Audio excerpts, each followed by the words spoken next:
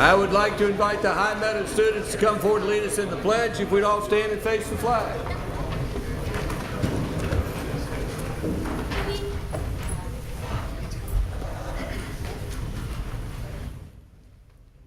Please join me in the Pledge of Allegiance. I pledge allegiance to the flag of the United States of America and to the republic for which it stands, one nation, under God, indivisible, with liberty and justice for all.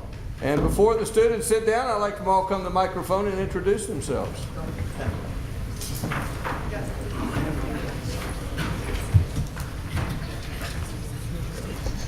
Yes, you have to do this. Just say your name and your grade, that you're from High Meadows, and your name and your grade. I'm Stephen Gould, and I'm in 6th grade at High Meadows School. I'm Noelle Crenshaw. I'm in 5th grade at High Meadows School. I'm Danielle Bennett, and I'm in 5th grade at High Meadows School. I'm Betsy Gould, and I'm a 5th grader at High Meadows School. Let's have a hand for the High Meadows students. In High Meadows, they're here tonight to get a recognition for receiving the Green Ribbon School Award. So if their headmaster would come forward and give us some more of the details. Thank you, Mr. Mayor. Well, I'm proud to say that High Meadows School, which is a preschool through 8th grade school here in Roswell, 400 students, independent school. A blue ribbon school. A blue ribbon school as well. And now we are a U.S. Department of Education Green Ribbon School, which, yes, thank you. Which means that we are one of only 2 schools in the state of Georgia, the only private school, and one of only 5 private schools in the nation, one of 48 schools in the nation. And the reason that we won the designation is for environmental sustainability leadership. And our students here really are the reason for that leadership. Our curriculum is focused on the importance that the differences they can make with the environment, and also learning about asking questions that can continue to grow our commitment to the environment, and the kinds of practices that we do, from building buildings to trash, and again, all student-led except for the building buildings part, of course, are the efforts that we're very proud of. So appreciate being recognized. We're very happy and pleased to be here. Thank you, Mr. Mayor. One more hand for the Green Ribbon School. High Meadows. Thank you.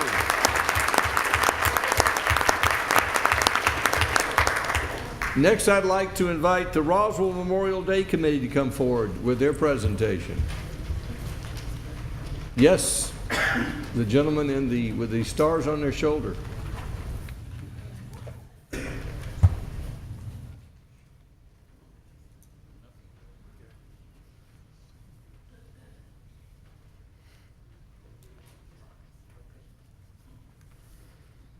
Mayor and Council, my name is David Young, and I'm honored to again serve as co-chair for our Roswell Remembers Memorial Day ceremony.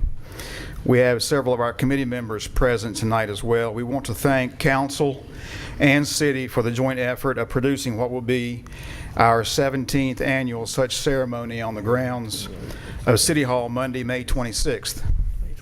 Our featured speaker this year will be Ms. Jonna Doolittle Hops, granddaughter of Brigadier General Jimmy Doolittle, who led the first bombing mission against Japan, January 1942.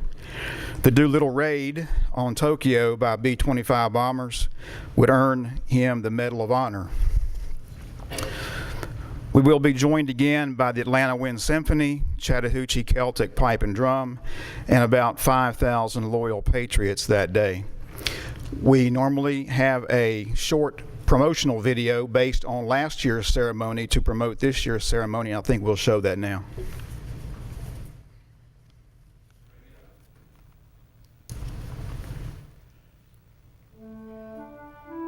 On the shore, dimly seen through the mists of the deep, where the foe's haughty host in dread silence reposes.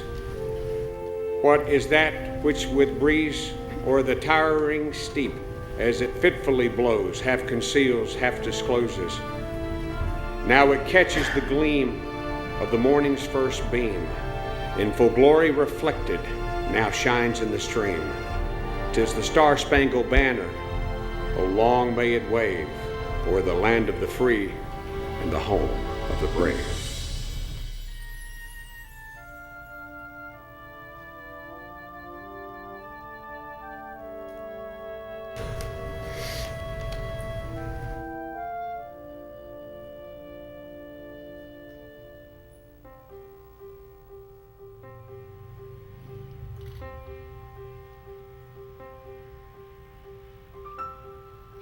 Welcome to Roswell's Faces of War Memorial. On this beautiful day, with all the blessings that we enjoy, it is easy to forget those hardships and those sacrifices that were made to make this possible. But in Roswell, we remember. Today, we remember those sacrifices. We remember those people who gave their lives for us. Today, we listen to those stories of the folks who made this possible. Today, we say thank you. I thought that possibly, as we're trying to remember people who we knew or possibly had served with in World War II, and I'd like to recount the men that I was with that I saw die. We were successful in breaking out of Normandy and going south. We had a farmhouse right in the middle of it, and we brought the wounded into that. And we radioed that we needed blood. So they sent 2 L-5 artillery observation planes. I moved out of the house and was in the road in front of it and watched the 2 planes drop the blood and then fly around to see that it got to where it was supposed to be. And they ran together and crashed, and all 4 men on those 2 planes were killed. But they were good enough to give us 3 tanks. We put men on top of the tanks, and they came down the road and up the road, and just as they turned to go up, the German 88 anti-aircraft gun was depressed and fired 3 rounds. It knocked out 2 of our tanks. I saw them hit, and I saw them burn. It's a little short verse, the words of remembrance. They shall not grow old as we that are left grow old. Age shall not weary them, nor the years condemn. At the going down of the sun and in the morning, we will remember them.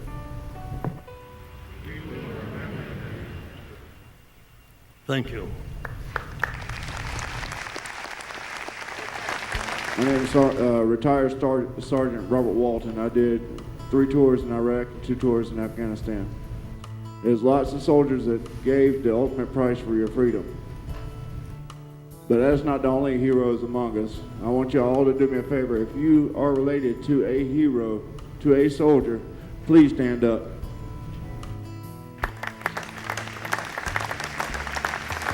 And I want you to all look around, and everybody you see standing up is a hero. You have a son, you have a daughter, you have a father, you have a mother that you have given up to go fight wars for our freedom. You are the heroes. We're just men who do a job. And on Memorial Day, we honor the fallen. We pledge to remember their sacrifice and the sacrifice of their families. In doing so, we recommit ourselves to doing our part for what is necessary to protect and preserve this great nation and the foundations of democracy and liberty that have made America a beacon of freedom to the world. We have and we must embrace our responsibility to never forget the patriots who stood on the front lines of history, or those unalienable rights for which they fought and died. As David Webster said, those things which are precious are saved only by sacrifice. They, all, every single one of them, deserve our unwavering respect and memory.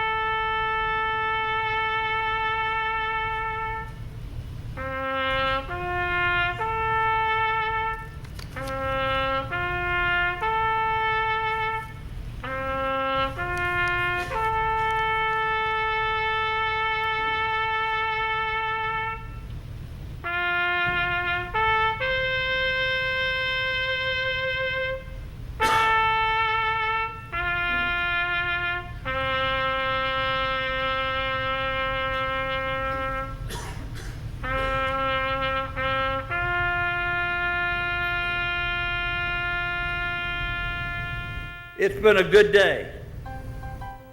And now I want you to do this. Don't just sit there and take it in. Go out and do something. Find a charity. Find somebody who served the country and tell them how much you appreciate it. Find a family that lost somebody and do something for them. And get out and vote so we can keep our freedom and we can celebrate together this great country. Amen.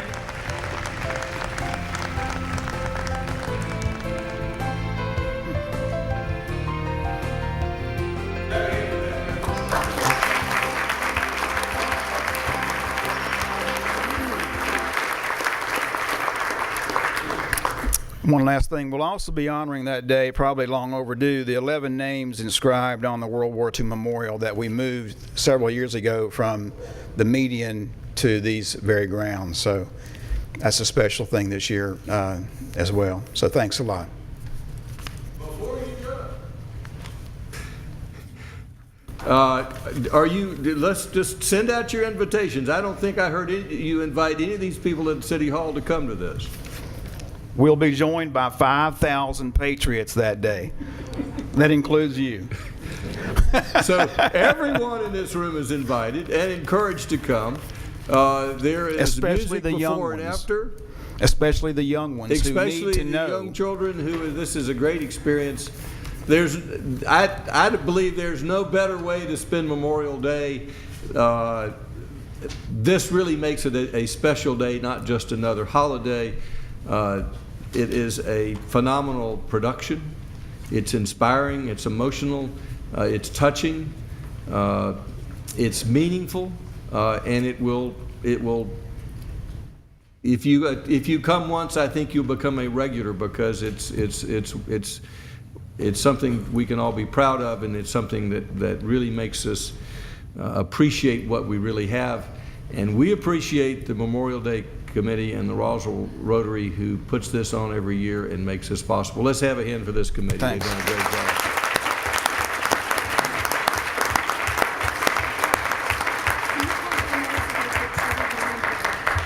job.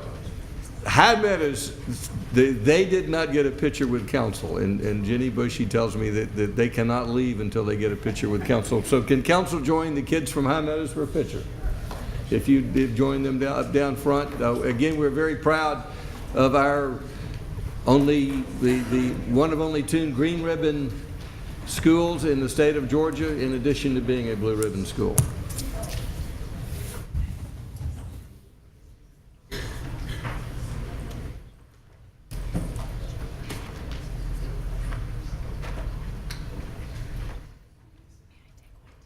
Oh, absolutely. Yeah.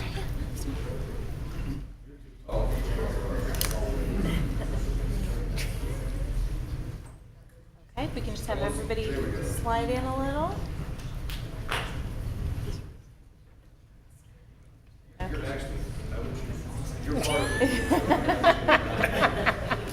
Okay, let's keep a smile for a few of these.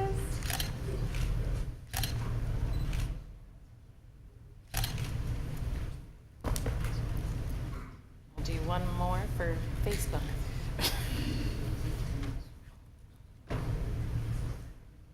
Great, thank you. Thank you. One more hand for High Meadows.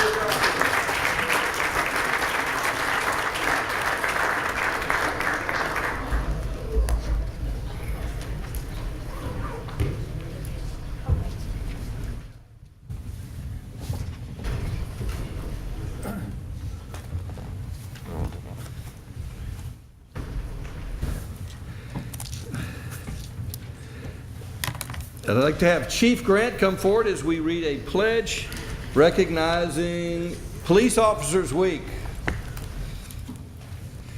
Whereas the Congress and President of the United States have designated May 15th as Police Officers Memorial Day and the week in which it falls as Police Week.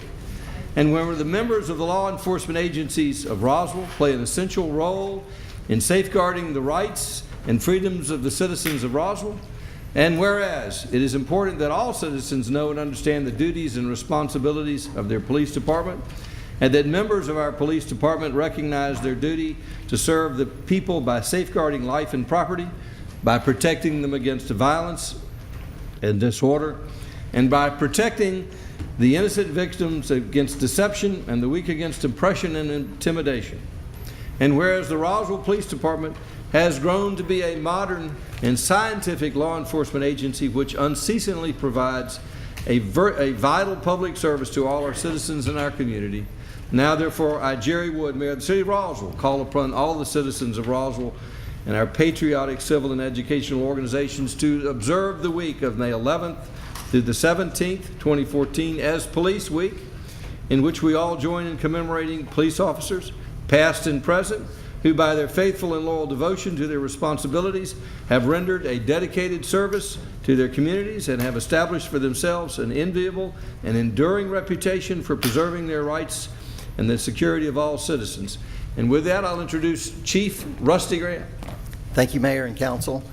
As y'all are aware, over the last few weeks, we've recognized our Officer of the Year and all the other officers that we recognize. We also recognize 911 and the great job that they do. And today, we're recognizing the entire police department. I've been in this business for about 35 years, and I'm very proud to be associated with the Roswell Police Department. I don't believe that there's a finer group of men and women in law enforcement anywhere, not only in the state, the country, but in the world. They're just an outstanding group of individuals. Not only does the mayor and council support the police department, all of Roswell supports the police department very strongly. One of the there are a lot of activities that we do this week, but the favorite one of the police department is every day at lunch and dinner, different businesses or restaurants in Roswell bring food to the police department and feed us. So it's really it's become a tradition they've been doing for years here, and it's really something that we all enjoy. So it's really a tremendous thing. Also earlier this year, we recognized the police department for 160 years. And we've been in existence for 160 years. We're very fortunate that in those 160 years, we've only lost one police officer in the line of duty. In June of 1986, Leslie Jean Warden was killed by a DUI driver. And again, he's the only officer that's ever been killed in the line of duty. And there are still officers that are around today that worked with him and remember that Les was an outstanding officer and a fine father and a good husband. On May 19th of this year, his name will be added to the Georgia Law Enforcement Memorial Wall. So that's something that we're sad to have lost him many years ago, but we're proud that his name will be added this year to the wall, and that'll be in the Georgia Public Safety Training Center in Forsyth. I believe you have some officers in the room to recognize? We do. You may do so. If y'all would stand up and come on forward. Come on forward. Let's get our picture made. I'll be a little more forthcoming than the high school was.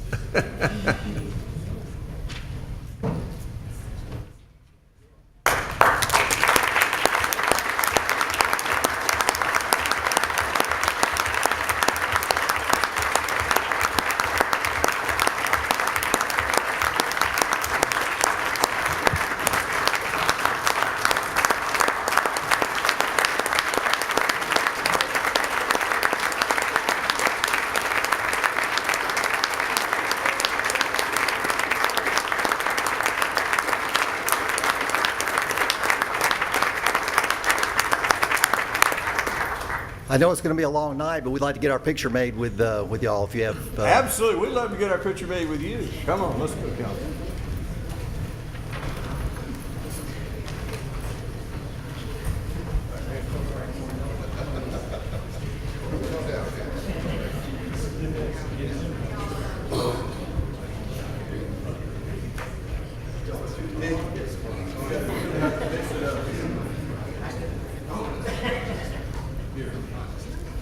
We'll have to have some come down front. All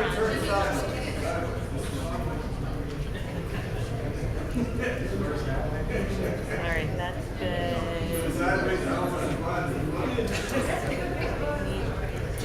either squeeze in a little bit more or have some. Yeah. Right. Okay, over here. 1, 2, 3. We'll take another one. Great, thank you. One more in for the great police department.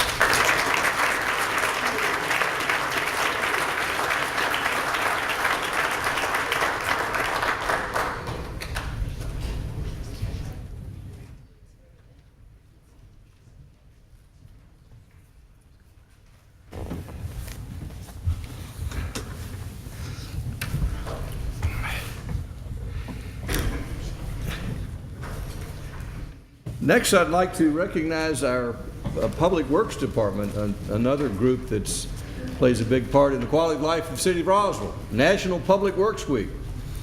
Whereas public works services provided in our community are an integral part of our citizens' everyday lives, and whereas the support and understanding of informed citizens is vital to the efficient operations of public works systems and programs such as water, streets, public buildings, and solid waste collection.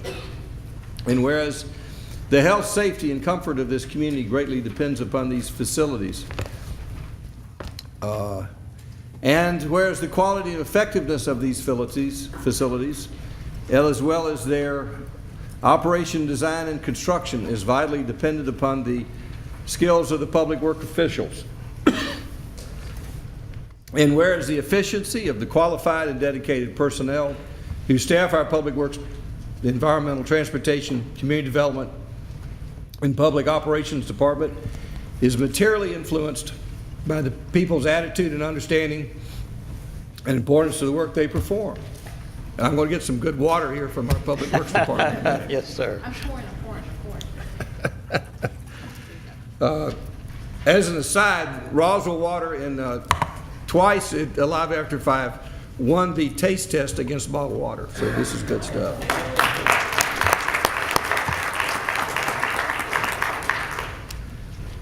And whereas the efficiency of the qualified and dedicated personnel who staff our public works, environmental, transportation, and community development department is materially influenced by people's attitude and understanding the importance of the work they perform. And whereas the city of Roswell will observe National Public Works Week with the following events: Touch a Truck event on May 17th, sanitation truck competition. Now, this is racing around City Hall with big trucks. Forklift rodeo. I guess you try to get bucked off of forklifts, I don't know. And Traco competition. That's a precise competition where they're picking up eggs on May 20th. And a breakfast and lunch for the employees. Now therefore I, Jerry Wood, Mayor of the City of Roswell, do hereby proclaim the week of May 18th through May 24th, 2014 as National Public Works Week, and call upon all of our citizens to acquaint with themselves with the issues involved in providing public work services and recognize the contributions of our public works official that they make every day to our health, safety, comfort, and quality of life. And with that, I'll introduce Stu Morey, the Director of our Public Works Department. Yes, sir. Thank you, Mr. Mayor. National Public Works Week is a long-standing program of the American Public Works Association around the country. Here in Roswell, it is a week during which we recognize and appreciate the employees of the Departments of Environmental and Public Works, Transportation, Community Development, and Building Operations. All of those comprise the general heading of Public Works.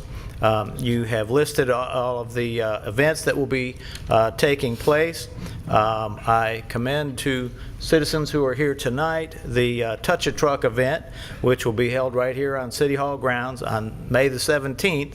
That is a very interesting event. We have trucks and equipment, demonstrations. The children always seem to enjoy the sewer TV camera that can demonstrate who's doing what and see themselves on the camera and so on. It's a interesting time to recognize some of the work that takes place. Oftentimes the work of public works is only recognized when it doesn't happen.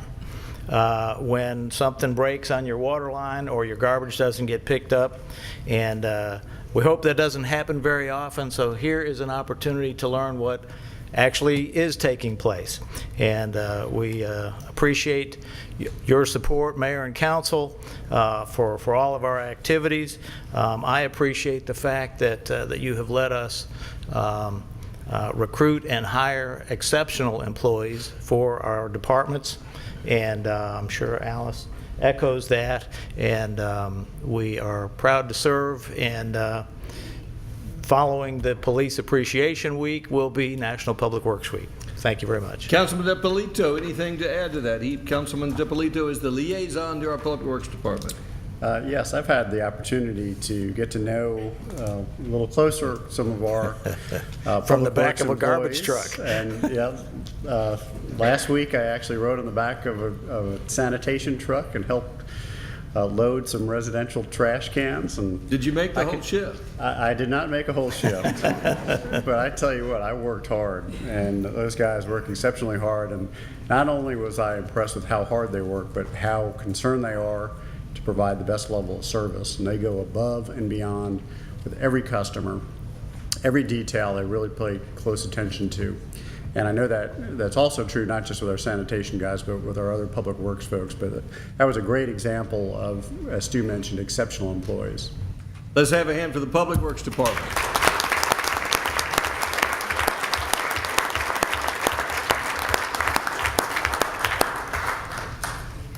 And one more proclamation, and that's for Bike Month. And this is right at Bike to Work Week, I believe. It's if we'll have representatives from Bike Roswell come forward as I read the resolution. For more than a century, the bicycle has been an important part of the lives of most Americans. And whereas today millions of Americans engage in bicycling as an environmentally sound form of transportation, an excellent form of fitness, and provides quality family recreation, and whereas the education of cyclists and motorists as to the proper and safe operation of bicycles is important to ensure the safety and comfort of all users. And whereas the League of American Bicyclists and independent cyclists throughout our state are promoting greater public awareness of bicycle operation and safety education in an effort to reduce accidents, injuries, and fatalities. And whereas the city of Roswell has been named as a bronze level bicycle-friendly community by the League of American Bicyclists, now therefore I, Jerry Wood, Mayor of the City of Roswell, hereby proclaim the month of May 20th is Bike Month, and the week of May 12th through the 16th is Bike to Work Week, and May 16th is National Bike to Work Day in Roswell. And I ask all of our citizens to participate and ride your bicycle at least once this week or at least once this month. There's no better way to enjoy Roswell on a beautiful day than jumping on a bicycle. So let's celebrate Bike Month, and with that we'll hear from Bike Roswell. Thank you very much, Mr. Mayor and Council. I'll be very brief. I would like to thank the city, all its agencies, and all its citizens for being so welcoming to cycling. Thank you. Let's have a hand for the cyclist.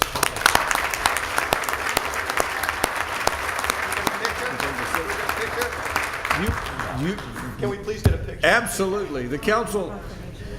We're all about exercise, so we have you come down one time.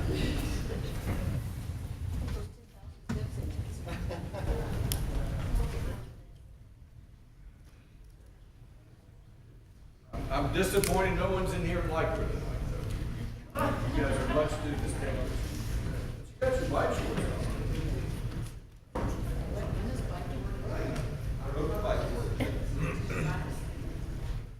Okay, over here. 1, 2, 3. We'll take another one. One more. Thanks. One more hand for bicycles and all.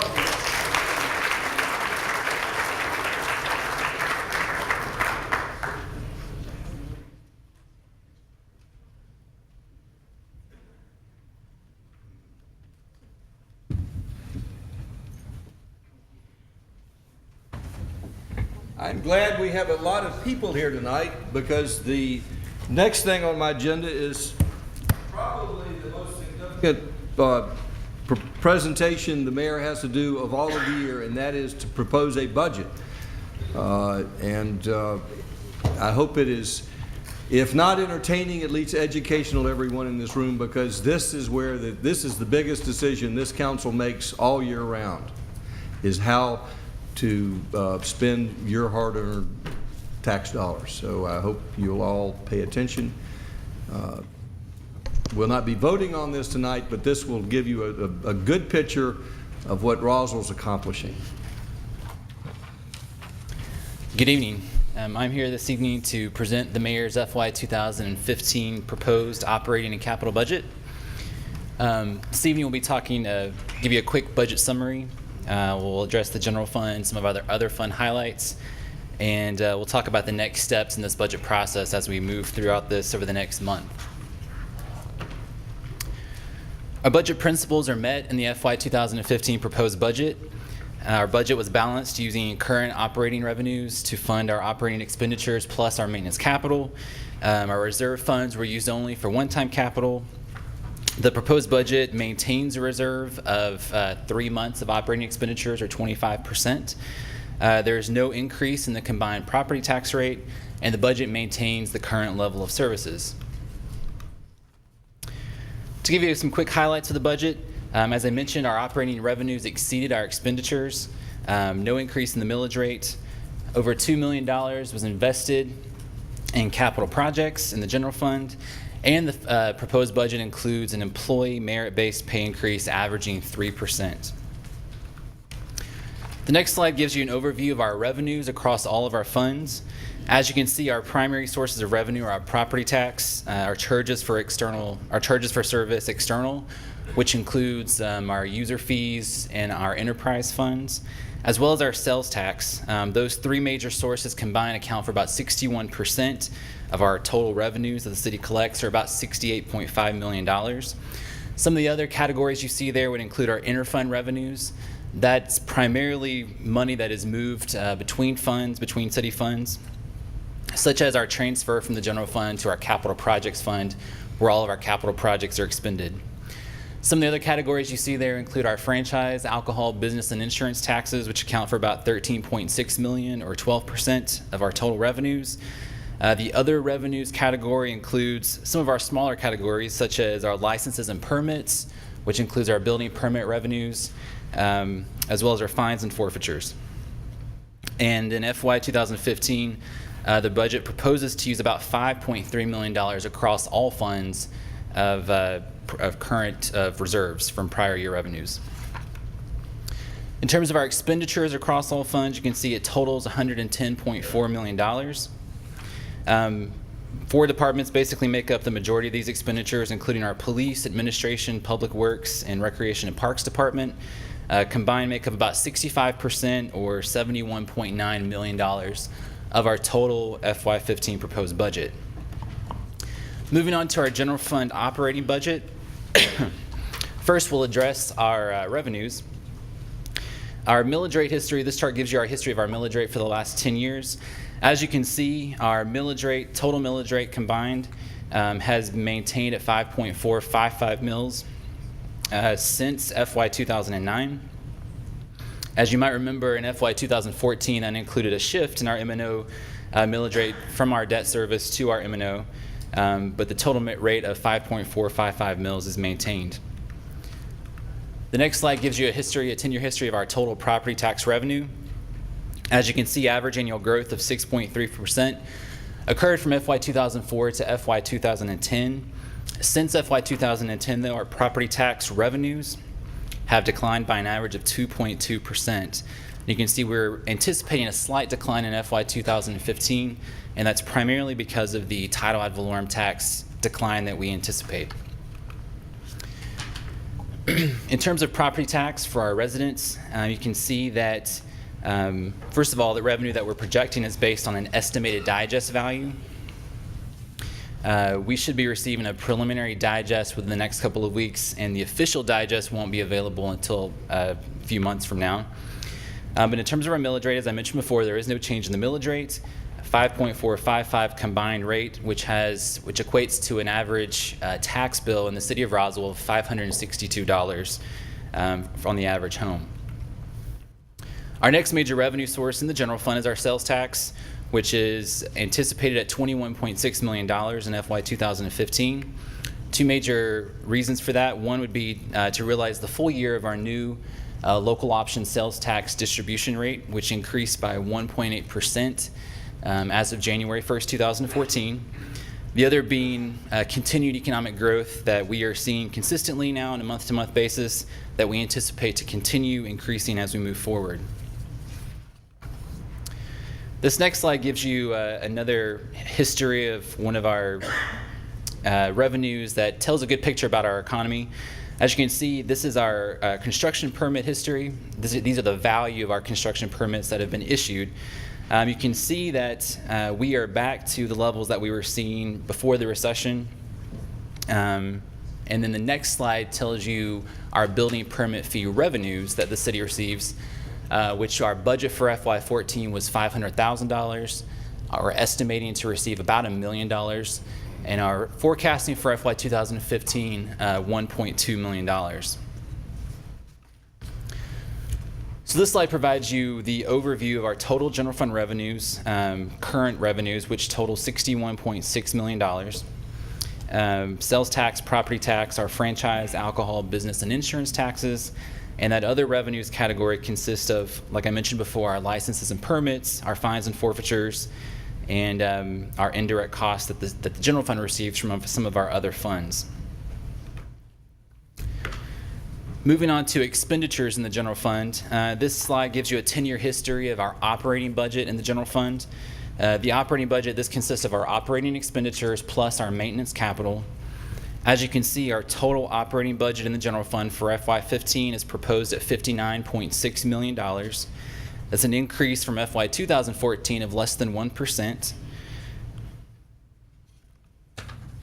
Those expenditures are spread across our operating departments, primarily of our police, recreation and parks, and administration departments, which make up about 60% of the total general fund operating budget, or about $35.6 million. The next slide provides you an authorized full-time employee history over the last 10 years. As you can see, the FY15 proposed budget includes 596 proposed full-time positions, which is a net increase of 5 positions from FY 2014.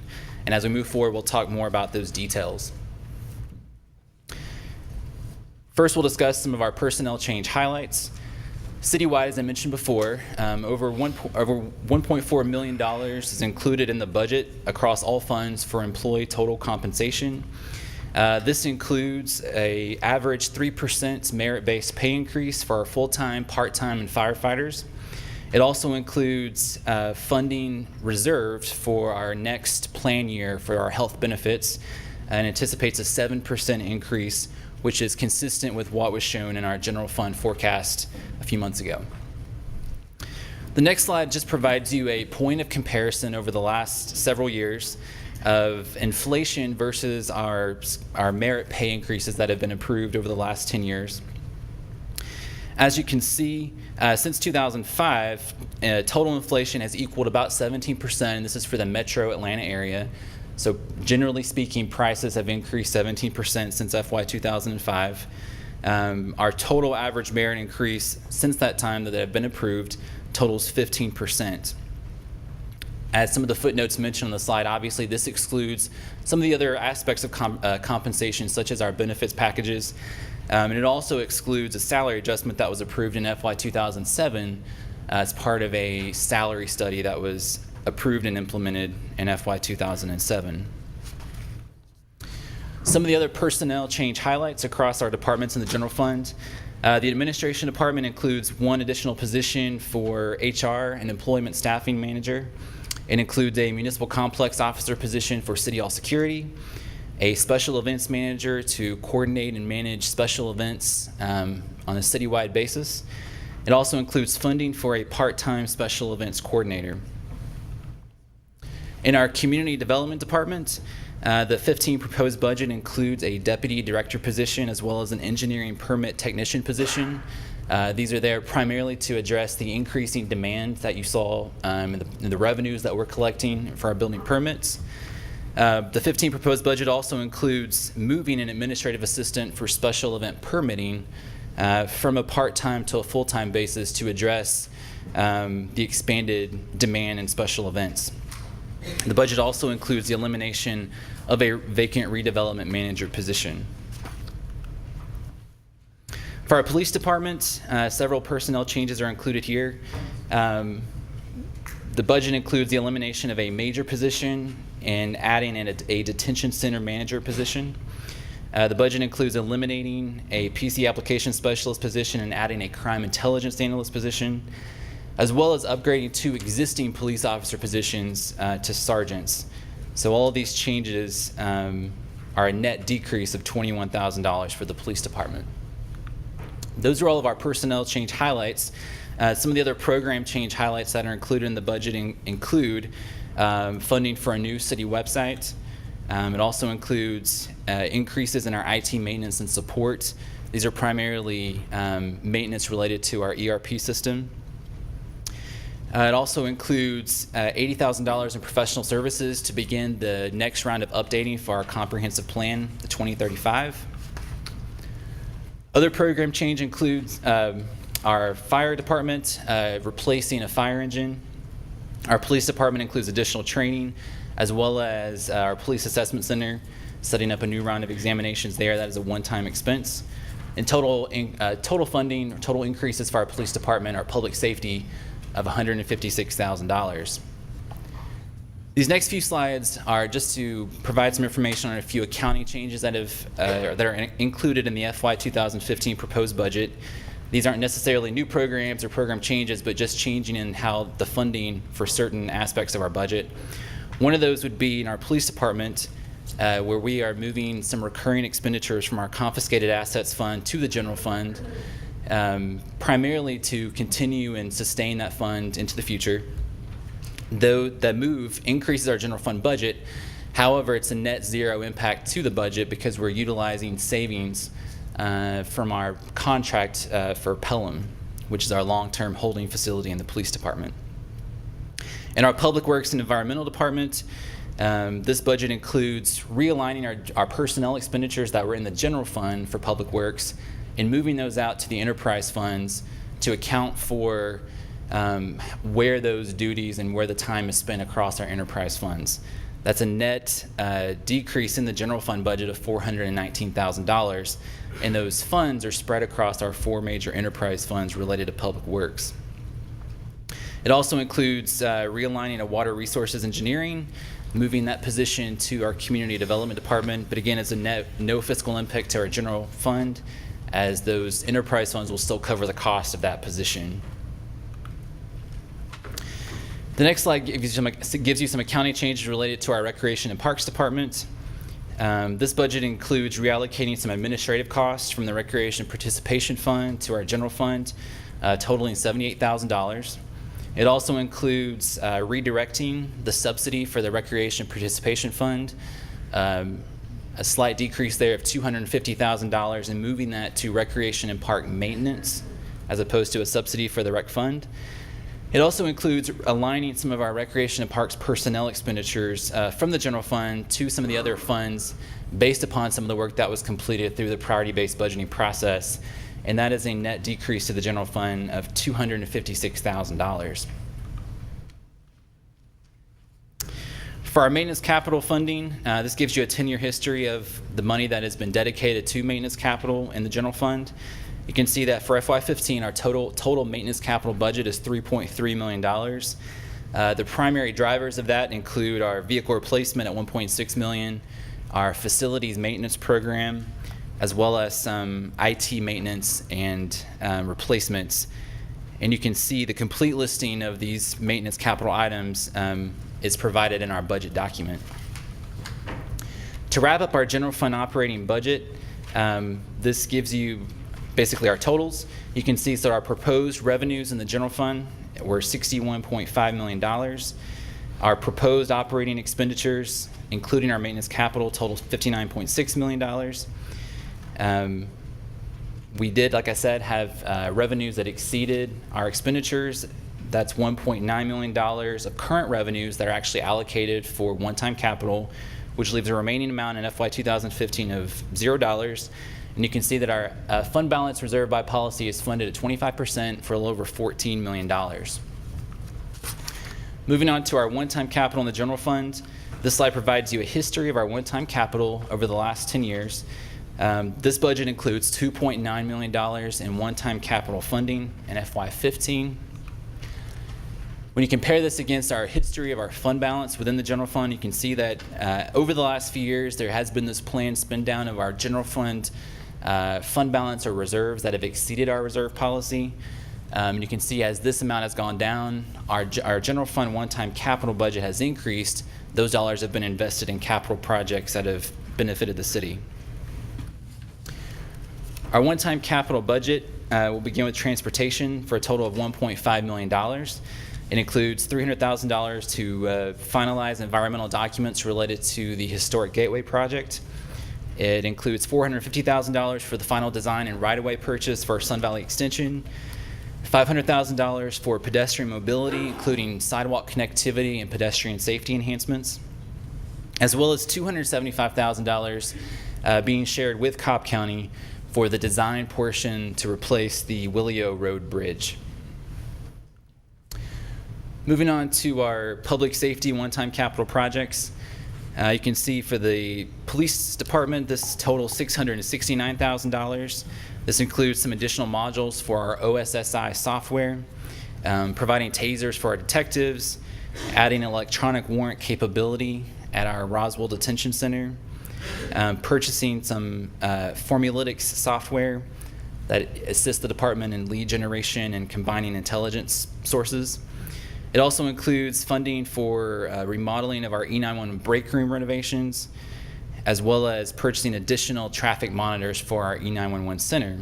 You can see the primary driver of the police one-time capital is $500,000 dedicated to the replacement of our radio units to comply with TDA requirements. This is currently in the budget as a 3-year phased approach. The total would be about $1.9 million over 3 years. For the fire department, this includes funding for renovation of Fire Station 1, as well as adding a forcible entry door simulator at Rapstick, which that cost would be shared with the city of Alpharetta. In our administration department, our one-time capital projects include expanding our Wi-Fi access to our remote city sites, implementing a citywide camera surveillance system for $229,000, as well as providing some additional storm response equipment in the amount of $30,000. For our Recreation and Parks Department, it includes a new restroom facilities at the Waller Park Extension artificial turf fields, as well as pool lighting replacement, and some additional funding for our ADA compliance at city facilities. To wrap up our general fund one-time capital, you can see as we mentioned, our available fund balance over our reserve policy was $1.8 million. $1.9 million in current year revenues was allocated for our one-time capital projects for a total available for one-time capital of $3.8 million. $2.8 million is programmed, which leaves a remaining balance in our general fund over our reserve policy of $953,000. Moving on to our other funds, our water and sewer fund, you can see that our revenues we're projecting slightly less at $3.4 million. Our expenditures at $3.4 million.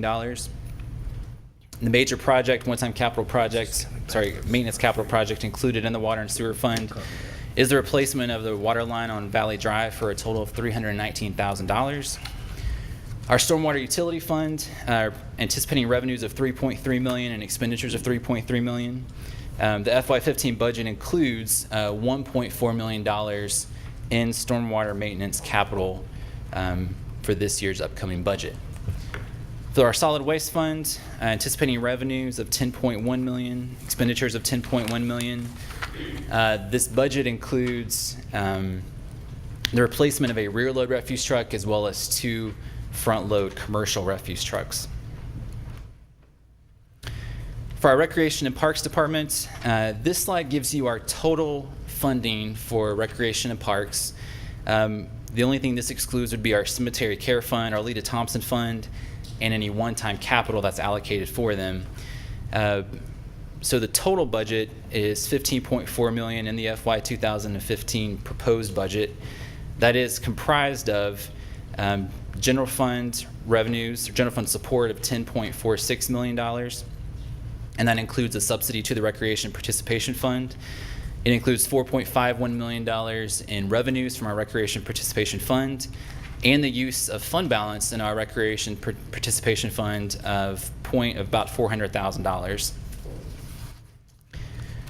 And you can see here that the $250,000 that was decreased within our subsidy to the Recreation Participation Fund was then shifted to the maintenance capital to support the Recreation and Parks Department. Just to give you an update on our priority-based budgeting process and how that impacted our FY 2015 proposed budget. As you might remember, just to give you a quick recap of kind of the process that we went through, we began this back in November where we identified our major results across the city, including things like safe and secure community, well-designed neighborhoods. Once we defined those broad goals, we came together and defined or developed precise definitions for each of those results, and those were signed off by the mayor and city council. Departments worked to develop a program inventory of all programs and services across the city, as well as the associated cost. Those programs were then scored against how well they helped influence those results or those objectives that we wanted to achieve. And then we used that data to help us develop the budget for FY 2015. As I mentioned, the results that were developed, this slide gives you those. There were 5 community-related results and 1 result related to good governance or the way that our internal operations work within the city organization. This shows you an example of the definitions, the precise definitions of each of these results. This information is available in our budget document as well as the city website. And as you might remember, the budget work session on March 31st, this slide gives you the breakdown of our current programs and the ranking, how they rank across these 4 quartiles, with the first quartile being those programs that are of the highest priority that help us achieve our results the most, down to quartile 4, which are those programs that have the least impact on helping us achieve our results. These are our current programs for FY14, and as it says there, 74% of our FY14 city resources are dedicated to those highest priority programs, which are those found in quartiles 1 and 2. This slide shows you the total program changes across the city and how those stack up in terms of our quartile ranking. So you can see that of our total, about $1.6 million, about $2.1 million in total program changes. 72% of those changes fall within that the first 1 or 2 quartiles, being those our highest priority programs. Moving on to our unfunded requests. This slide gives you our unfunded operating requests. That would include a branding support position in the administration department, an additional code enforcement officer in community development, a part-time position within recreation and parks, proposals from the Roswell Arts Commission totaling about $38,000, additional marketing funds for our historic homes, as well as a citywide bicycle and pedestrian plan totaling $90,000. So total unfunded operating or program changes are about $352,000. Our unfunded maintenance requests total about $530,000, and that includes funding for some system-wide park improvements or beautification, a structural repair at the Bill Johnson Community Activity Building, some maintenance at Smith Plantation, replacement of scoreboards at athletic fields, replacement of a playground at Riverside Park, and a couple there of upgrades at our Cultural Arts Center totaling $531,000. Total, as you can see, all of these are related to recreation and parks. Total recreation and park maintenance capital request was $947,000. And you can see here, so for FY 2015, the total maintenance capital budget for the Recreation and Parks Department is about $700,000, which is consistent or greater than the level at which that was funded in prior years. In terms of our unfunded one-time capital projects, it includes replacement of an underground tank at the Cultural Arts Center, recreation and parks one-time capital projects that were unfunded total $557,000, and includes some renovations to restrooms at the Physical Activity Building, the Bill Johnson Community Activity Building, as well as the construction of a public restroom facility at Barrington Hall. Also included there would be shade systems, uplighting at Barrington Hall, additional restroom renovations at Bill Johnson Community Activity Building, funding for City Hall landscaping, Smith Plantation Pavilion improvements, both at Smith and Bullock Hall. Also excluded were construction of a parking lot and replacement of tennis courts related to the construction of the adult recreation therapeutic pool, recreation center cell phone charging stations, as well as a new restroom facility at Elkins Point Middle School related to the lacrosse fields. And then our last section of unfunded one-time capital projects includes our police department, which was adding tablets, Bluetooth printers, and related software for our motorcycle fleet, as well as retaining wall on Oxbow and pedestrian safety enhancements totaling $50,000. Our next steps in this process include 2 additional budget work sessions, one which is scheduled for next Monday on May 19th at 11:30, which will include department presentations on the FY 2015 proposed budget.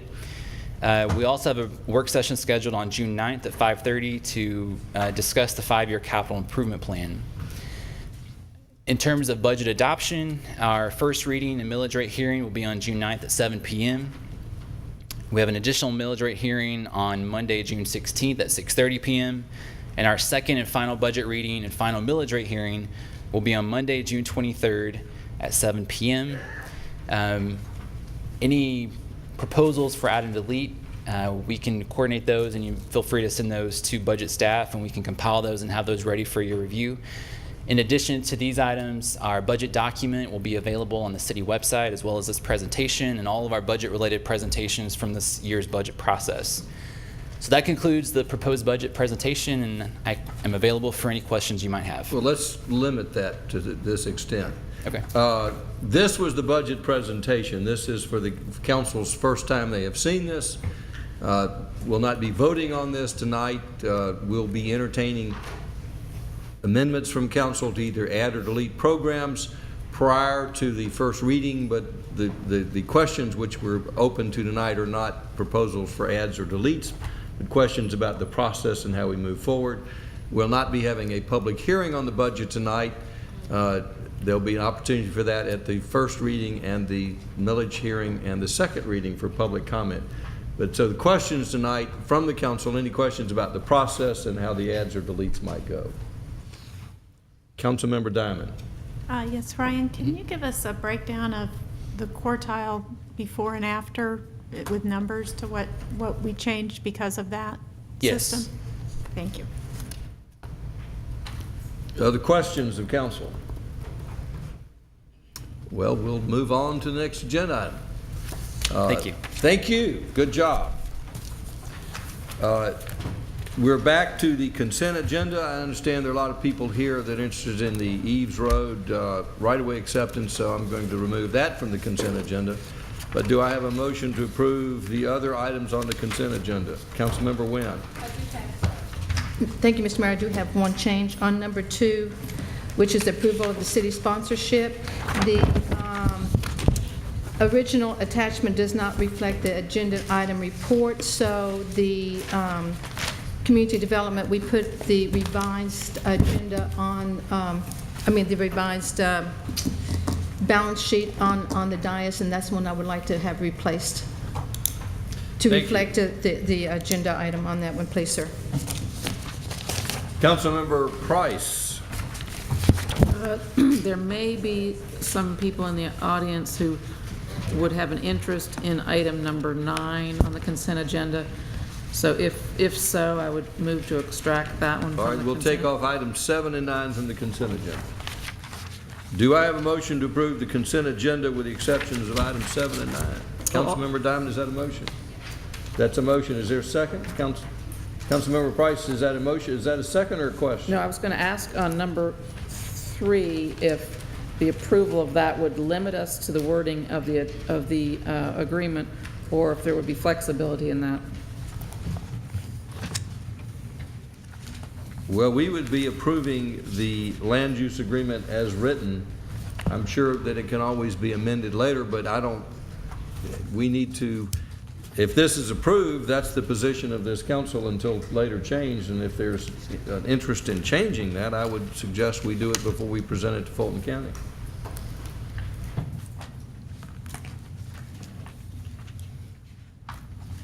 Well, I think it's in their hands, and I think this was merely a formality, but I just wanted to make sure that this was our starting point of discussion and not necessarily the ending point. If they accept the agreement as written, it's the ending point. In which case, I'm happy with that. If they propose a change, it will come back to this council. If everybody's happy, then we'll just leave it on. All right, so we have a motion to approve the consent agenda with the exceptions of items 7 and 9. Anyone in the audience have Mr. Mayor, and replace the revised. and replacing the any questions or comments from the council about the revised consent agenda? Seeing no hands up, all in favor of the motion, raise their hands. Yeah, I had a second. Councilman Orland seconded it. That's unanimous. So we'll add the item 7 to the transportation agenda, which is not on the calendar right now. That'll be after the community development agenda. And item number 9, public street policy, that's also transportation, so I'll call those two after we get through the community development agenda. Councilmember Eichelhardt. I don't know for sure, but I think the emails we've gotten related to the Eves Road are specific to the East Roswell Park and the road there, which is not part of this agenda item. So I think for those who might have to sit through 2 hours waiting for that to know that that's actually not part of our discussion or decision tonight, it would be good to let them know now, if I'm correct on that. This is the point Councilmember Eichelhardt is making. The acceptance of the right-of-way agreement for the Eves Road Complete Street Project has nothing to do with the street running across City Hall property between the park and Eves Road. It has to do with a acceptance of a right-of-way of property owners at the eastern end of Eves Road near the Chattahoochee. Is that correct? It's about midway. Midway, so it's property that's being acquired, right-of-way being acquired to put in a multi-purpose trail along the side of Eves Road. So if you were here on that subject, we'll be hearing it later. If you are here to talk about the connection between the Roswell Park and Eves Road, that is not on the agenda tonight. So with that clarification, Councilmember Price.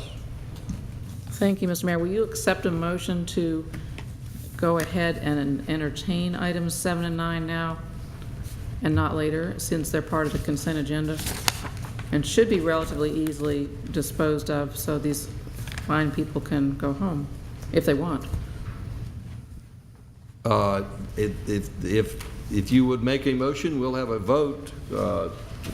I'd like to move that we discuss and take up items 7 and 9 on the consent agenda at this time. Is there a second? Second by Councilman Orland. All in favor of the motion, raise their hands. That passes unanimously. So we'll first take up item number 7. Councilmember Wynn, that's your department. No, sir, it isn't. I'm passing it over to... I'm sorry, that's Councilmember Diamond's department. I don't have that one anymore. We look a lot alike, I understand. Thank you, sir. This item is approval for the mayor and/or city administrator to accept a right-of-way agreement for the Eves Road Complete Street Project, and Mr. Lowe is here to tell us about it. Thank you, Councilmember Diamond. This item is the Eves Road Complete Street Project. It's a bond project and consists of 14 total parcels. Staff's asking for approval to pay fair market value in the amount of $60,758 for about 485 square feet of right-of-way, about 234 square feet of permanent easement, and about 6,985 square feet of temporary easement on parcel 6. Let me show that. The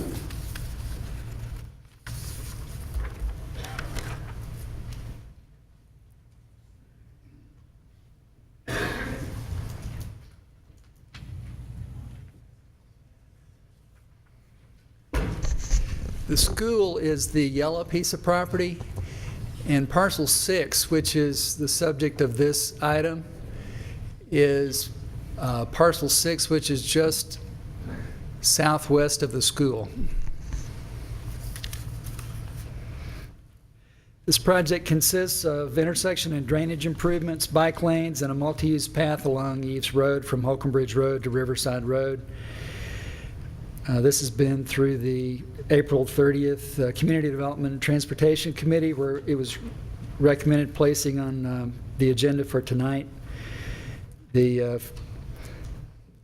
funds in the amount of $1,189,649 are approved and available in the Eves Road Complete Street Project. So we recommend this for acceptance of a right-of-way agreement. Does the council have any questions? Councilmember DiPolito. Thank you. Mr. Lowe, I imagine a portion of the parcel will not be necessary for the pedestrian path or the bike lanes. What's going to happen with the balance of the property? Will it be just left natural? Yes, it would just be left natural. Okay, thank you. Any other questions? Do we have a motion? Move to approve. Motion to approve acquisition of the right-of-way by Councilmember Diamond. Is there a second? Second by Councilmember Wynn. Does anyone in the audience have any questions or comments? Any further discussion by council? All in favor of the motion, raise their hands. Passes unanimously. Next item is approval of the private to public street policy.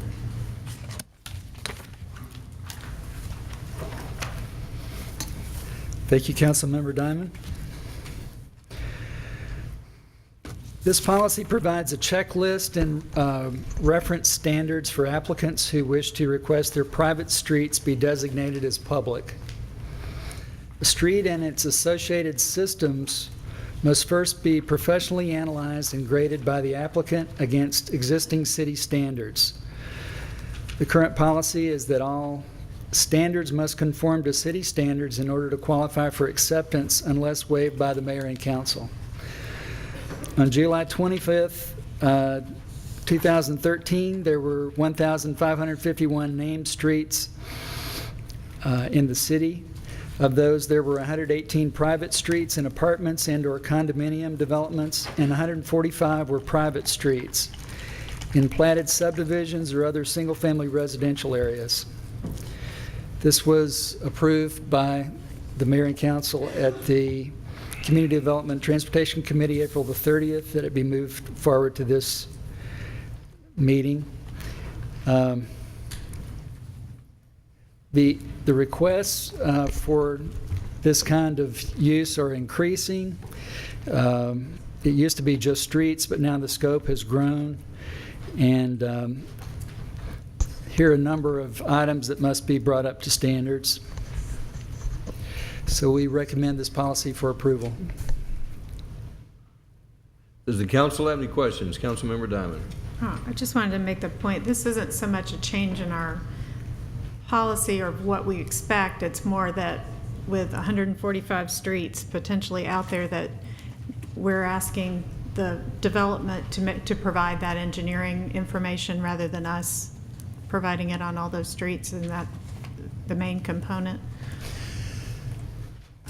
Usually it's an HOA that is requesting this change, and we're asking that they hire some expertise like a professional engineer to have core samples made of the pavement, and that they compare their facilities with city standards, and if they comply with city standards, then that would be considered for conversion to a public street. You don't happen to have those examples of which ones we see presently in the hopper, do you? I have 4. Look at you. There you go.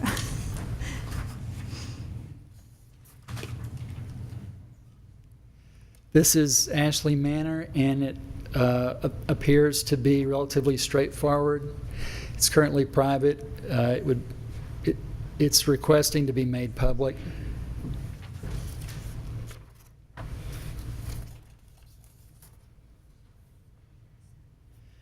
This is Box Elder Lane.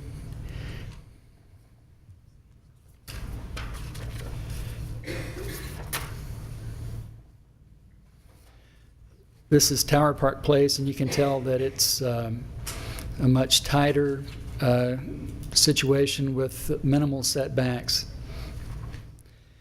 And then this last one is off of the Hardscrabble Road extension south of State Route 92.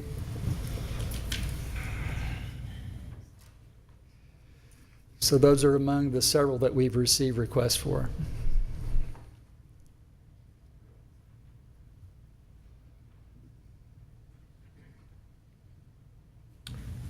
Councilmember Price.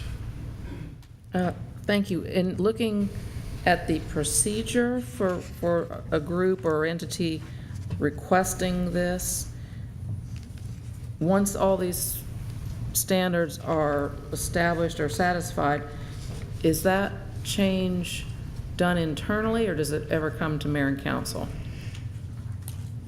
It does come to mayor and council, and mayor and council would be able to waive particular items if they think that that's reasonable. So is that worthy of putting in the procedure such that if there are items that they cannot satisfy, they can request a waiver? Or could I ask to add a number 7 to that? It could be added. I'd like to make a motion that we add a statement, number 7, that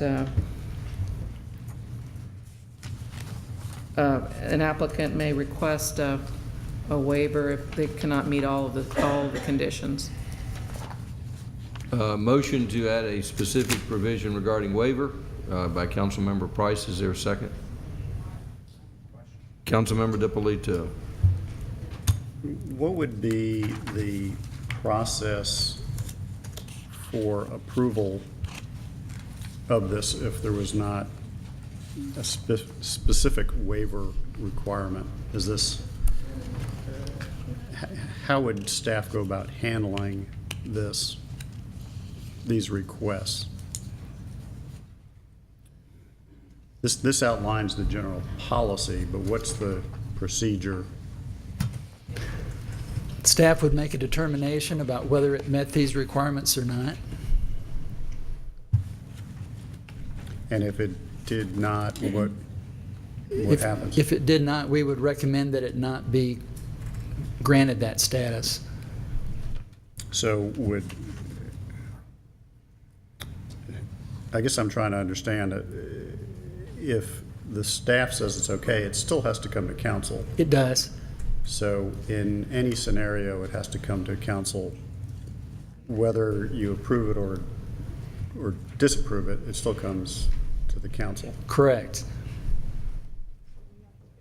So we're already kind of accomplishing that. I guess I'm just trying to understand what we're accomplishing by adding a waiver provision.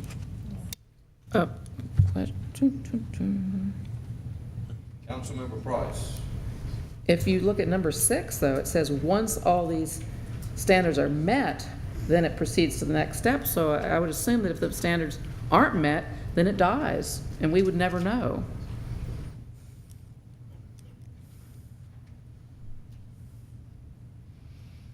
Is that a fair statement? That is a fair statement. That's my understanding as well. If it meets every requirement. But if it doesn't meet the requirements, it doesn't come to council. Correct. Councilmember Eichelhardt. So we wouldn't see it necessarily. It would not come to us if it was denied. That was the answer we received. Well, that wasn't what they said a minute ago, so thank you. Councilmember Eichelhardt. We probably wouldn't see it officially, but I'm sure we'd hear about it.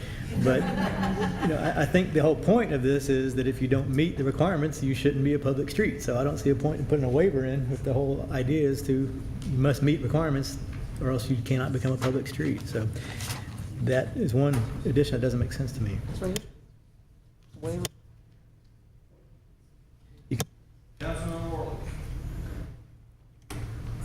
Basically, in the past, and correct me if I'm wrong, David, in the past, we have not accepted any private streets to be public unless they met all of the standards of Roswell streets.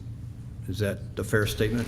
That's correct, but we haven't gone into this much detail before. Correct, but I guess my point is if they don't meet all of our conditions, then they shouldn't come in as a public street, because then we are accepting the takeover of an inferior product. So again, I'm not sure where we would want to waive something, but that's been our practice, and I think this is just trying to put our practice into a policy. I think Councilmember Price has a point, because some waivers may be fairly much. I know we've had situations where did we need a sidewalk or did we not need a sidewalk, or was the turnaround quite big enough? They were very minor details. The intent of the ordinance, we were accepting it this week, it would be maintained. Ultimately, this council's decision. The goal is to make sure that Mayor, can you turn your mic?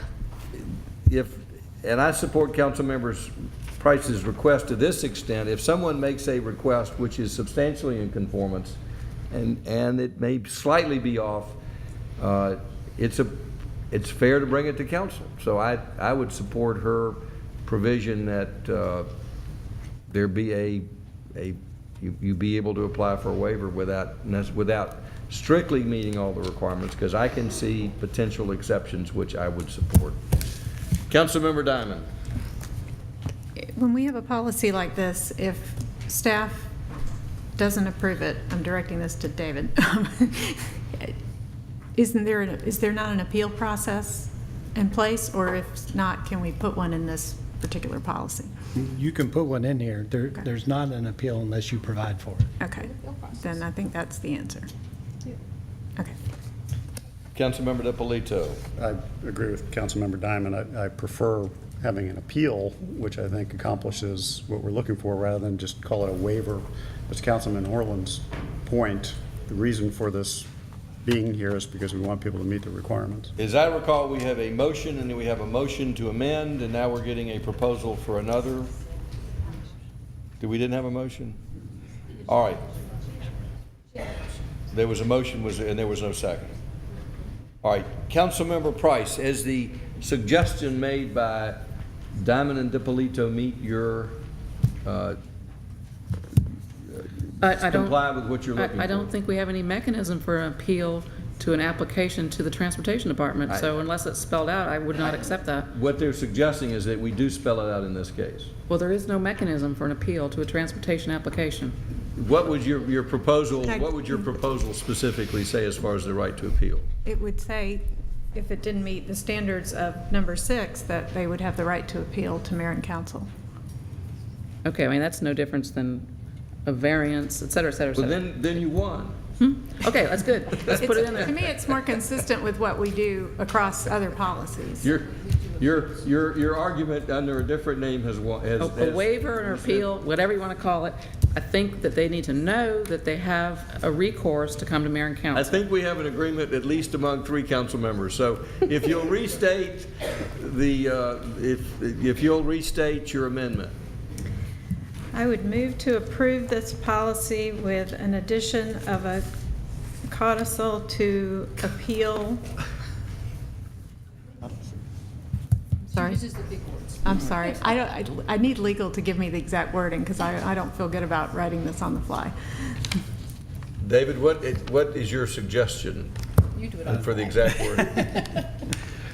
I would say that any party aggrieved of not meeting the standards in subsection 6 shall be provided an appeal to mayor and council. What he said. I second. We have a motion and a second. Any questions?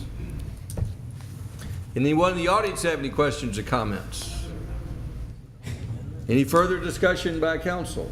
If we'll restate the motion, just because I'm not sure Councilman and I heard. We are adopting the proposal with the change to say that if staff turns you down, you can appeal that.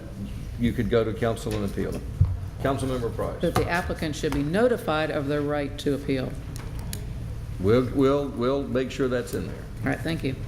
All right, so we have a motion and a second. Any further discussion? All in favor of the motion, raise their hands. Councilman Orleans, are you thinking or abstaining?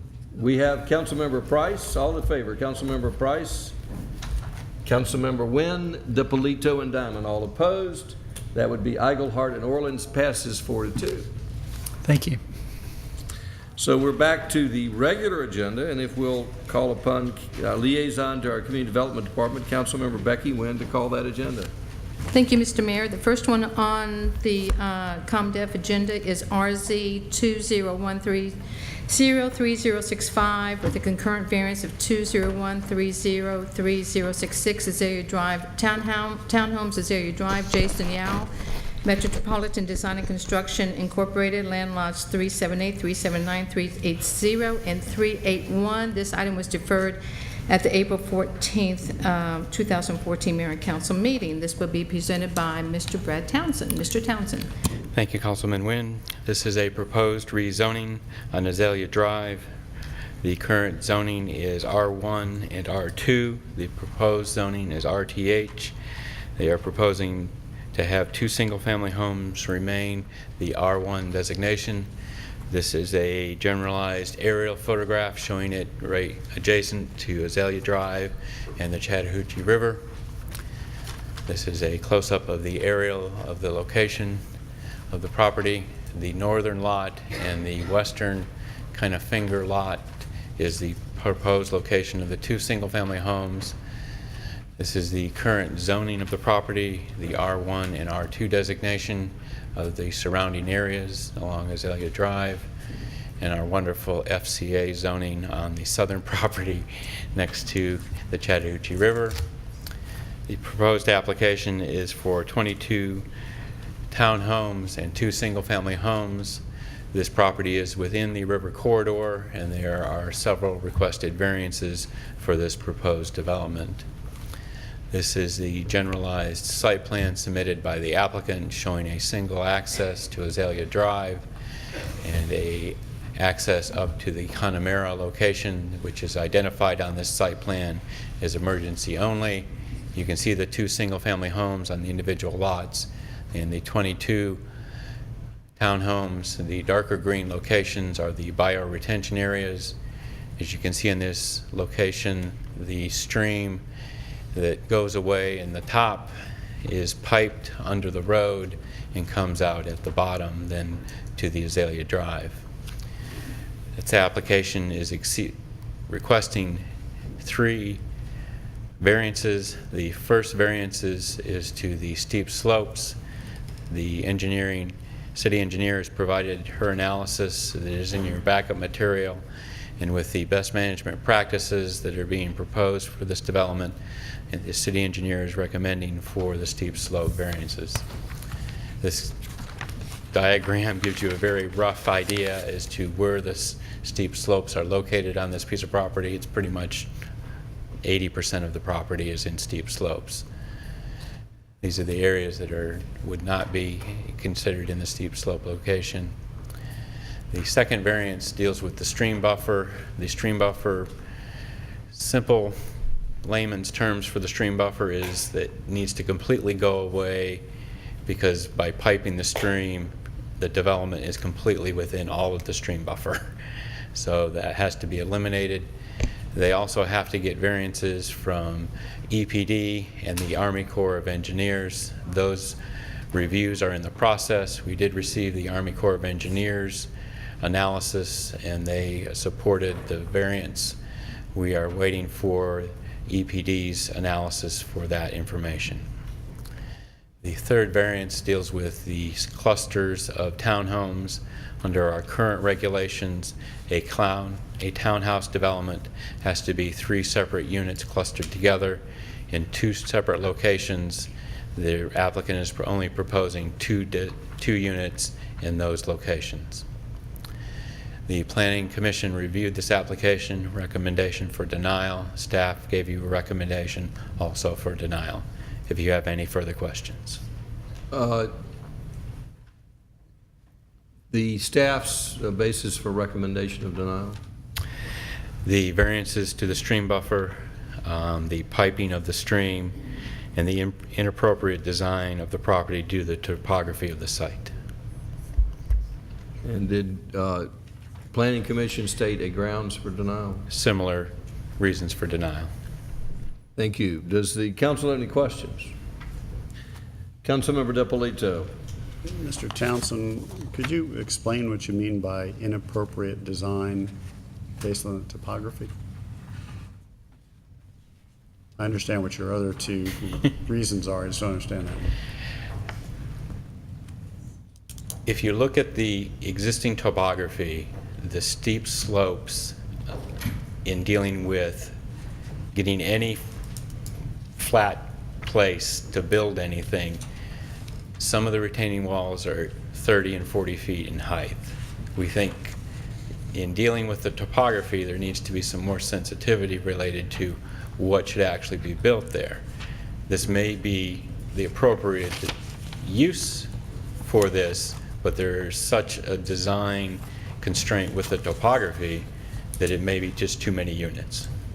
Where are the tall retaining walls? Can you point those out on the sketch?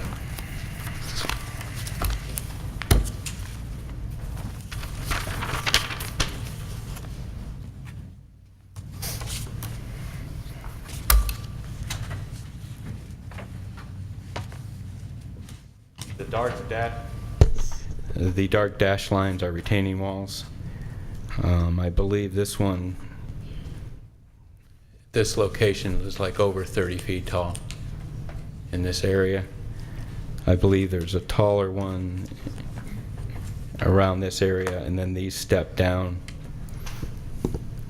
So to create any backyard in this location, that's something like 20 feet. Okay, and you believe the ones closest to Azalea Drive are fairly steep as well? Yes. Okay, thank you. Other questions? Councilmember Eichelhardt.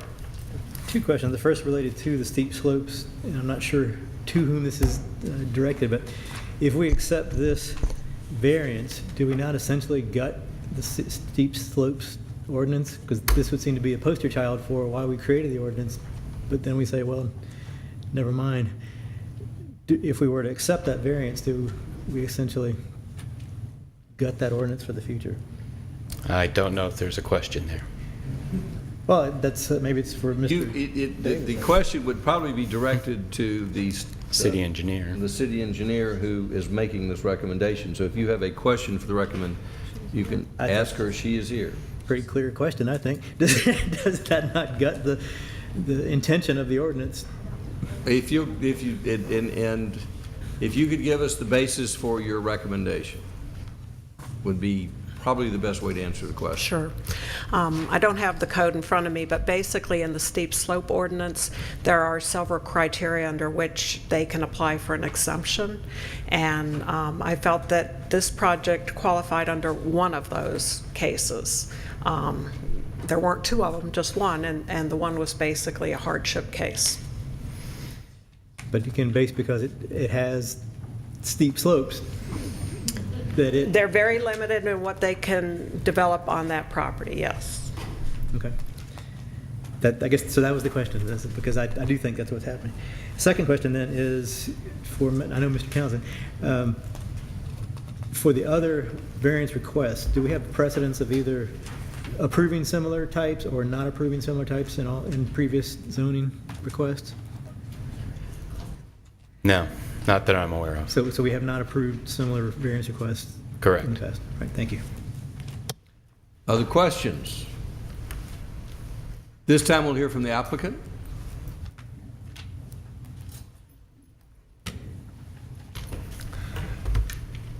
Hello, my name is Jason Yowell. I live at 5010 Old Oak Trace, Roswell, Georgia. I've lived here for 18 years.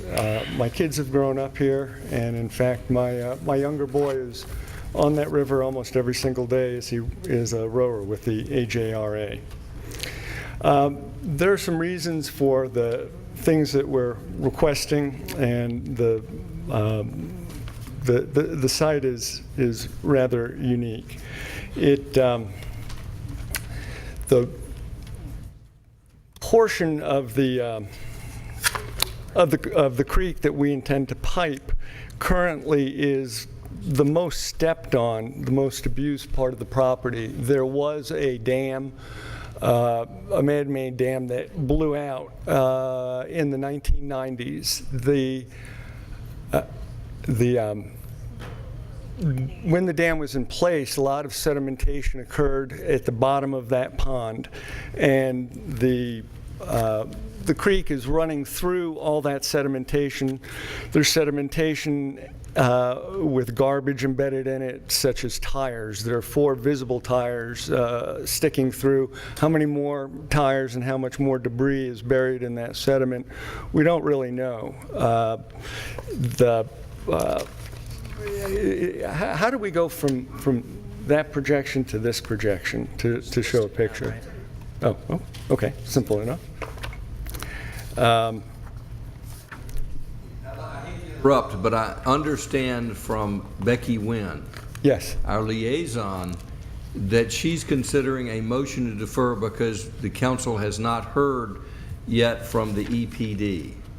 Well, the EPD has it out for comment, and they have approved it, subject to public comment.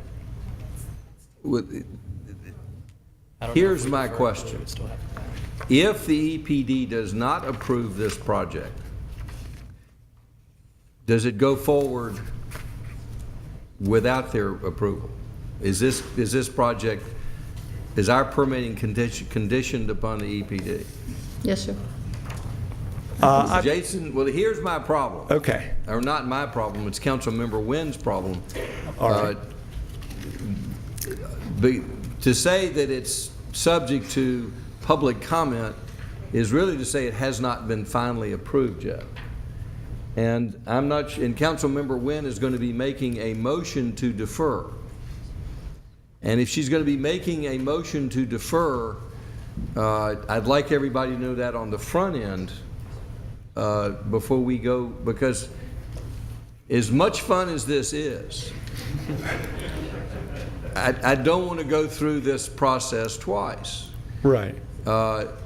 So, and I didn't hear that motion earlier is the reason I went as far as I did. But I'm trying to, in essence, I know that it's not speeding things up, but if the council is as of a mind to defer this until they hear from them, then I don't want to go through the whole process and the whole vote and then hear the motion to defer. I'd rather hear it on the front end. This doesn't mean that we're going to cut off your opportunity to present your case when this comes forward. But there's no reason to go through a full-blown presentation if there's a council member or a majority of the council members or wish to defer this. I understand. I was under the impression that the 2 approvals that we needed in order to come before City Council were the federal permit to pipe the creek, which we have, and the ARC approval, which we have, and that EPD was a secondary approval, and that we'd be okay with the contingent approval. But if we need to defer it, then we need to defer it. And well, we'll have that discussion at this point because it's up to council whether they wish to defer this or not. So we'll be heard on whether it should be deferred. But let's first find out if there is a second to the motion to defer. Okay. Do we have a motion to defer? Yes, Mr. Mayor. Again, my apologies for not getting my motion out as soon. I would like to defer this till June 9. Is that correct? June 9? The next community development meeting in the hopes that we're going to hear from state for a variance to the state stream buffer ordinance. That is my motion to defer. Is there a second? Second by Councilmember DiPolito. All right. before we open it up for further from the applicant, I'd like to hear the applicant's response to the motion to defer. Yes, if we get the approval sooner, can we come before mayor and city council in 2 weeks instead of 4 weeks? My motion is for June 9, or isn't it June 9, Mr. Townsend? Yeah, my motion is for June 9. Isn't there a city council meeting in the interim between now and June 9th? Not part of the community development, no. I feel more comfortable for the month because my understanding when I talk to staff, it's going to take approximately 30 days to get it. So I feel comfortable with my June 9 motion. Okay. Our experience with getting response from government agencies is, I will be actually surprised if we get it by then, knowing these people. So I understand your wish to move this forward, but I think we've got to. I've got a motion and a second right now, and I'm really not looking for the merits of this case, but your thoughts on the motion to defer. I think in that case, I'm amenable to the deferral because I think it will be much more productive if we have everything all set before we come before you for the formal presentation. And I apologize for the confusion. I understand. All right. At this time, does I want to, before I open it up for a public comment on the motion to defer, I want to hear council comment on the motion to defer. Anybody's have any comments on the motion to defer? We have a motion and a second. Anyone in the public have any thoughts on this motion to defer? This is not talking about the merits. If this motion passes, then this will be coming back in June 9th, full hearing. We will, and I will tell you that if we haven't heard from the EPD, we'll defer it again. We can't. We're going to make a decision regardless, but I think the council's not comfortable about making a decision until they hear from the EPD. Councilmember Dippolito. With respect to that, do we have to have something from the EPD before we can even hear it?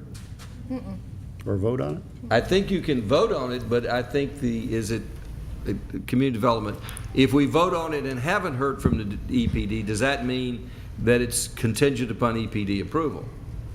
Yes. It would have to be. So the project cannot be built without approval from everybody. We can approve it without the EPD, but it will not be the final approval. Correct. So I just feel more comfortable waiting for that. If the EPD denies it, we haven't saved you anything other than time. But that may, I'm not predicting what the EPD is going to do. I know you're confident, but this council's not. Right. Well, I'm hopeful that it will make it easier for you to make a decision in my favor if you have EPD's full official approval. So it will make it easier for this council to make a decision. I'm not sure which side they're going to come down on. Well, in that case, I certainly can accept the deferral. At this time, is there anyone in the audience who have any comments regarding the motion to defer?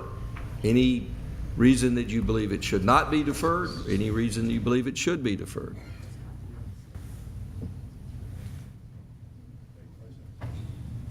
Councilmember Price, you have a comment. Well, the way I see it is if the EPD does not approve it, then it's like a done deal, right? It's over. Is that agreed to? If the EP doesn't approve it, it's moot. It's a moot question because our approval will not result in a project going forward. Right, but if they do approve it, that still doesn't mean that the variance in our ordinance still has to occur. Correct. So, I mean, perhaps it would be useful to determine if the council has a will to agree to that variance. And that might solve the whole thing right now. Well, we would then have to hear all of the merits and hear from the audience. And the motion to defer takes precedent. So if you're saying we want to hear it on the merits, that's not what this vote is about. Where the vote is about a deferral. If the council wants to hear it on the merits, they can. But we cannot really discuss the merits unless we hear from the applicant, a complete presentation from the applicant, and a complete hearing from all the public. It would not be appropriate to make a decision on the merits unless we've heard from all of that. So if the council wishes to hear it on the merits, then the appropriate action would be to vote against the motion to defer.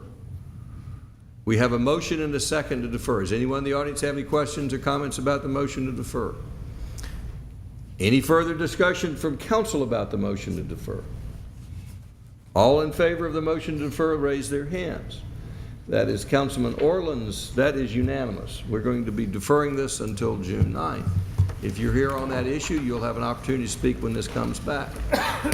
And I appreciate your coming tonight. And thank you. You'll have that opportunity.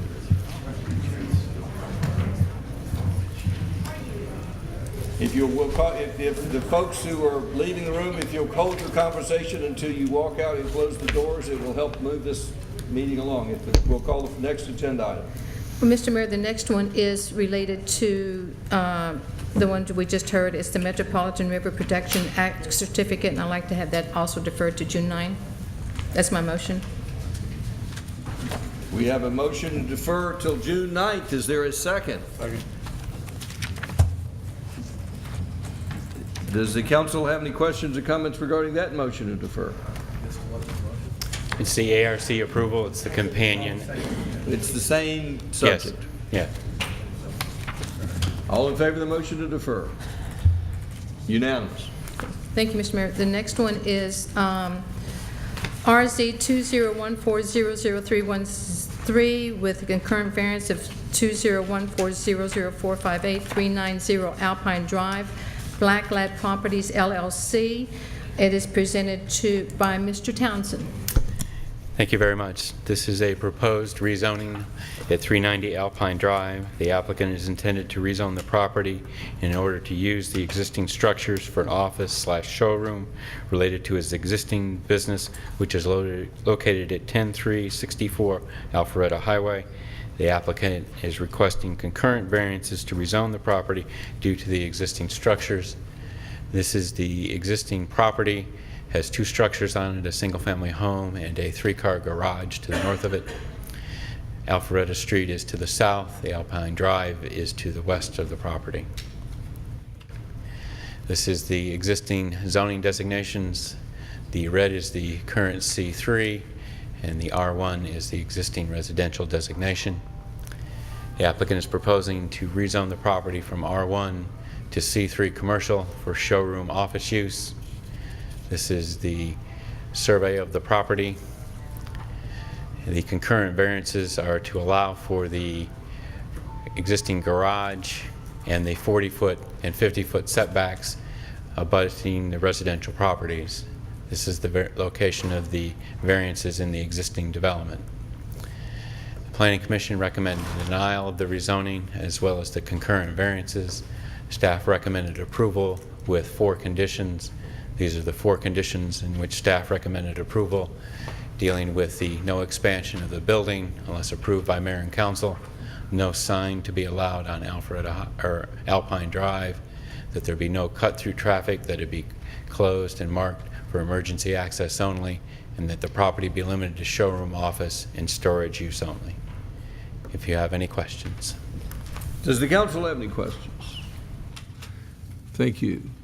This time we'll hear from the applicant.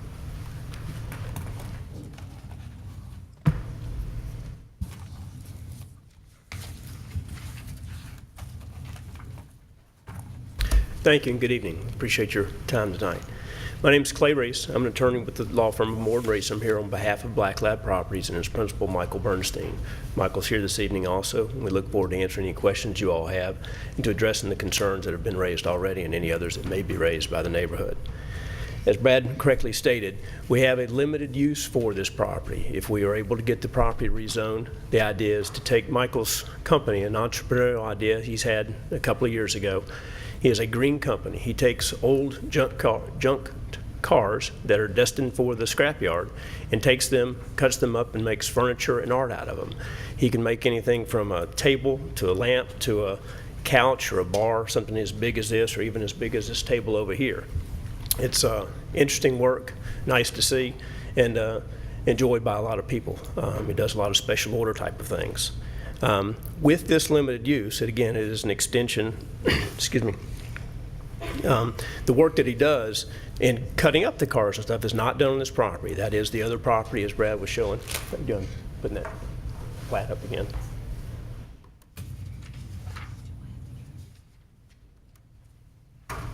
There you go. The property again to the west is the 10364 building, which is where the work is actually done. This property would not be used for any cutting, painting, welding, any of that type of thing, simply as in connection with the recommendation for showroom use only.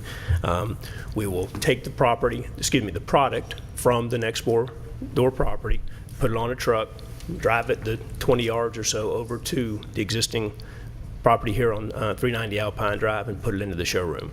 Again, some of the pieces are so big you can't really push them. You do need to put them on the back of a truck, even if it's for 20 or 25 yards. Because of the size of some of these pieces and the difficulty in pushing them, we really do need inter-parcel connectivity. And as shown on the site plan,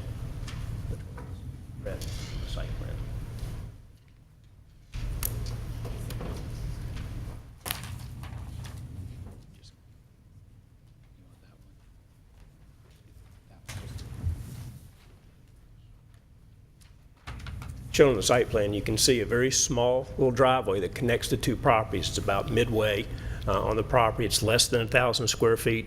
That way we don't have to worry with any of the drainage ordinances. Again, trying to do as low of impact as possible on this property so there's no other work, turning dirt or anything that needs to be done.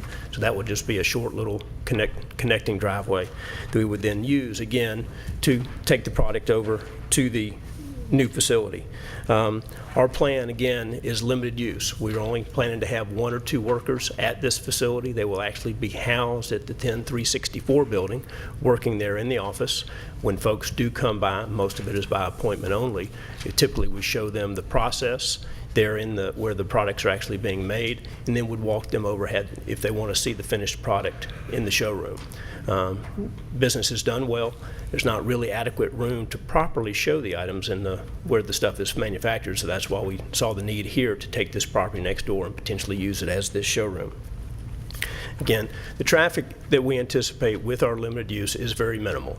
Again, with just the 1 to 2 employees who will probably actually park over on the other building.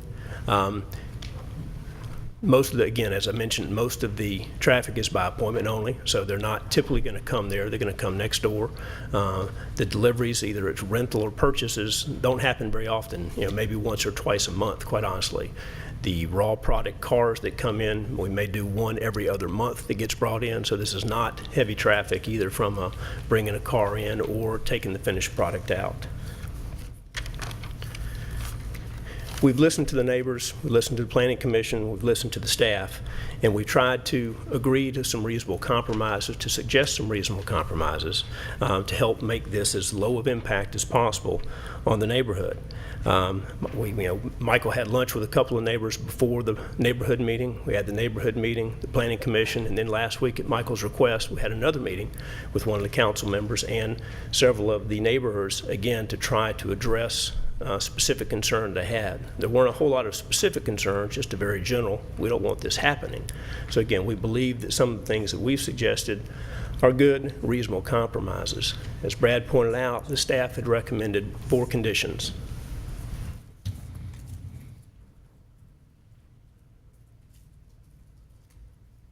There they are.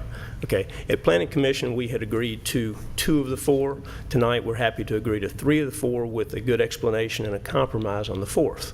The first one, the property shall remain with no expansion of the buildings unless approved by the mayor and council. We're fine to accept that condition. There'll be no sign on the property related to the business. We're fine to accept that condition. The 4th one, the property shall be limited to a showroom, office, and storage use only. We're fine with that condition also. Again, consistent with what we've said we're going to do. The 3rd one, no cut-through traffic, driveway off Alpine to be closed. Unfortunately, we really can't agree to that. Not because we don't want to or because we don't want to try to limit the traffic, but the concern is a legal use. The property on 10364, its driveway out to Alpharetta Highway is through an easement that crosses the Hugo's property. That easement is strictly limited to the benefit of 10364. It does not benefit this property. So by our own choice, we can't say that, oh yeah, we'll just drive over there.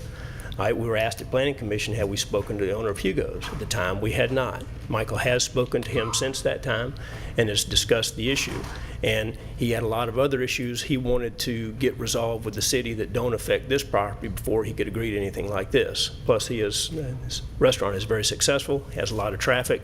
Any additional traffic, even if it's a couple cars a day, would not be beneficial to him. So again, unfortunately, we really can't agree to that.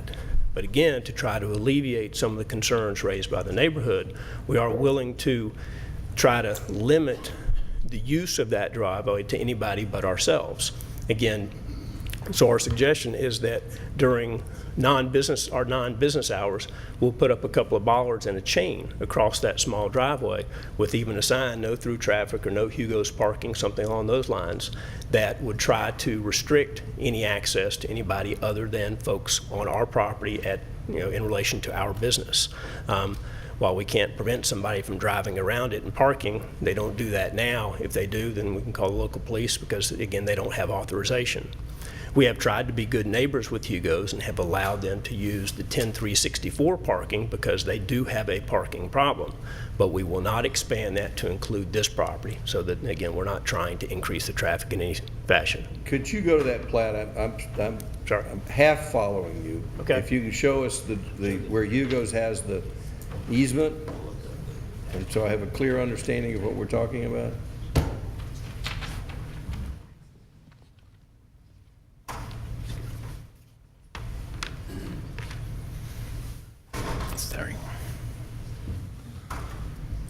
So if you'd start with the existing driveway, there's a lot of detail in here. I think I see it, but if you could show me the existing driveway that's... The existing driveway serving 10360. The property in question. Okay, that's over. That is suggested that be closed. Right in here. All right, and the condition would be to close that driveway. That is correct. Right. And where is this Hugo's easement that we're talking about? Down here. We would have to go. No, Yeah, that's correct. But Hugo's easement is here, correct. This is the Hugo's property. Yeah. Down here. We drive in from Alpharetta Highway, which is down here. Yeah. Up, enter our property, park over here. That's the adjacent parcel. This is correct. This is 10364 property here. All right. The suggestion by staff is that we close this so that access is through this little connecting driveway, which we're constructing, come into this parking lot, and then drive down. And what you're telling me is Hugo's parcel is limited to the adjacent parcel, but it does not but you cannot use Hugo's easement for the subject property. Yes, sir, that is correct. All right. That explains it to me. I'm not sure I helped anyone else, but I understand it. Okay. Thank you. All right. So again, with that fourth condition, the one that, again, we believe that we can try to address it and limit the impact as much as possible. We had talked about a couple of other conditions to try to appease, so to speak, some of the issues raised by the neighborhood. One was some additional landscaping to screen it, but we understand from Friday that generally the neighborhood really likes this house the way it is. We're going to leave the house exactly the way it is. They didn't want to screen it, so that's okay. We'd mentioned a couple other things that the neighborhood has not taken us up on. It is tough in an area where you're going straight from single-family residential to commercial with no kind of buffer zone or transition zone such as multifamily or some other sort of mixed use. However, with the very limited use that we're proposing, that we're going to restrict ourselves to, plus if you've been out to this property, you can see the screening that is typically required between commercial and residential already exists. Up in this area, all along here, are 30-foot high Leland cypress trees already. They've been there for a number of years. They're plenty tall, they're all grown together, so you really do have that restricted. The variance that we are requesting is the only thing that is violative if you were to rezone this property is that the freestanding garage, which is over here, is within that setback area, the buffer area, excuse me. So again, it really is already, from a physical perspective, screened off, just like a commercial property would be required to be screened off. So that separation already exists. Again, with that and the limited use, we believe that the impact is minimal. What is the current use of the property? It is a house occupied by somebody. He has some car work. Residential use? Yes, sir, correct. And it's residentially zoned currently? Yes, sir, correct. Thank you. All right. Again, price is always a question mark that neighbors raise. We're paying more for this property as a commercial property than similar situated houses in the neighborhood are selling for. We heard early in the budget presentation the average price in the city of $258. We're paying over about $300 for this property as commercial. Again, the way it's already screened off, if we were not to do it, if Mr. Mabry was ever to sell it from a residential perspective, more than likely we would anticipate it would go as a rental property because it has commercial neighbors on 3 sides. Our property at 10364 looks like it's the backyard of this property. Makes sense for us because it is right next door to our existing business. We have a high-end business. We did some custom work recently for Gladys Knight. Most of you guys know who that is. Hopefully she'll help put Roswell further on the map again to help even promote what we do, promote what the city does. Some of those things, those special order things, again, they don't even get to the showroom. They're made, they're picked up, and they're gone. So again, we have a high-end type of stuff. We don't anticipate much traffic, quite honestly, other than by appointment, so we don't believe that we would in any way detrimentally contribute to a decline in any property values of the surrounding properties. Again, Michael is already in the community and simply wants to expand an existing business. We are proposing and are willing to put reasonable conditions that will hold us to this very low impact use. Early on in conversations Michael had with city personnel, it was our understanding that this parcel did make sense for rezoning to commercial, stuck within the commercial corridor, and overall tax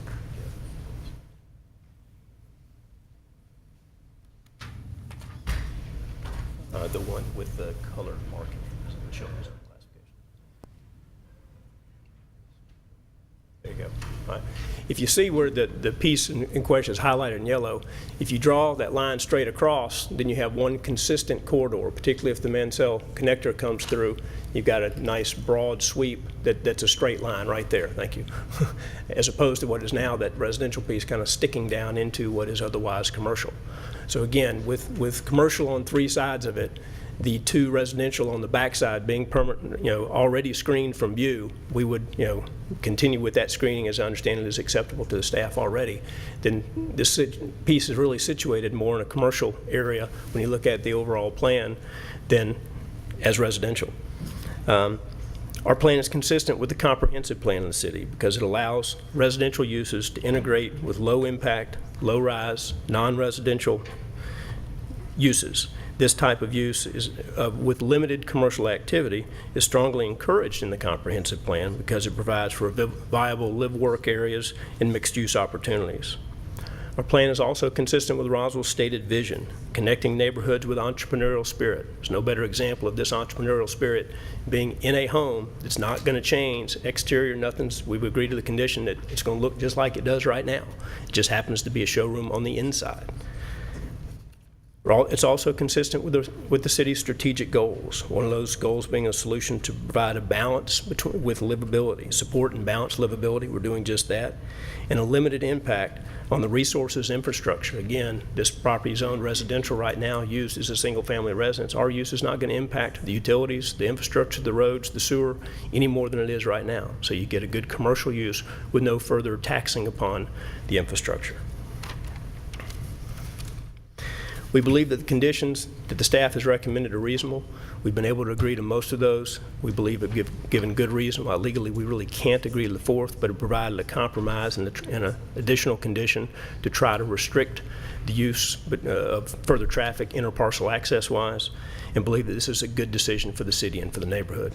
With that, we respectfully request that you recommend this matter for rezoning and agree to the variances at the same time.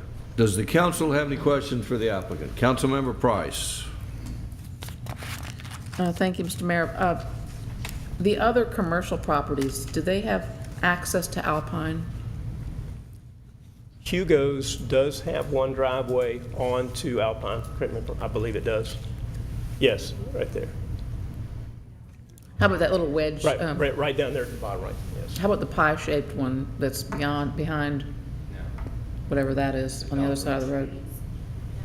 No. It doesn't have access. No, behind that one, there's a little pie-shaped Right, commercial the property. pie-shaped piece right there. Is there anything on that property? It's vacant currently. It's you mean unimproved, or? It is unimproved, excuse me. Okay. But it is commercial?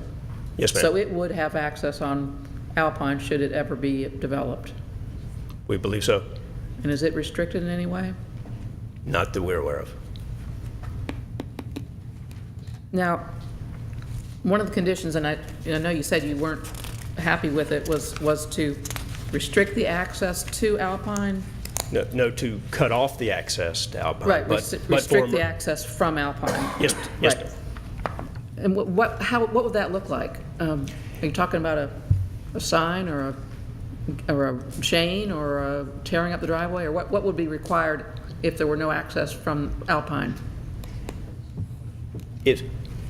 I look. Correct. Okay, so it is not on the future land use map other than residential, suburban residential? Correct. Okay, I just want that to be clarified. Those were conversations had. I didn't say that it was shown on the plan as such. I'm just clarifying that this piece of property is on our future land use map as suburban residential. Thank you. Any other questions the council may have for the applicant? Councilmember DiPolito. Thank you, Mr. Mayor. The only access to the existing property, the warehouse, is through that access easement? Yes, sir, that's correct. And I guess that's a perpetual easement, so that provides access to the public street? Yes, sir. And that's the only access for that property right now? That is correct. Okay. Is there any requirement for the applicant to provide parking for the restaurant, or is that just something no such requirement. So if he needed to negotiate, he could negotiate from a position of strength, potentially? To give him parking? Well, I'm thinking in terms of improving the access to get to Alpharetta Street. Is there a way to improve that access so that you could eliminate the access on Alpine? They're so tight as it is. You've probably been to the restaurant. They have valet parking because they have to. It is so packed in there. Mother's Day was an example where you couldn't find a place, didn't have an empty seat in the house. They don't physically have room that I can tell to expand that in any way. Again, they're asking Michael for the use of his 10364 property in busy times to actually park some cars up on that property. And again, being a good neighbor, he has agreed to that to date. Well, it seems there'd be some sort of a trade-off in there. He doesn't have much to give right there. I like your thinking. I wish it would work, but I don't see where we can squeeze anything else out of him there. Okay.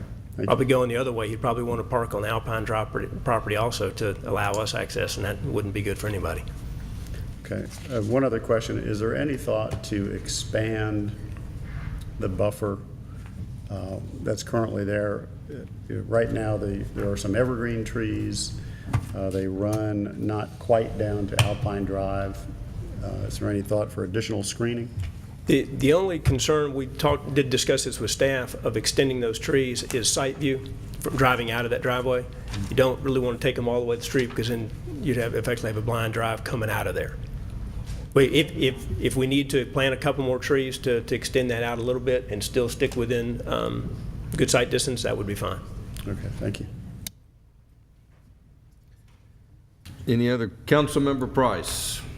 Regarding parking, and I know there's been some concern that there's been a good deal of parking there for a number of events, not just related to Hugo's. If it were a commercial property, or in any case, can there be a condition put upon it as the number of cars that can be there at any time or anything like that? I'm asking that of staff, please.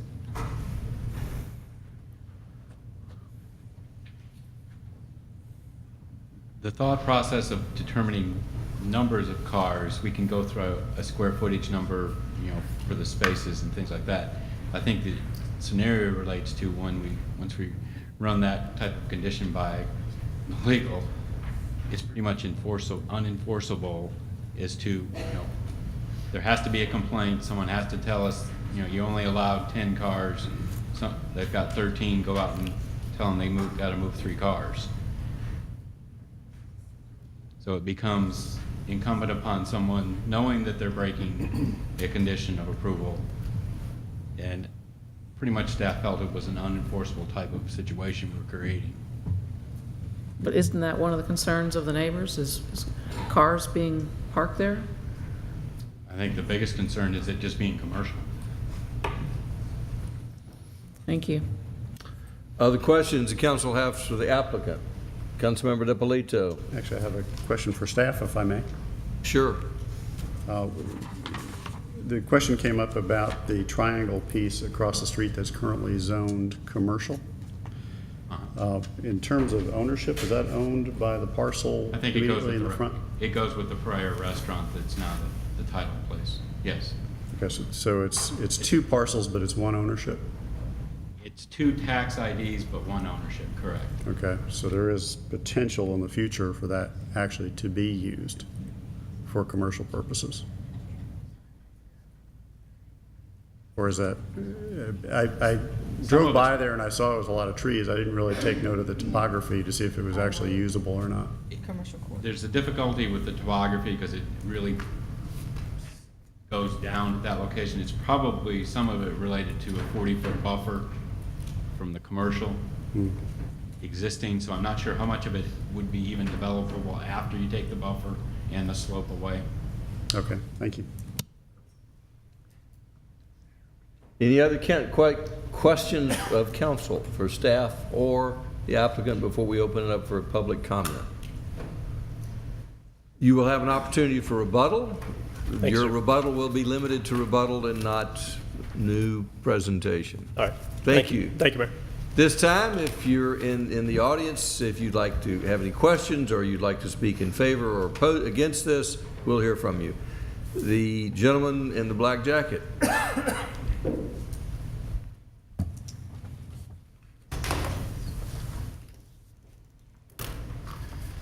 And if you'll give Mayor, us we are your a part of name. the team, so give me 1 second. All right, you have a minute. When you come to the microphone, we'll ask for a name and an address. There's a 5-minute time limit. Light will come on at 2 minutes, the yellow light, and the red light comes on when time is up. And 5 minutes is a long time when you're on that dais. Do I just plug this in right here? Is that how this works? Staff, if you could assist with the overhead. Is this a team effort? Yes, sir. All right, We're trying to be efficient. good. We appreciate that. Okay, we're all set. Hi, my name is Beth Hampshire. I live at 1600 Oakfield Lane in the Hilton Hills subdivision. I have lived there since 2001. I also have attended all 4 meetings with Mr. Bernstein. I want to thank you all for being here. I know it's getting to be a late night. We do appreciate your time. It's not late yet. You're still early. It's late for me. We have a 3-part presentation where we hopefully can be very efficient in showing you our points. First will be me, then Adam Mullen, and then Brad Thomas. We all live in the Hilton Hills subdivision. We want to show you a very concise view of the concerns of our neighbors. After that, there are many neighbors here, many in red shirts, who would also like to share their thoughts with you. Ever since the yellow rezoning sign showed up in our neighborhood, we have united and tried to take a stand. We have taken the following actions. We created a neighborhood action committee. We have emailed all of you, as well as the Planning Commission. We've collectively signed a petition, which I have to hand in to you tonight. It has 66 signatures. Most of those signatures represent a household, so I estimate that we have 150 people represented, except also then the HOA of Roswell Station signed on behalf of Roswell Station, so the number is even greater. We have distributed over 1,000 flyers. We have spoke with the other commercial property owners around our neighborhood. We have also met with the current owner, Wayne Mabry. We've created a neighborhood mailing list so everyone could communicate, and we have researched and analyzed various information sources. On April 15th, the Planning Committee unanimously voted no to the commercial rezoning. I live and play in Roswell, but I also work in Roswell. And some of the points I'm going to make, I want to speak to you as a business person. Mr. Bernstein has been either unable or unwilling to convey anything to us. The site map that was shown tonight, we've never seen. We've never had any written documentation of any kind at all. There's been no business plan, no drawings, nothing. To Betty's point, we would like a visual too. This severely impacts the entrance to our neighborhood. He has stated several times that rezoning R1 to commercial is just not a big deal, but it is a big deal. The definition of residential means a lot. In the UDC plan, which is next on your agenda, Midtown Roswell is well defined. 390 Alpine is carved out of the commercial corridor. It is a part of the residential area. This is, I know the time you guys have spent on the UDC, so we already have decided that 390 Alpine is residential. Another really big concern of the neighbors is traffic. I thank Betty for pointing out about the triangle lot and Mr. DiPolito. The other thing to mention, that the driveway to 390 Alpine is 24 inches from the driveway at 380 Alpine. So when you think about that either being commercial access or a chained, barricaded bollards or a fence, it's 2 feet away from the neighbor who is 380 Alpine, who is also in our neighborhood.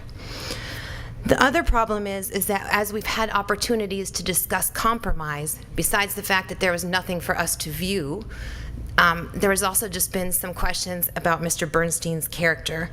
I'm going to let Brad tell you more about that, but we've had an incident with cars parked all over the grass at 390 Alpine while he was having a party. And now I'm going to let Adam take the next one.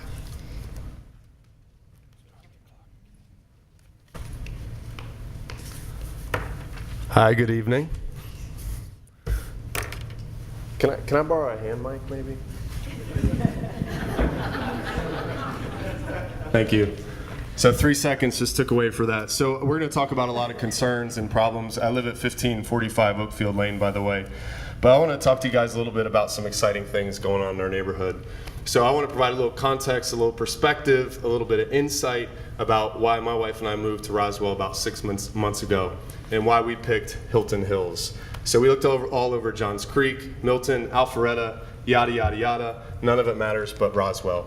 So we decided to move here for a number of reasons. First and foremost, what the city is doing for our neighborhood. So no offense, my wife, Georgia Tech grad, she did a lot of due diligence on where we're going to move to and why. She picked Roswell. So Georgia Mayor, you should be pretty happy about that. All that hard work and effort from a Georgia Tech grad.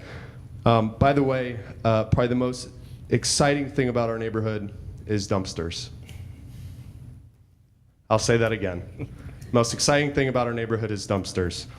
So regardless of all the talk about junk cars and all the issues that I originally had when I drove down Highway 9, looking at cars, repairing cars, selling cars, at the end of the day, just inside Highway 9, phenomenal neighborhood filled with dumpsters. Those dumpsters represent progress.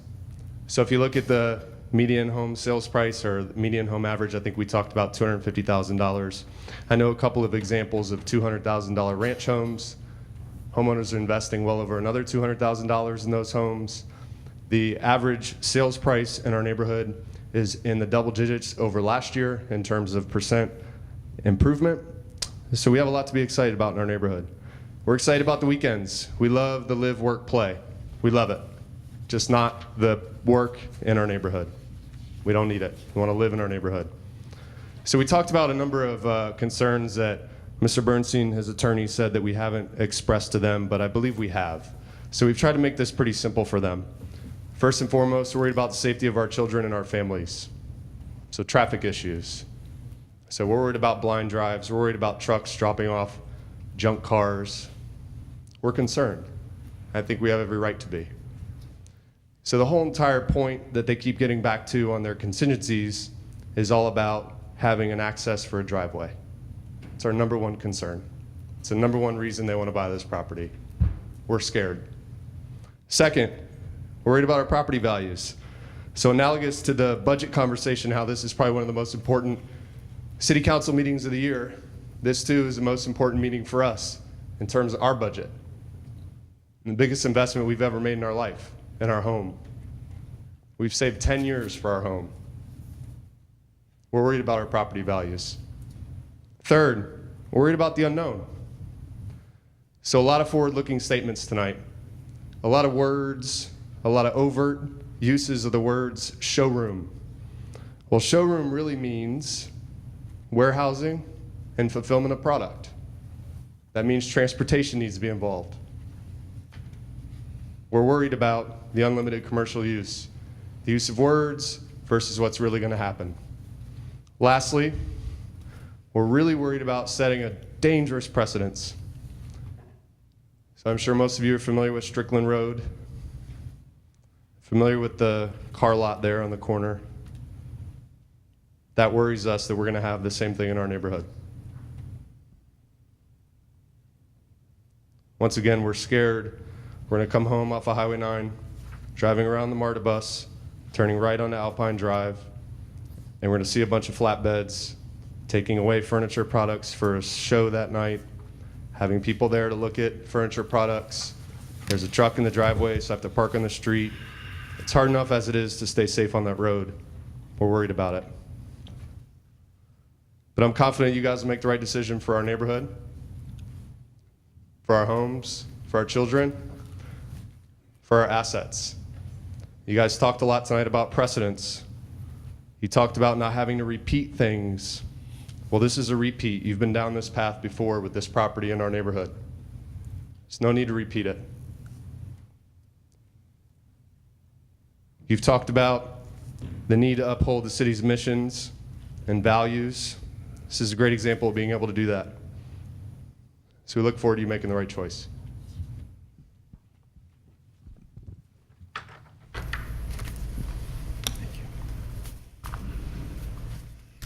My name is Brad Thomas. I also reside at the Hilton Hills subdivision. I'd like to speak a little bit about a couple of facts tonight and just summarize this up for you and really wrap it up in a bow, if you'll allow me. First, Mr. Bernstein has proven we can't trust his word, and we're going to talk about that in an example here in a minute. Second, there's plenty of already zoned commercial property very close within walking distance to this property, which needs adequate investment, the same amount of investment that we all are putting into our homes within our neighborhood. Third, the proposed UDC does not include 390 Alpine. I'd like to show a diagram coming from the Roswell documentation just to further drive home that point that it does not include 390 Alpine. And 390 Alpine Drive is a part of Hilton Hills neighborhood. There's been, I believe, a little bit of misguided or misdirection that this property doesn't reside in our neighborhood, and I tend to prove that to you folks tonight using facts. So this is what we came home to on April 8th. Basically, the 390 Alpine property was turned into a parking lot to help Mr. Bernstein's lawyer. This is what it could look like if you parked a ton of cars on there. You just basically use the yard, you use whatever, you actually back it up onto a bush. It looks like a nice Lexus or something up there backed onto a bush.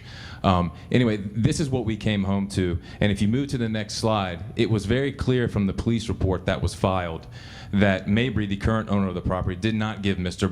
Bernstein permission to park 15 to 20 cars on the property. Mr. Bernstein, I guess, stated to Mr. Mabry that he only wanted to park 4 to 5 cars on this property. The reason that I bring this up is really to the last point. Not only is this a residential code violation, it's sheer disregard of commitments and promises made by Mr. Bernstein. I don't believe Mr. Bernstein would be a good residential neighbor. I certainly don't believe that he would be a good commercial neighbor. But then I ask myself, why would someone like Mr. Bernstein, obviously it's a very successful businessman, why would he be pursuing a residential property? And I don't believe he's stating the entire truth. If you look at LoopNet and a commercial real estate online tool, there are plenty of commercially zoned properties for sale within walking distance. And let me just stay on here for a second. Every dot you see there is a property that is available for sale. And so you would ask yourself, why would Mr. Bernstein not look at one of these properties? Why would he not explore something that's already commercially zoned? And honestly, in business, and a lot in what I do and a lot of what other folks do in this room, it comes down to money. Will you click the next? That's because on average, the price to buy a commercial property is extremely high compared to taking one of the homes out of our neighborhood, zoned residential, turn that commercial, and then you've actually just made a great business deal. And I applaud you for the effort, but I just don't see it happening. Not if we have anything to say for that. I mean, there's a nice 1.2 million. There's a good deal, 280,000. There's $340,000 right there, 450. That seems to be in your price range. I would ask that you actually take the investment and put it in that. And just to his comment and the lawyer's comment around options that they have presented to us and they've tried to work with us, and Becky can speak to this in detail, but we met with him on Friday. And quite frankly, this is the first time tonight that we have heard any of the proposal around working on the Planning Commission's 4 points. We sat in the meeting on Friday, and basically we were told that if he doesn't get it commercial, he's going to buy the property anyway, and he's going to do whatever he can within the confines of the residential code to still run and maintain his business out of there. I found that quite threatening, but for me, this isn't emotional. This is just about the facts. And I'll defer to any comments around that and that meeting and how it portrayed, because I think the way the lawyer described it was quite differently than how I perceived it, as well as all the other folks, which was a mix of Hilton Hills residents as well as some of the Roswell leadership sitting here in this room today. So just to pull a point together, the UDC guidelines, if you see the property, it's intendedly carved out. That little dip right there that I've zoned in on is that property. And so according to the Midtown Roswell district boundary, it does not include 390 Alpine. I cannot express that enough. Can you move to the next slide? Great. And to further address the issue around whether or not this property sits within our neighborhood or not, I just show you the tax record for 390 Alpine, and please look on the left. It's zoned R1, it's an R3 residential lot, and the neighborhood is 2411. This is my home, R1, R3, neighborhood 2411. This home, in fact, sits within my neighborhood. Next slide, please. These are also other sales that have occurred in the neighborhood, and you see all the other street signs. One more. So in the simplest form, this is in our property, and I got 3 seconds left. I thank you for your time and your graciousness. Thank you.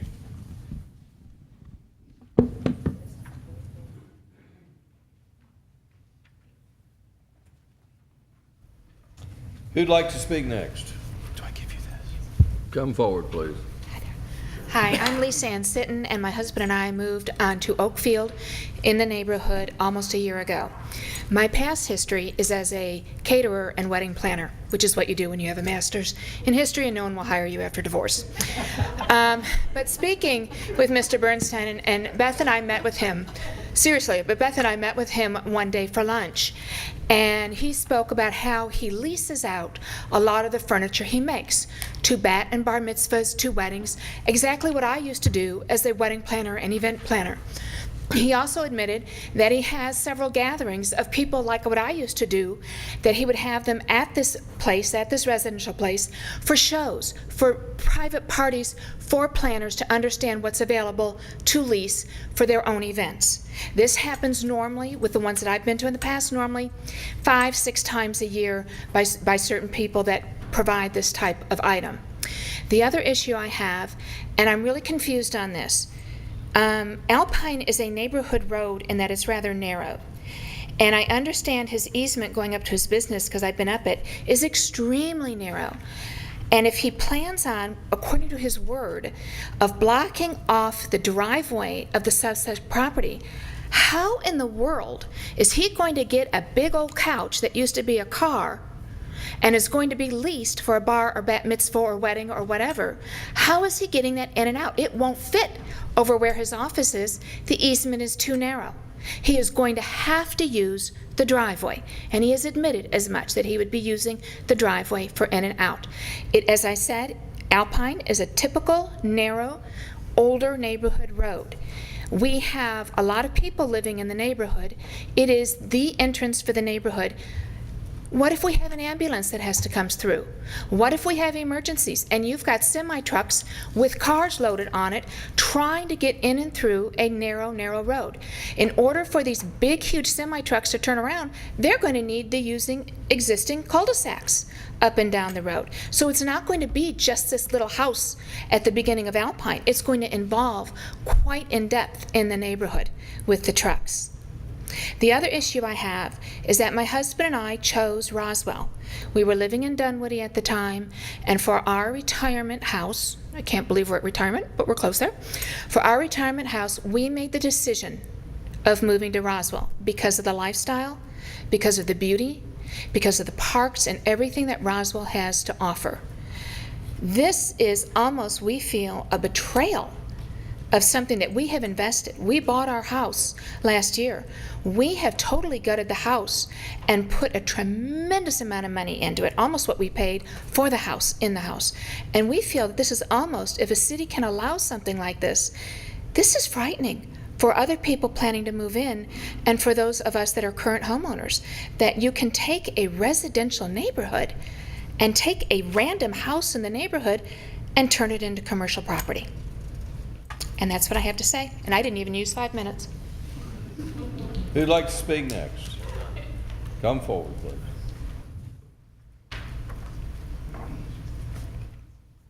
Hi, my name is Neda Gashwar, and I live on 1623 Oakfield Lane. It's just right off of Alpine Drive. One thing is very important for me as a parent is the safety of my child.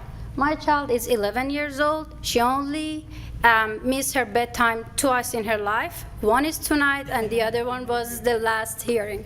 That's how important this meeting is for us. The bus stop for elementary school, middle school, and high school, it stops right couple house from the 390. If this property changes to commercial, Fulton County has to change that bus stop. That bus stop changes, it affects so many homes, more than 100 homes away from that, because every little thing has to change. That is one of the most concern for me, because my child will get off the bus, and there's so many new people that coming, and we don't know them, and it's a very, it's a safety issue. Second thing that I think we already mentioned, that if the driveway be closed up, it's a very ugly scene in our neighborhood, because they cannot really close it up. It's too close to the neighbor. The other piece is the traffic. We already have traffic issue.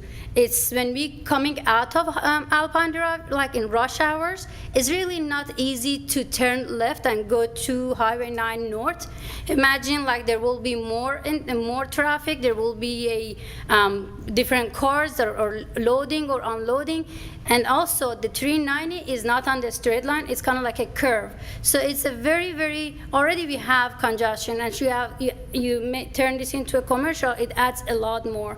Basically we have to, and instead of get out of Alpine Drive and go to Highway 9, a lot of us may actually have to go to Roswell Station, kind of make it longer, and we add traffic to Roswell Station if we do that.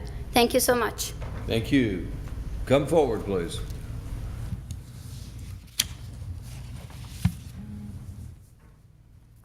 Hi, my name is Jenny Rourke. I'm currently speaking on behalf of the Roswell Station Homeowners Association.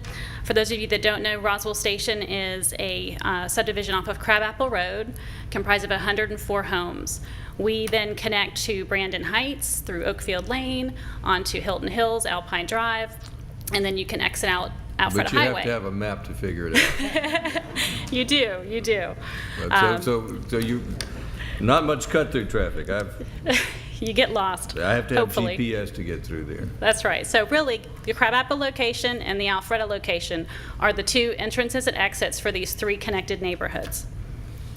We took an email poll of our HOA. I am the VP of Communication, AKA the email queen. So I sent out an email to all of the residents and asked them for their opinion, as well if they had support of us having someone come represent the 104 homes. It definitely passed with a majority vote, and no one communicated any support for the rezoning. So on behalf of 104 homes of Roswell Station, we are adamantly 100% against the rezoning. Now I'm stepping away from my official HOA role and now talking to you as a homeowner. I was born in Atlanta and grew up in Sandy Springs in the 70s and had a lot of friends in Roswell, so I've seen a lot of changes in this city. Moved to Roswell in 2004 after living out of state for about 7 years. Raising 3 children, attending all of the public schools. Matter of fact, the schools that any children that would live at this location, they would attend Roswell North, Crabapple Middle School, and Roswell High School. This year I have a kid at each of those schools and it's driving me insane. Very busy. My youngest is in 5th grade at Roswell North, and every day they go to school and they recite the honor code, which reads, "I will do the right thing because it's the right thing to do. I will respect myself and others. I will work hard and do my very best. I will be a person I can be proud of. I will make this a great day." I think that we'd all agree that these are great words to live by, not just for students, but for all of us. Similarly, the City Council has a mission statement. I don't know that y'all get up every day and stand up and recite it, but for the benefit of you as well as the audience, it reads, "To provide our citizens with responsive, high-quality services in a fiscally sound manner to ensure Roswell continues to be a vibrant community." When I think about both these statements and how it relates to the rezoning, I can only come up to really one conclusion: you should not vote for this rezoning. No one but the Sandy Springs resident himself, Mr. Bernstein, has come up to express any support for the rezoning. At the previous Planning Commission meeting, he and his lawyer were the only ones that spoke on behalf of being for it. He wants to turn a residential property into a commercial property. On the other side are the hundreds of people that live in Roswell Station, Brandon Heights, as well as Hilton Hills. By the way, I had no idea it was called Hilton Hills until all of this rezoning thing has started. So that's kind of neat that they now have a name. We never really knew what they were called. We're supporting them. They were called Alpine Drive. They and I do not want this community changed and a business to set up shop in their neighborhood. It's a residential piece of property. It does not have a front on Alpharetta Highway. It's the first house you see. The 2030 comprehensive plan, again, as people have mentioned, in the UDC shows this as residential. So here we are at a city council meeting with final decision on whether this property is going to be changed or not. All of you up there were elected by the people that are wearing the red shirts in the audience. The only person who has spoken on behalf of it being for this is the Sandy Springs resident who does not vote for you. We as residents rely on you to make decisions in Roswell's best interest. I ask you to really think about all you've heard, do the right thing because it's the right thing to do in order to ensure Roswell continues to be that vibrant community. I look forward to hearing another unanimous vote for denial like we heard at the Planning Commission meeting. Thank you. Thank you. Who'd like to speak next? Come forward, please. Hi there, my name's Bill Wiley. I live at 180 Alpine Drive. I believe it was Councilman DiPolito who mentioned about that, and just as a matter of clarification, that wedge-shaped piece of property. That parcel actually has such a narrow point at the top of the hill you drive up as you come into our neighborhood that it's unusable. It's just part of the parcel next door that is the title pond. It's not, I mean, yes, there's real estate, so, but I can't imagine you could even have a driveway. In terms of us going into the neighborhood, as soon as we crest the hill, we're looking at a house. So that parcel would never be, would never have a reasonable frontage on Alpine, if that clarifies that at all. Actually, what I wanted to mention was, and mentioned this at the Planning Commission, our neighborhood is at a crossroads that is affected by both the Planning Commission and by you today, because we're about to have the newest elementary school in the entire state 250 feet from the entrance to our neighborhood. We have the wonderful opportunity to be able to walk our kids or bike our kids, some of us do that, to this brand new elementary school, but we don't need to be concerned about the commercial traffic and about a commercial entrance in our neighborhood. And having grown up in Roswell, lived for a time in Decatur, and moved back to Roswell because I made the choice, we have an opportunity in this inner part of Roswell that communities like Decatur and Dunwoody and Roswell have protected for years, and communities like Brookhaven and Sandy Springs would kill for but can't achieve because of their layout. We have these inner city these in-city neighborhoods that are wonderful islands of residential neighborhoods with the ability to just step outside of our street and go up the streetscapes that the city's been working on for years and go to restaurants and schools and shopping. And it's just getting better with the bike lanes and everything else. This is a setback, and I ask your consideration of that and ask you to vote no. Who'd like to speak next? Come forward.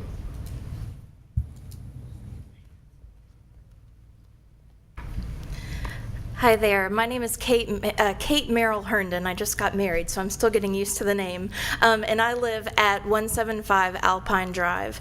And I don't have a lot to say, but I did want to say that I hope what you've learned from listening to my neighbors here is that we consider ourselves a community. We aren't just a street. We aren't just Alpine Drive. We aren't just a place for people to move in and decide that they want to start a business there. And in order to prove my point, and then I'll sit down, is I would like everyone who's here in opposition to the rezoning to stand up, because many people are not wearing their red shirts. So I'd like for you to see the wonderful community that came out today to stand behind the words that everyone has spoken to you this evening. So thank you. Thank you. Who'd like to speak next?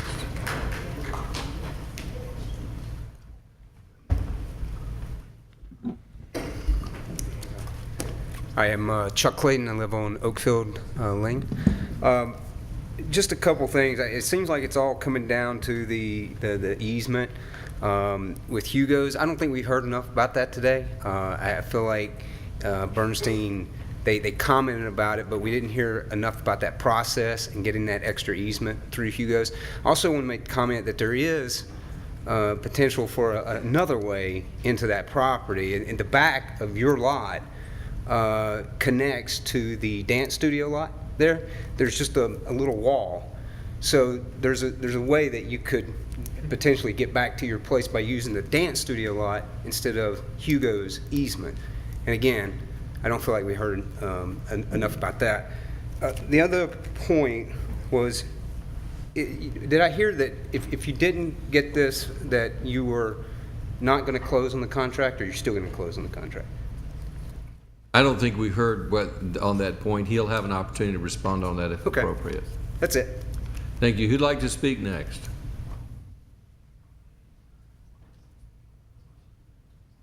Come forward. If you're like to speak after this gentleman, if you'll move down toward the front, this process will move quicker. Okay, my name is Mark Tatt. I live on Driftwood Court, right around the corner. And I came to Roswell, and I'm growing old in Roswell. I've been here for 24 years, and this neighborhood has always been a quiet neighborhood, with the exception of sometimes some hot rods come driving through the streets, which is dangerous. And if this property becomes a commercial property, it'll make matters even worse.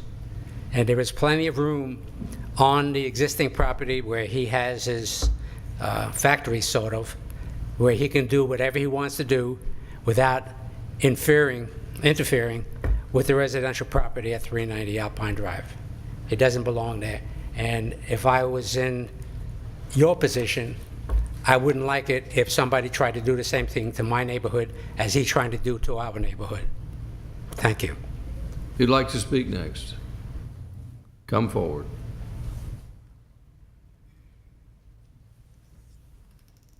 My name is Richard Moltz. I live on 165 Alpine Drive.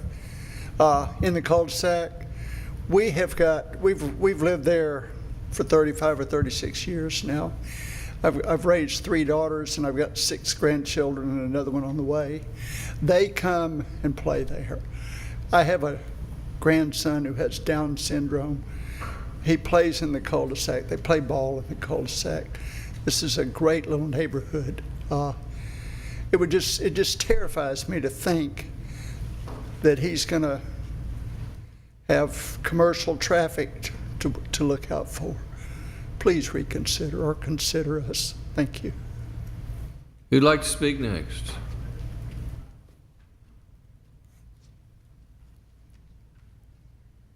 Hi, my name is Elizabeth Van. I live at 1420 Driftwood Court in Hilton Hills subdivision.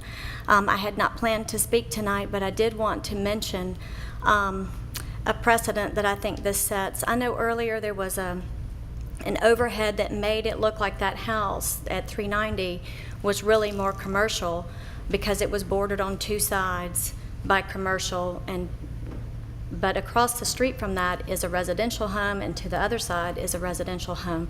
I bring this up because my property on Driftwood Court is at the end of the cul-de-sac. My husband and I own 5 acres there. You would think that we would be thrilled about this. However, we are not, because if you look at it, my property also technically backs up to 92. And I'm just bringing this up because I feel like we're kind of opening that door to where if someone wanted to just kind of nitpick our neighborhood and say, well, you let Black Lab do this, and they had commercial on 2 sides, why can't I? Why can't we?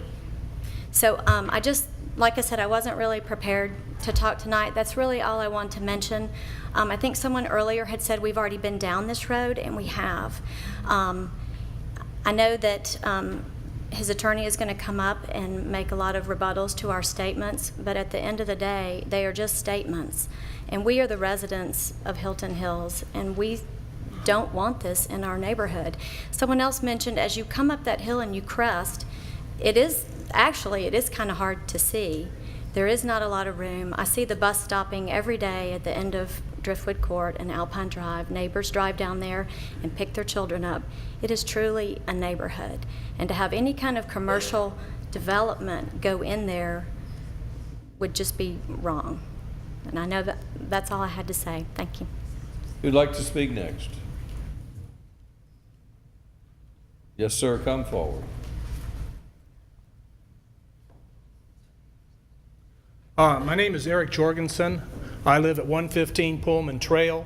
I've lived there since 1984, and approximately about 20 years ago, I was appeared before the council where the same issue came up, the same properties, different people involved. It was an auto collision company that was there where Black Lab is located. There was a small little white house where the brick house is today. And they had bought that house, and they were wanting to be able to put a driveway into the auto collision place, along with an office building there, a customer reception center there. And it came before the council about 1990, somewhere around there, and it was denied. The other thing, there's a question about whether there was any entrances to the Black Lab property. Do you know how to put this on there? There is a driveway into the Black Lab property from what is called the Thomas Center. The area that the Black Lab property, that's the north side of the building of the Black Lab property. There's some junk cars and a dumpster there, but there's a concrete driveway from the what's called the Thomas Center. Thomas Center is between the Black Lab property and Holcomb Bridge Crossville. It's a big, huge asphalt area with about 6 or 7 huge metal buildings on one side, and then 4 or 5 metal buildings on the other, which are the Tolbert Yomez dance complex. Most of these buildings on the side Black Lab's on are auto repair shops, and there's an entrance to the Black Lab on the north side, or the side with Holcomb Bridge.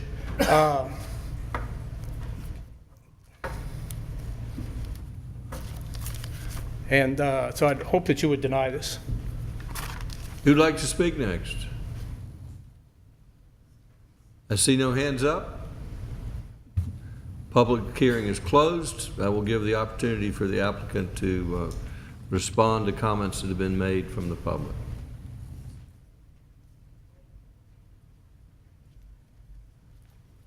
Thank you. The concern about the bollards at the street was expressed by one person. Well, again, that's another reason that we don't want to close off the driveway, because we don't think it would look good with the residential neighborhood. Somebody said that they support the live-work area, but just not work here. Okay, it's still not in my backyard argument that, again, is not factual, it's just an emotional argument. As we've said, with the conditions and restrictions that we're willing to put on, and with the limited size of what this building allows us to do, our traffic is going to be limited. It is a legitimate concern that folks raise about traffic, but again, we're doing everything that we can to try to limit that to the extent feasible. We never use semi-trucks. There's a delivery once every 2 months, maybe.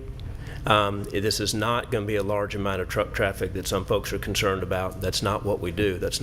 We don't have that big of a business or a need for that many vehicles to come in and out. The character comments don't belong in this conversation. Let's stick with the facts, please. The car's parked in the yard that one time. Michael does intend probably once every 3-4 months to have an event that he might host. There might be some cars. There were a lot that night. His conversation with Mr. Mabry was, can I park some cars for this event? There was no discussion about numbers. Police were called, no citations were issued, but again, maybe just a misunderstanding. The reason to buy this property is it's right next door to what he already owns. The conversation, there are a lot of commercial properties, that's correct, but this one happens to be right next door and makes sense from a business plan perspective. The documents that we've shown you tonight, the city has had, the staff has seen those. So again, we weren't trying to keep them from anybody. Some of them we showed at the neighborhood planning meetings, so we have tried to be communicative with the neighborhood.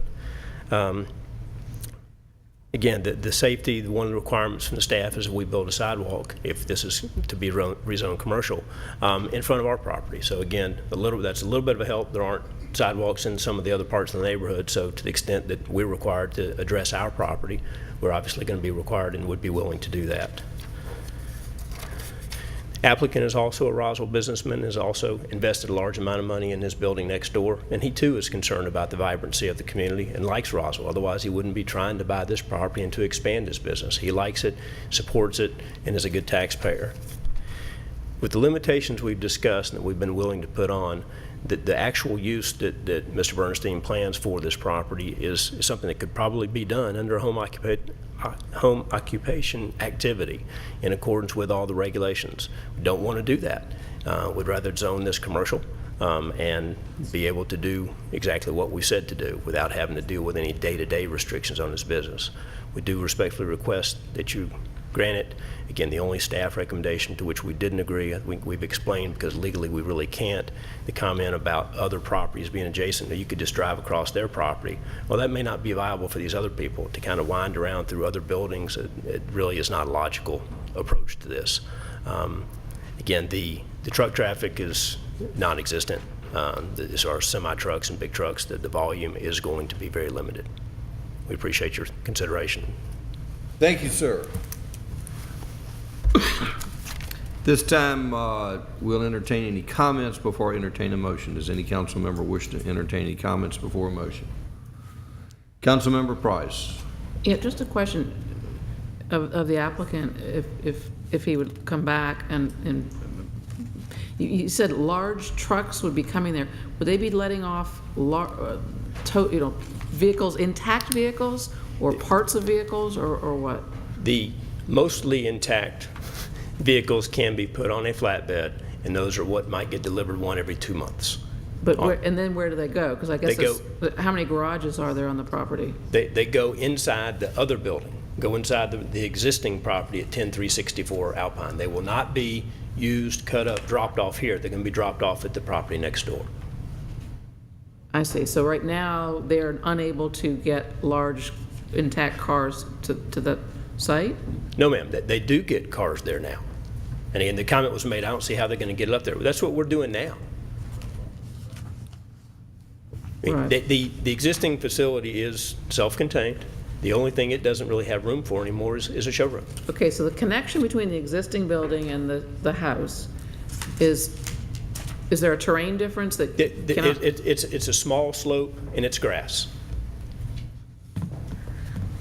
I guess I don't understand why these large deliveries would have to come on Alpine. They don't.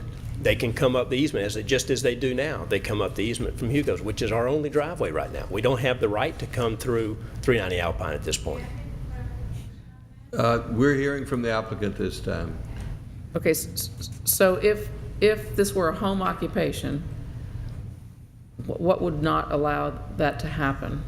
Or what, in your mind, why would a home occupation not solve the problem? home occupation, I think, could solve the problem.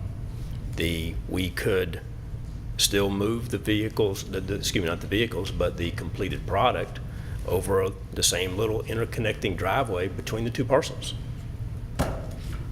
I guess this might be a question for staff. And can we put restrictions on a home occupation and the variation to the home that could be made?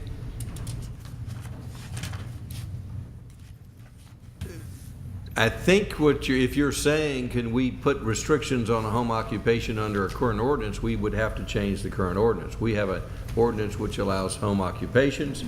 You comply or you don't comply. Can you change that ordinance? Certainly you could, but if you comply with the home ordinance, you cannot place specific additional requirements on a particular parcel. I guess then my question is a home occupation within that ordinance, does it specify that it can't in any way look like a business? Yes. Can't have a sign. They can't have more than 2 people per week in conjunction with the home occupation. Only occupants of the dwelling and 1 additional employee. The following uses are prohibited: retail and wholesale shops, personal service establishments, special events. So is there any way for this activity to comply with our home occupation ordinance? No. Thank you.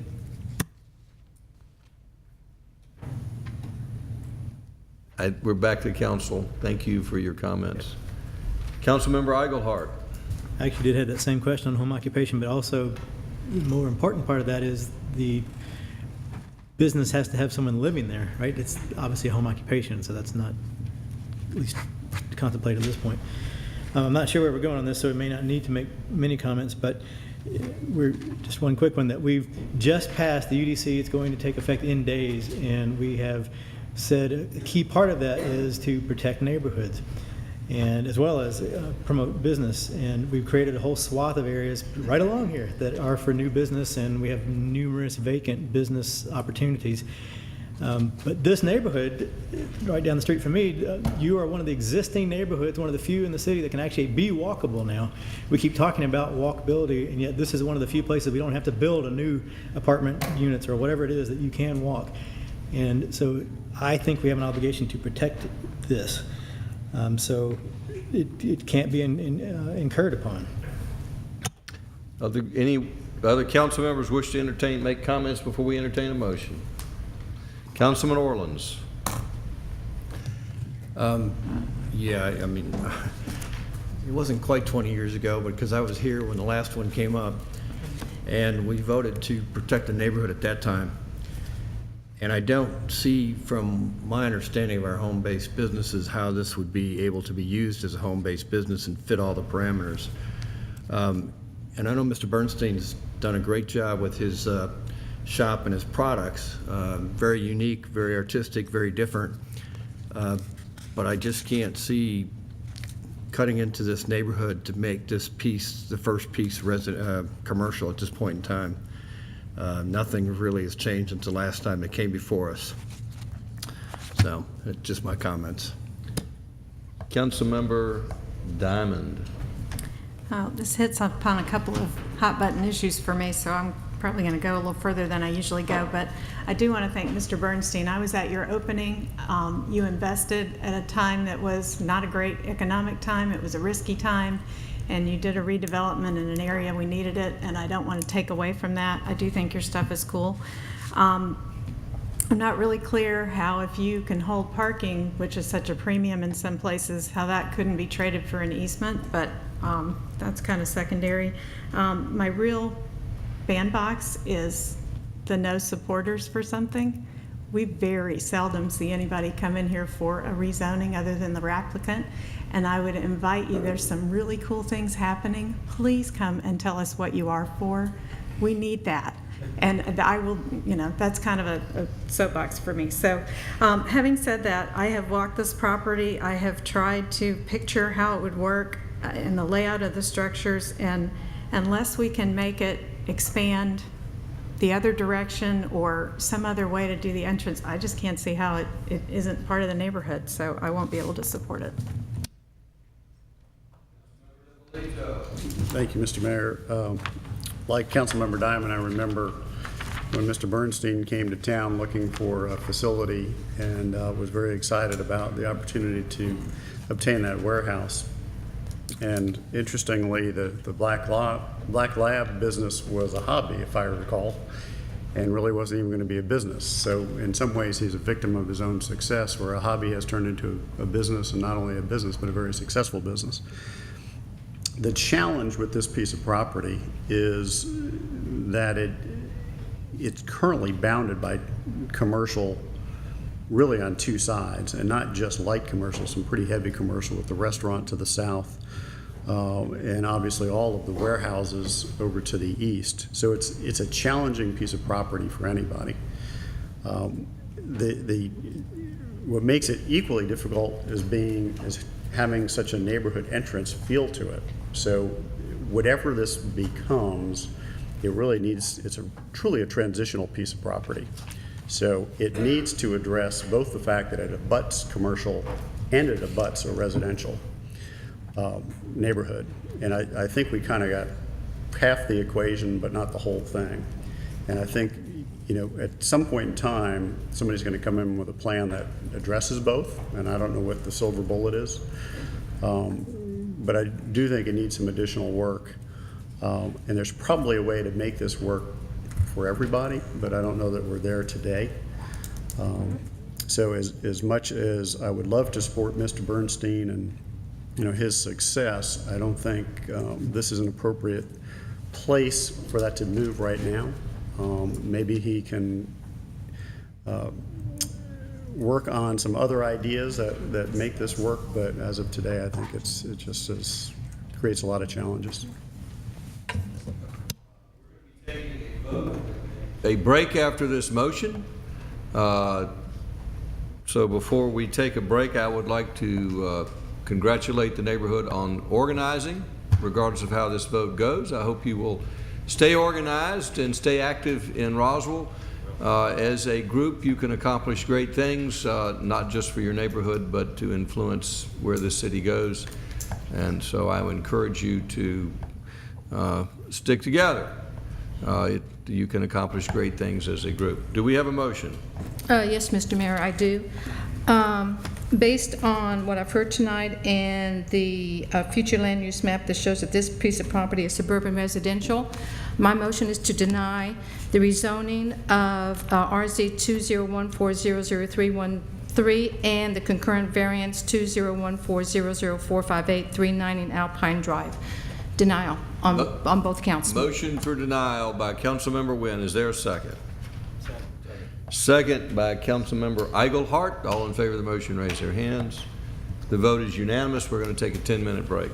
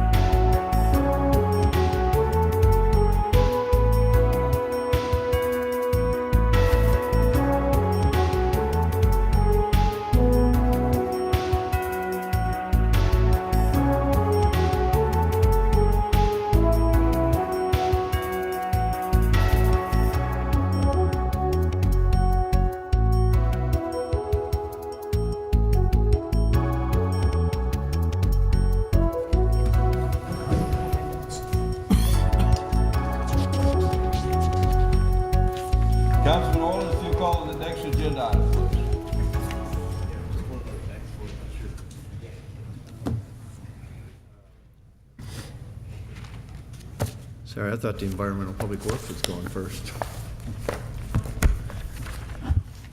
I'm not finished yet, but you go ahead.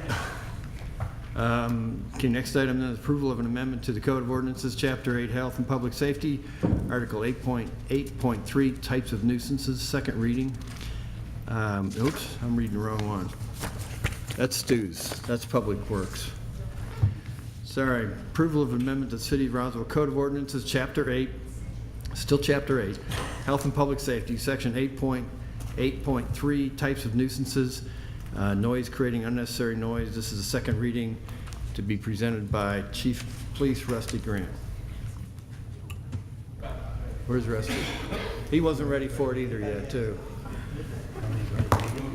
Rusty, we're going to do ours before we finish the rest of the agenda, so you're up on the presentation of the noise ordinance.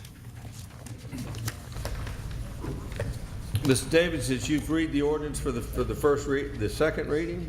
Thank you. This is an ordinance to amend the Code of Ordinances of the City of Roswell, Georgia regarding unnecessary noise. Now therefore be it ordained by the Mayor and Council of the City of Roswell, Georgia, and is hereby ordained and established by said authority, and the Mayor and Council do hereby adopt the following ordinance. Section 8.8.3, Types of Nuisances of the Code of Ordinances of the City of Roswell is hereby amended by deleting subsection S in its entirety and substituting therefore a new subsection 8.8.3 S, noise, creating unnecessary noise, to read as follows. Text of which is incorporated herein by reference, and if approved, this will be the second reading. Thank you. We've met several times about this, the noise ordinance, and what I've noticed, we've been taking readings all over the city, and what we've observed is that the readings have come down once we've started this discussion. So I think it's a good thing that a lot of the restaurants have lowered their sound levels, and like I said, that's a good thing, and we'll probably hear from some of the citizens as to whether or not they agree or not. But the observation from the police is that the noise has come down in Roswell. Just to recap, our current noise ordinance, as you can see, the residential public space institutional noise sensitivity facility from 7 a.m. to 11 p.m. is at 70 decibels, and 11 p.m. to 7 a.m. that drops to 6. And for the office, commercial, or business from 7 a.m. to 11 p.m. it's 70 decibels, and from 11 p.m. to 7 a.m. that drops to 65 decibels, and for industrial or manufacturing areas at all times it's 70 decibels. I've been asked a lot about what do our surrounding cities do and what do specific cities do. So I put together a slide, and I apologize for it being pretty busy, but I think it's beneficial to have all this information on one slide, so let me try to explain this to you. All the black font that you see is the current Roswell ordinance that we just saw on that previous slide. The green font is Alpharetta, the red is the Greenville, South Carolina, and the blue is the Woodstock, Georgia ordinance levels. As you can see, looking at the 7 a.m. to 11 p.m. section for Alpharetta, they use a 60 and 55.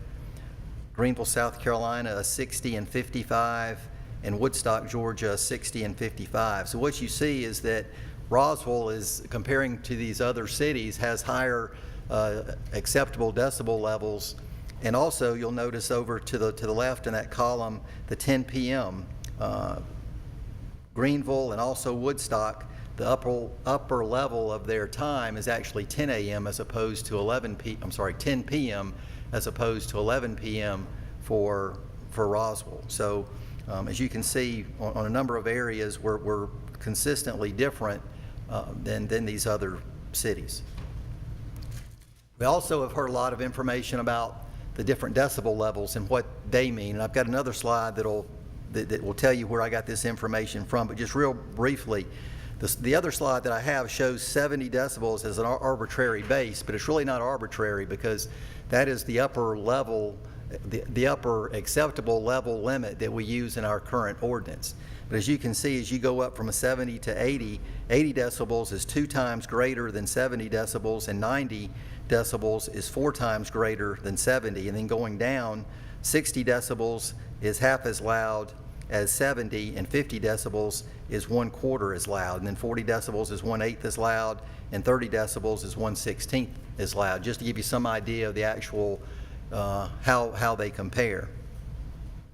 And on this slide, what you see, it's a little bit busy, but what it will tell you is, number one, where I got the information from at the bottom, but also in the notes or in the comments section, it will tell you, and also in the noise source section, it'll give you some idea what type sound that different decibel level would be.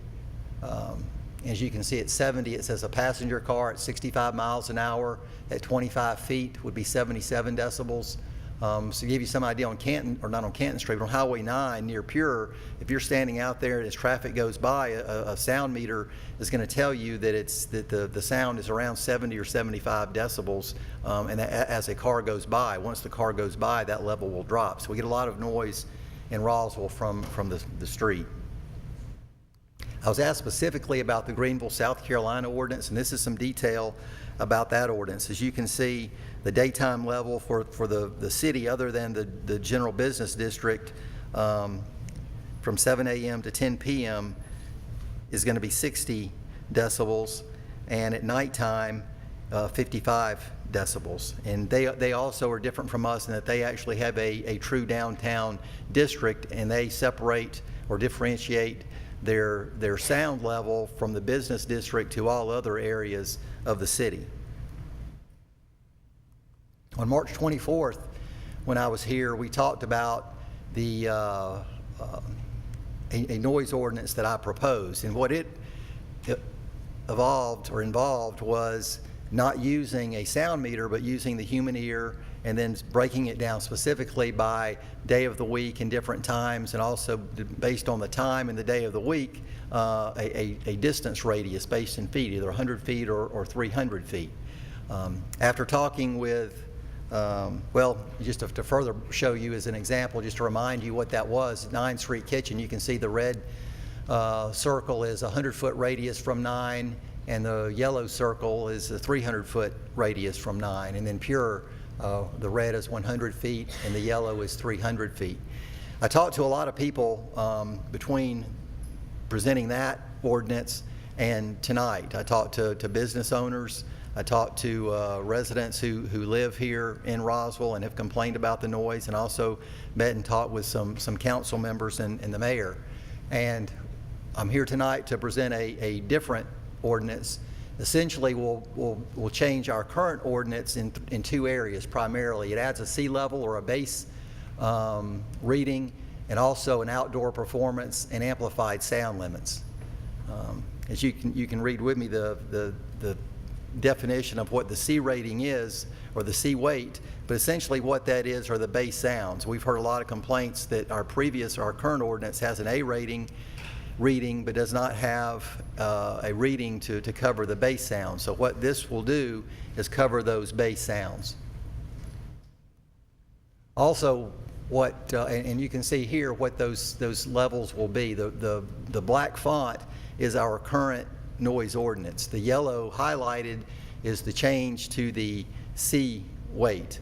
And again, what's circled in red again is our current ordinance. There's been some confusion on this slide that all this was new. All of this is not new. The only thing that is added are these C weight decibel readings.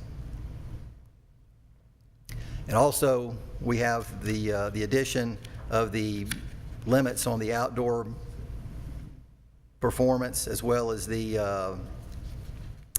amplified sound.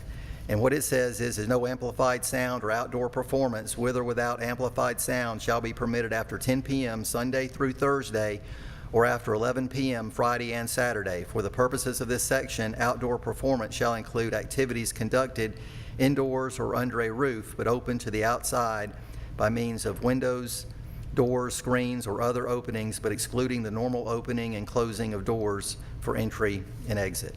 So I believe that by measuring the C bass sounds, and also the limits on outdoor performance, and also a slight change on the time, which is different from the typical times we would take a reading in the ordinance, I think that's going to make a large difference in the sound level.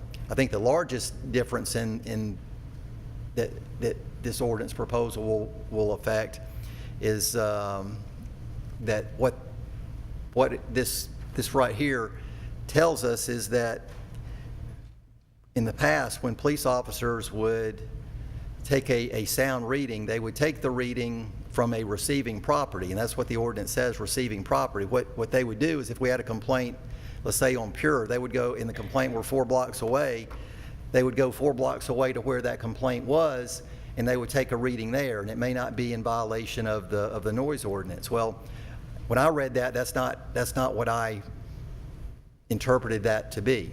And I talked with the city attorney, I talked to the city solicitor, and they agree with me that the receiving property could be 4 blocks away, but it also would be that property adjacent to wherever the sound was coming from. So if it were a restaurant, it would be that property on all 4 sides that would surround that property. And that language that you're reading now is our current ordinance, and it's also the same language in the proposed ordinance for today. So regardless if we stick with the current ordinance or make a change, it's the same language in the ordinance. And I think those 3 factors will greatly influence the level of noise in Roswell. And that's all that I have right now. Any questions? I know I went through that. Councilman Member Diamond.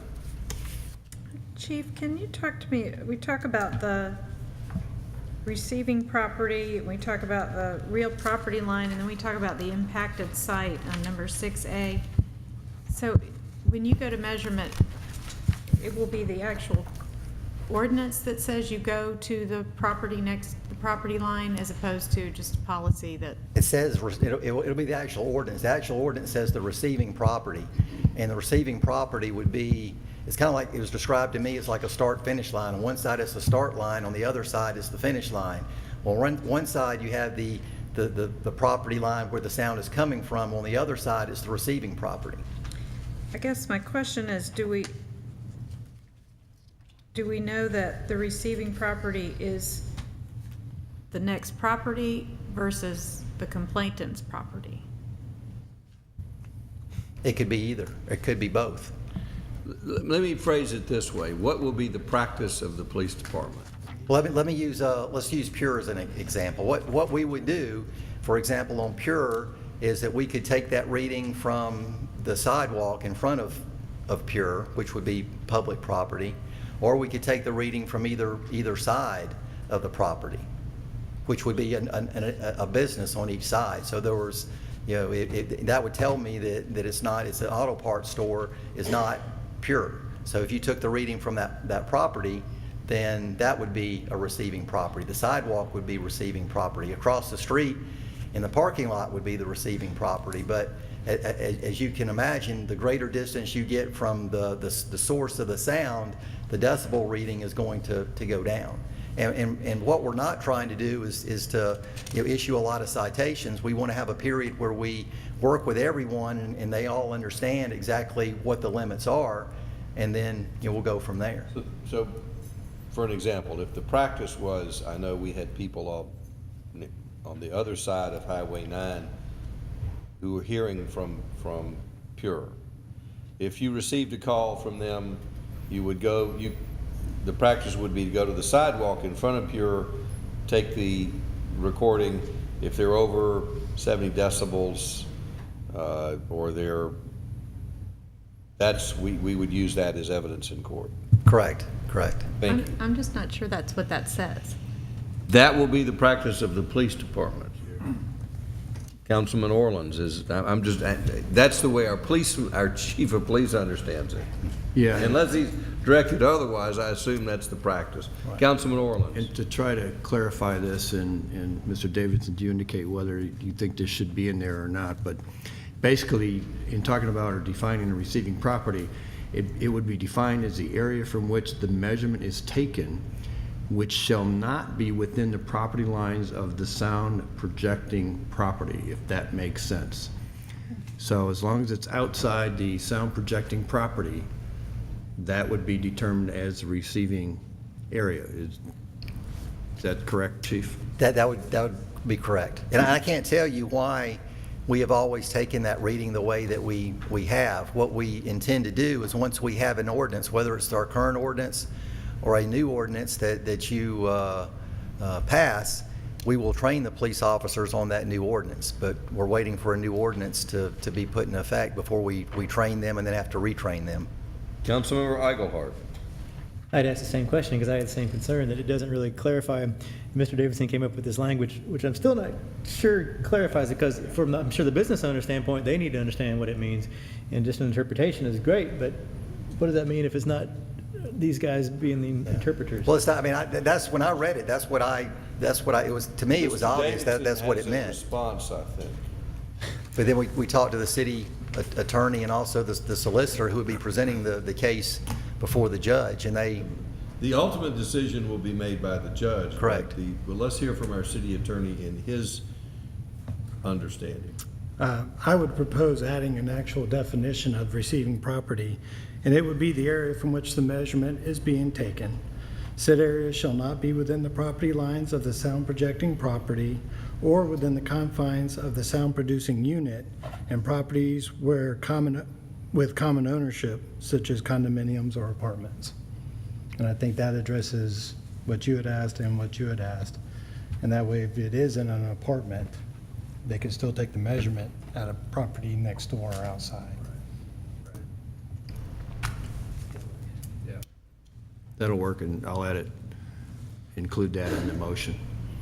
And again, we're not trying to cite businesses or take anybody or to take them before the judge. That's not our intent. Our intent is to work with everyone and lower the sound so that everybody, most people are content and happy, and that's why we are going to do what we're going to do. Councilmember DiPolito. Thank you, Mr. Mayor. Chief, if you can get everybody content and happy, go for it. Well, almost. That'd be great. The change in the measurement, I'm wondering about how, from a practical standpoint, does that really alter our current measurements? And I guess when you were going around measuring property and trying to determine if the decibel levels seemed appropriate, were you doing that from the sidewalk, or were you? Yeah, what I did is we created a list of locations that the officer had to go take the measurement from, and the location wasn't 4 blocks away. It would be on the sidewalk in front of the properties. And when we did that, we found that the readings were within the ordinance. So what's happened in the last month, and particularly, the sound levels have decreased and become within the requirement of our current ordinance. Okay, so even though this is a change from the practice that we had before, the measurements that you took over the course of the last couple months were consistent with this current interpretation? Correct. Okay, thank you. Any other questions? Do we have a motion? Yes, and just to outline, we've met with residents and we've met some of the businesses, and I'm sure we'll hear some comments tonight. But we've tried to balance from both sides, and we've decided to stick with the decibel readings and add the C rating, which covers the base effect of it, and then added the hour restrictions for outside music. I mean, a business can still have music inside, which meets the decibel readings, but basically the outdoor music is what's being restricted after the 10 during the week and 11 o'clock on weekends. So my motion is to move for approval of the second reading of the ordinance as presented tonight, with the addition of the city attorney's definition of receiving property that was dictated earlier. And I think that covers everything. So, Repeat that definition. Mr. Davidson, we have a request down here to repeat that definition. Receiving property would be the area from which the measurement is being taken. Said area shall not be within the property lines of the sound projecting property or within the confines of the sound producing unit and properties with common ownership, such as condominiums or apartments, and/or apartments. So anyway, that is my motion, approval of the second reading. Motion by Councilman Orleans. Is there a second? Second by Councilmember Diamond. Did I hear a second? All right, this time we'll open it up for public comment. If you're from the public and would like to be heard, come forward. Yes, please come forward. We have a 5-minute time limit if you give us your name and address. My name is Janet Russell, 260 Willow Springs Drive, Roswell. Just 2 questions. Does this ordinance apply to churches and schools? The reason I ask that is I remember sitting in here for a lengthy meeting on the Fellowship Christian School and the football stadium and the decibels. That's important. That school is surrounded by neighborhoods who all objected to that football stadium and those PA systems. So I want to make sure that they are in compliance. Secondly, does it account for the occasional church-sponsored event? I live, as you well know, behind the old Atlanta Street Baptist Church, and last summer, they, unbeknownst to all of us who live off of Connemara and Jones and Highway and Willow Springs, where I live, they had a rally in their parking lot, and our street was blocked off, so we could not get into our street from Highway 9. We had no previous advance notice that our street would be blocked off with flashing police cars for the whole evening. And then they had some kind of rally about finding God through breaking rocks or something with your head. It was some karate guy. And then they had, I'm not kidding, they had huge, loud music to the point where, and his preaching was so loud I could hear it from my screen porch. And when I complained, I was told there was no restriction on churches, and that was the problem. Too bad. Also, in our little street, the Baptist church, about 2 years ago, rented out or gave to the Haitian church. They let them use their fellowship hall. Now, no one is more sensitive to cultural differences than me. However, the Haitian seems to worship using a PA system that could fill a football stadium inside of a Butler building, fellowship building. And the neighbors who work the night shift, for example, at an airline, ask me, what can I do, Janet? I have to get up at 2 a.m. to go to work. And these people are out till 11 o'clock praising God on the microphones inside the building. And again, we were told there were no restrictions on churches. So I want to make sure that the occasional outside event is also covered by these decibels, because oftentimes it's not recurring like a Pure or a restaurant or something. It's the occasional one, but it destroys the neighborhood for the night. And I don't think churches should be exempt from these rules, and I want to make sure that that's put in here and that someone enforces it, because if you have to call the police and they show up and just about that time the whole event's winding down, it doesn't matter if your baby is screaming because the microphones were so loud 10 houses away from you. And that's exactly what happened. My neighbors had just moved in and went, "Is this go on all the time in this neighborhood? This is horrible." Now, we have no trouble with the coffee house. They play on Friday and Saturday nights, and I sit on my screen porch and listen to music, and it's kind of cool. It's mellow and it's relaxing. But when someone's breaking bricks and preaching how they found God and gave up drugs because they broke their head on rocks, and I can hear it, I can't make that up. There has to be a restriction on those kinds of noise decibels as well. Thank you. Mr. Davidson, are there exemptions for what? If you could go over the exemptions from the noise ordinance. The exemptions include noise generated from municipally sponsored or approved celebration or events. And then it also includes sound by public safety vehicles, emergency signaling devices, or authorized public safety personnel for the purpose of alerting persons to the existence of an emergency. Noise from an exterior burglar alarm of any building, provided such burglar alarm shall terminate its operation within 5 minutes of its activation. Noise from an automobile alarm, provided such alarm shall terminate its operation within 5 continuous minutes of its activation. The generation of sound in situations within the jurisdiction of the Federal Occupation Safety and Health Administration. Noise resulting from any practice or performance sponsored by or associated with the educational process administered by a recognized institution of learning including but not limited to band, choir, and orchestra performances, carillons, chimes, and unamplified bells while being used in conjunction with religious services between the hours of 7 a.m. and 10 p.m., emergency work approved by the Chief Building Inspector of the city, surface carriers engaged in commerce by railroad, if we have any, events with amplified or unamplified sound that are operating within the parameters set forth in an approved special event permit, organized band or sports league activities sponsored by a school or the city of Roswell that is otherwise in compliance with the code of ordinances of the city, noise that results from landscaping and lawn maintenance between the hours of 7 a.m. and 8 p.m., and noise that results from the construction, both private and commercial, between the hours of 7 a.m. and 8 p.m. So I did not hear churches generally exempt. I heard church bells and chimes exempt. Correct. But I did Special hear events.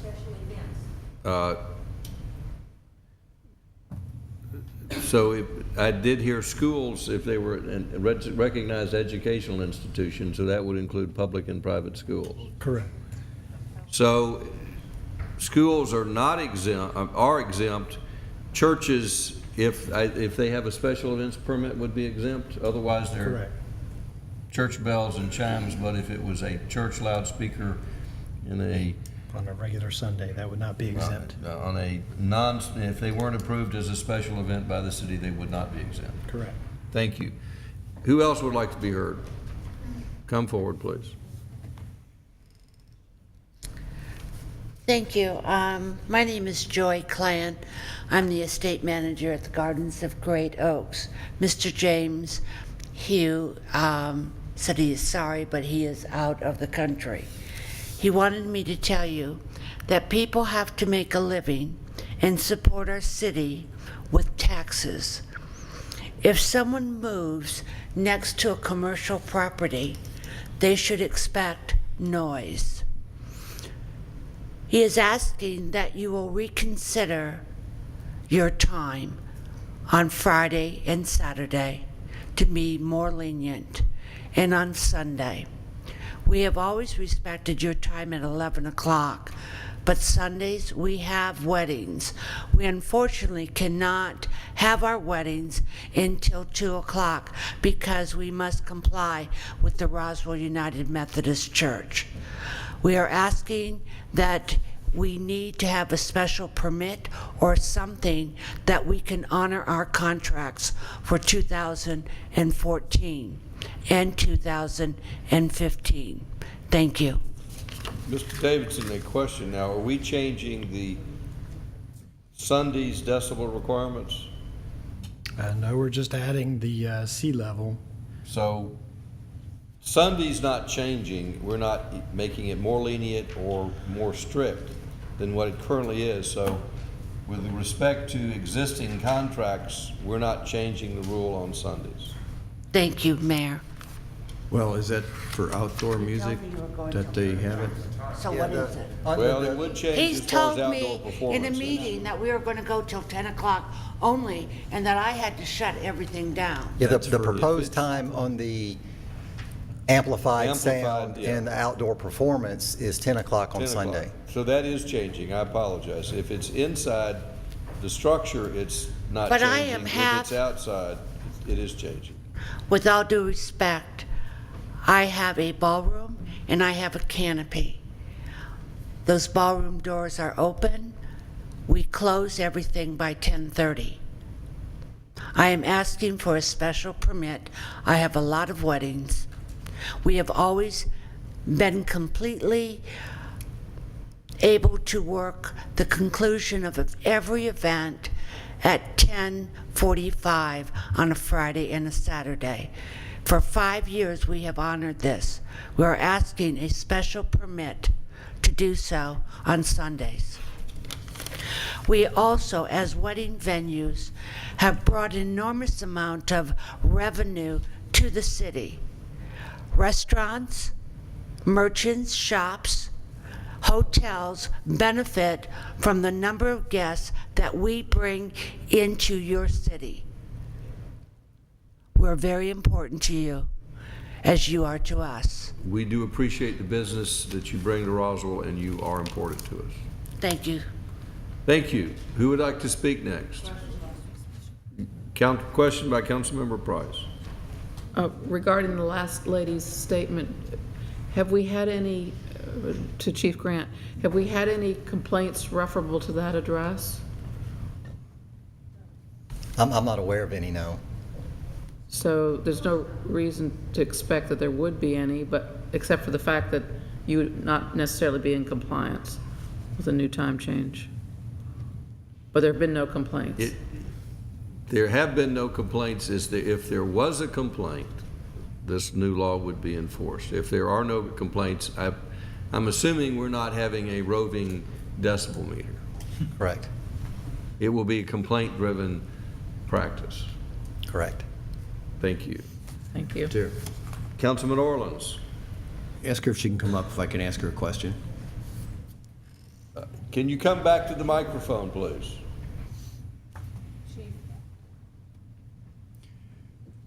Got a question for you. Yes, sir. Are you talking about the contracts that you've already established that would go until 11 o'clock on Sunday? Is that what you're talking about? 10:30, sir. 10:30? Yes, sir. And then in the future, would you be Sir, able we are to... booked 1 year out. I understand. But in the future, would you be able to deal with your clients on the 10 o'clock note?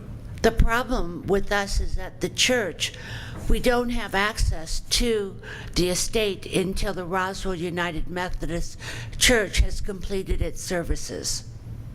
They need our road to access to their church. We can't bring vendors in there, and we wouldn't do that to Roswell United Methodist Church. But my question is,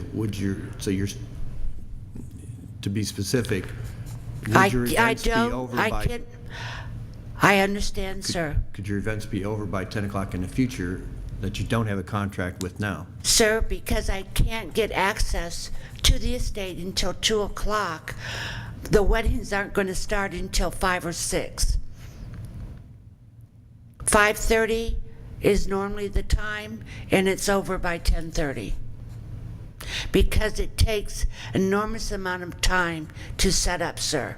If I could, believe me, I'd like to get out of there at 9 o'clock, okay? So the 30 minutes cannot be dealt with in the future? No, because we don't have access to the estate until 2 o'clock. We must respect Roswell United Methodist Church. And also, sir, we charge an enormous amount of money on Sunday, so we don't have to work. Unfortunately, brides love the estate, and we do charge $2,000 more. Okay. Yes. Thank you. Yes, come forward. Hi, I'm Janet Schneider. I live at 205 Kings Mill Court, and I've been here to complain, and now I'm here to say thank you. It has gotten so much better. It used to be, we dreaded the weekends. I have not heard anything past 10 o'clock at night, so whatever you've done, it's been wonderful. We hope it stays that way. Thanks to the businesses, thanks to you all, thanks to the police, thanks to anybody, it's wonderful. Thank you. Anyone else wish to speak?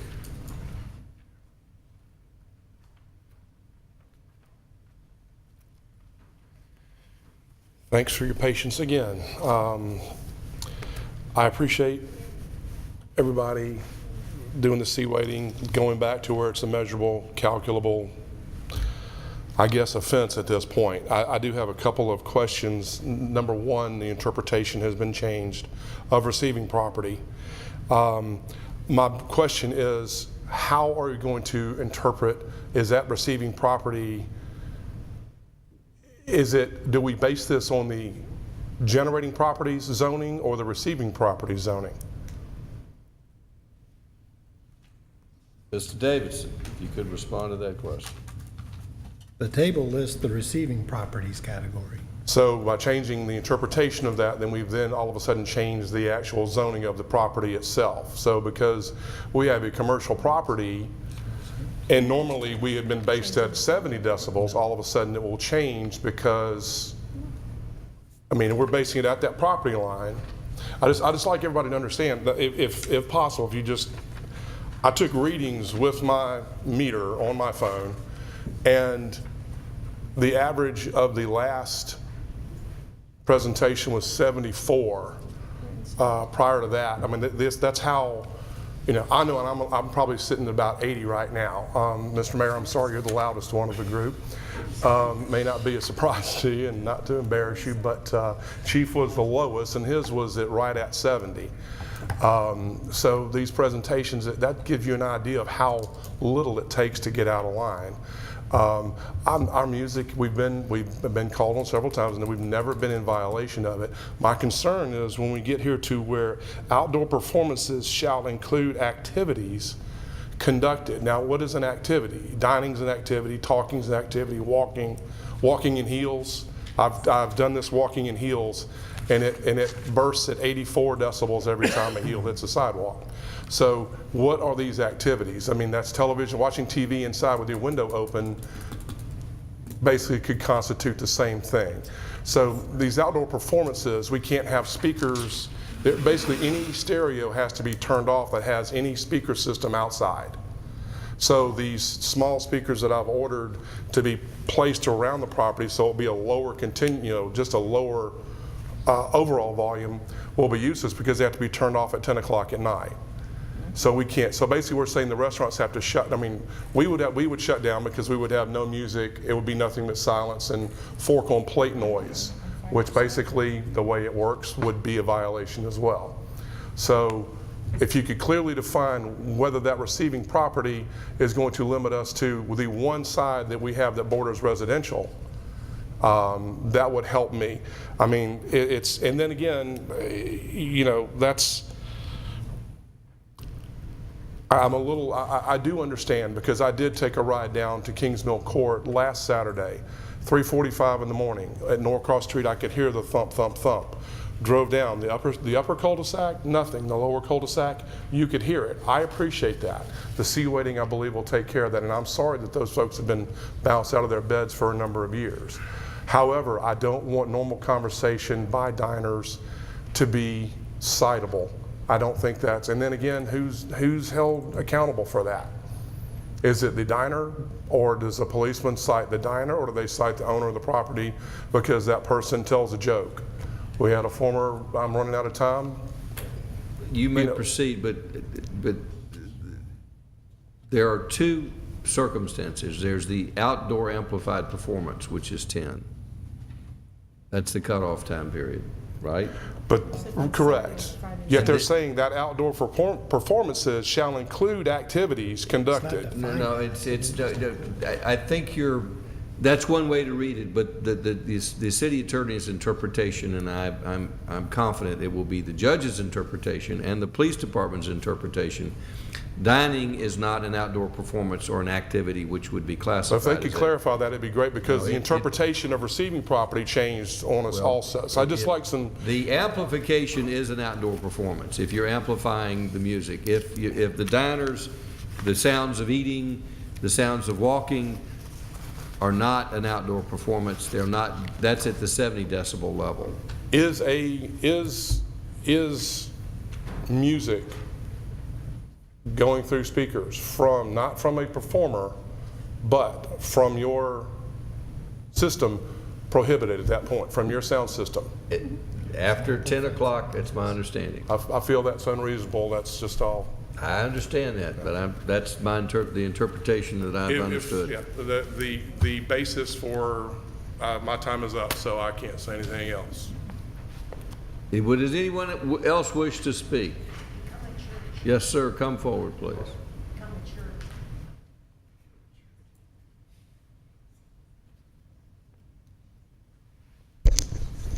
My name is Joe McFadden. I'm 5635 Falls Landing Drive. I'm with Pure Talk RIA. Thank you very much for this opportunity. It's been a long meeting, so I won't take long. And you encouraged us to say what we're in favor of. Generally speaking, I'm in favor of this, and I really appreciate the work that you've done, the measurements that were taken, the time that was spent, the sidewalks that were walked and the businesses that were visited. And I believe that there is a lot of compromise in here that shows a lot of intelligence, and I think it generally is moving in the way that we need it to move as business owners who want to succeed in Roswell, as I know you all want us to succeed in Roswell. I think that my friends at 9th Street Kitchen have a valid point, and that is if their neighbors decide for whatever reason that they are acting inappropriately, what protects them? So I just want to keep that in mind, that they're trying to make Roswell a terrific community too, and because everyone's kind of on top of each other, they might have a situation where they are outside of the ordinance because they're just going about their normal business. But I believe that, thank you very much for including meters. I think that's really, really important. I also want to praise the idea to keep it in the police officer's hands. Let him make a value judgment. Let him read the scene. I think that's exactly what we need in these situations. I think it's a clear compromise between what we do and the cutoff times, which I think are important. However, I would like to ask that pre-existing contracts that go beyond the time are respected and made allowances for, because they are doing great things in Roswell as well. I like the idea of the receiving property. I think that's a really good way to go, because it gets the officer near the business and also takes into account where the complaints are coming from. I think that's very, very good. But I do think it needs clarification, and I applaud your idea to put in that definition. I think that's really going to help.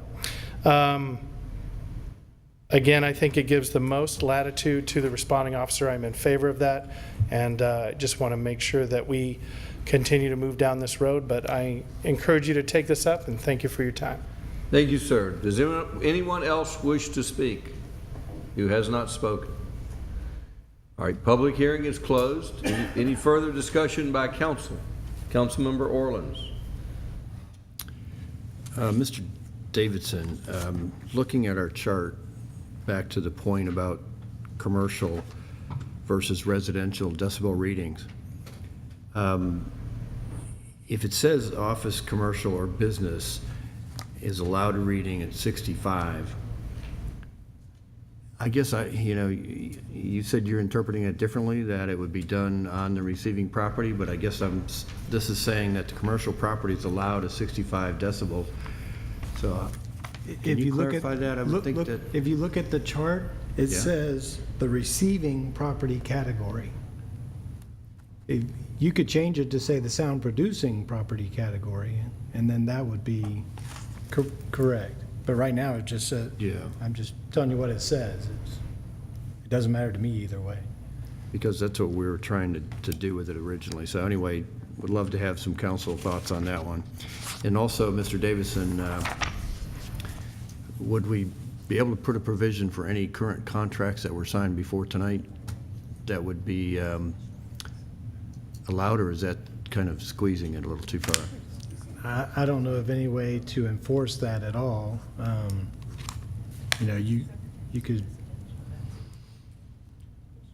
you could grant them special event permits, I guess, if you wanted to do that, and they would be exempt from it. And you could condition. Well, they could come in and ask for that anyway, couldn't it? Right. Okay. Thank you. Councilmember DiPolito. Oh, sorry. Thank you. A couple questions. The question came up about fellowship as an example, but are there, if a property has zoning conditions that occurred, I guess, in the last 20 years that have carried forward, those supersede this ordinance? Is that correct? This is a nuisance ordinance, so this is just what would be considered a nuisance now. If they have a zoning condition and they violate that zoning condition, they could be cited for violating the zoning conditions. Okay, so it's wouldn't two necessarily, totally different. so it wouldn't be a nuisance, it would be a violation of the Correct. zoning condition. Right. Okay. Second question I have, actually Ms. Russell brought up a good point about the sound from special events, and those can be extraordinarily loud. And what parameters do we have in place for special events? Do we have any as far as sound is concerned? Yeah, I know, right now it's exempted, so it's, I mean. None that I could know we- I guess the question is, should we put some brackets around that? Because if they're not subject to a noise ordinance, it could be ridiculously loud. There are two possible ways to do that. You can change this ordinance to create a limitation on special events, change that exemption. Or you can place, I presume, Mr. Davidson, when you grant a special event permit, you could restrict the permit. Well, and I guess what I'm suggesting is that under this item 10, it does say that they have to operate within the parameters of the special events permit. And perhaps rather than change the ordinance, we look at Article 14.3, which addresses special events, and handle it from there. So I guess I'm saying not to change it here, but I'd like for us to take a look at that subsequent to this. We can do that. Councilmember Diamond.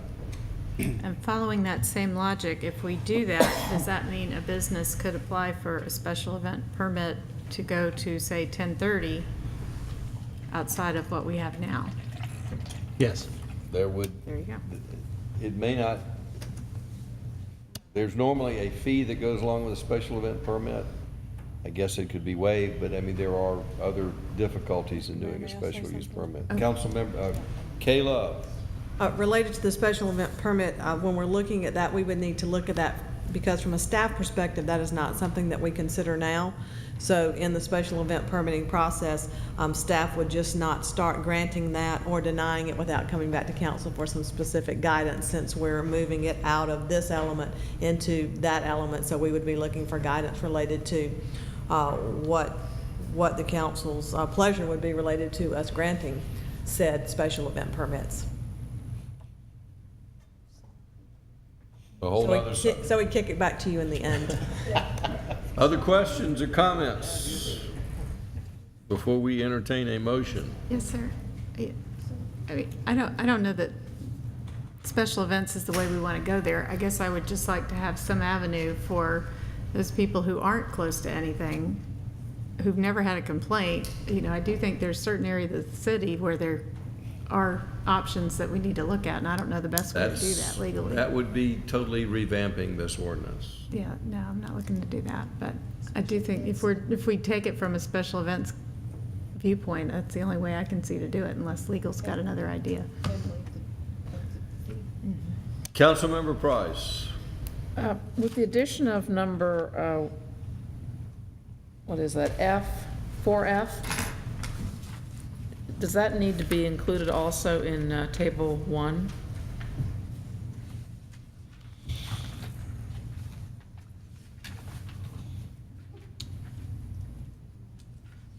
Mr. Davidson, your response. No, this is a specific restricted use or activity. Table 1 still applies throughout the city. This is just a more specific restriction. Would it be a problem to include it there? Table 1 is the actual decibel levels in the actual categories. And this is throughout all categories, so it's not broken up like that. So I'm just I'm wondering sure if we could people find a way to do it. If people look at that table and don't see any restriction for that. I mean, because it's time limited. I mean, I guess there's some others that are time limited as well, but I think people want to know times as much as they want to know decibel limits. And we've got several specific cases that have different times.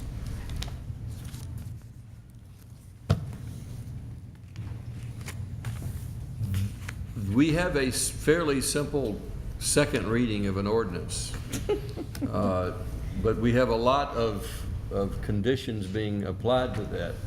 So the council needs to sort of decide one course or the other. If we can either pass this ordinance in a simple form or defer the passage of this ordinance to have a further discussion, because we're not going to resolve all of these. If the council wants to bring forward of all these tweaks, it's not going to happen tonight. Well, let me add, if you look on page 6, number 7, request for temporary relief or stay. Any person requesting temporary relief or stay from enforcement of this ordinance shall apply to the zoning administrator or designee for a special administrative permit for a period of time not to exceed 30 days. 30 days isn't going to solve a 12-month problem. I get back to this. If the council is comfortable, wants to see a lot of little changes made, I'm suggesting we need to send this back to the drawing board, which we can do. But to try to make all these little last-minute changes, it's not going to go well tonight. My preference would be the Athens Clark County, where we do it's just very simple. You know, you don't use a meter, you just use the ear. I understand, and we can go that direction. Councilmember Orleans, what's your pleasure? I was going to say, I thought the only things I was hearing was kind of going into the special events arena. I haven't heard a lot of other issues, as you're saying, multiple issues. If we can handle them all through special events, that's fine. That's where I would think it would go. So, I mean, I think the rest of the ordinance, I think everybody is pretty well in agreement with. I think you may have gotten more response to your question for where we're going than you may have anticipated. I'm sorry? Certainly I did. So are you ready to make a motion? I think I've already made it. And the motion, was to approve the ordinance with the definition that Mr. Davidson threw in. And that did that receive a second? We have a motion and a second. We have a lot of other discussion, but which perhaps we can handle through special events. Any further discussion before we take a vote? Councilman Orleans. Yeah, I would like to make one amendment to get to discussion and see if it would go anywhere to the original ordinance, and that would be to change the table from receiving property category to sound projecting property category, just to clarify on the residential commercial. That was Mr. Orland's motion. He's asking to change that motion. For an amendment. Does the second support that change? All right, so we have changed the motion with that to make that change to talk about the sound generating property is the one that the table applies to. Councilmember Diamond. Can I float one other change that might solve this? That we eliminate the last sentence in 7A. That creates a limit on how many administrative variances can be allowed in a year.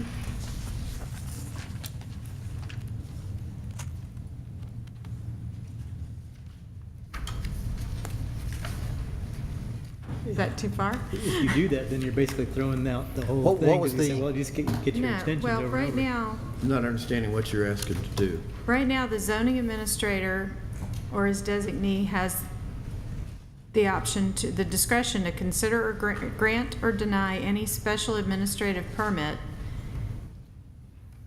to basically accept this ordinance in a hardship. And that would work except for, Dated April 30th, 2014. In your backup material, you should have also included a spreadsheet. I'm going to go through some of the changes that are included in the spreadsheet. At the request of Councilmember Price, she wanted a tab into each individual section. This is a reference showing down in the little corner. We will include the color that matches the Roswell logo green in Part A.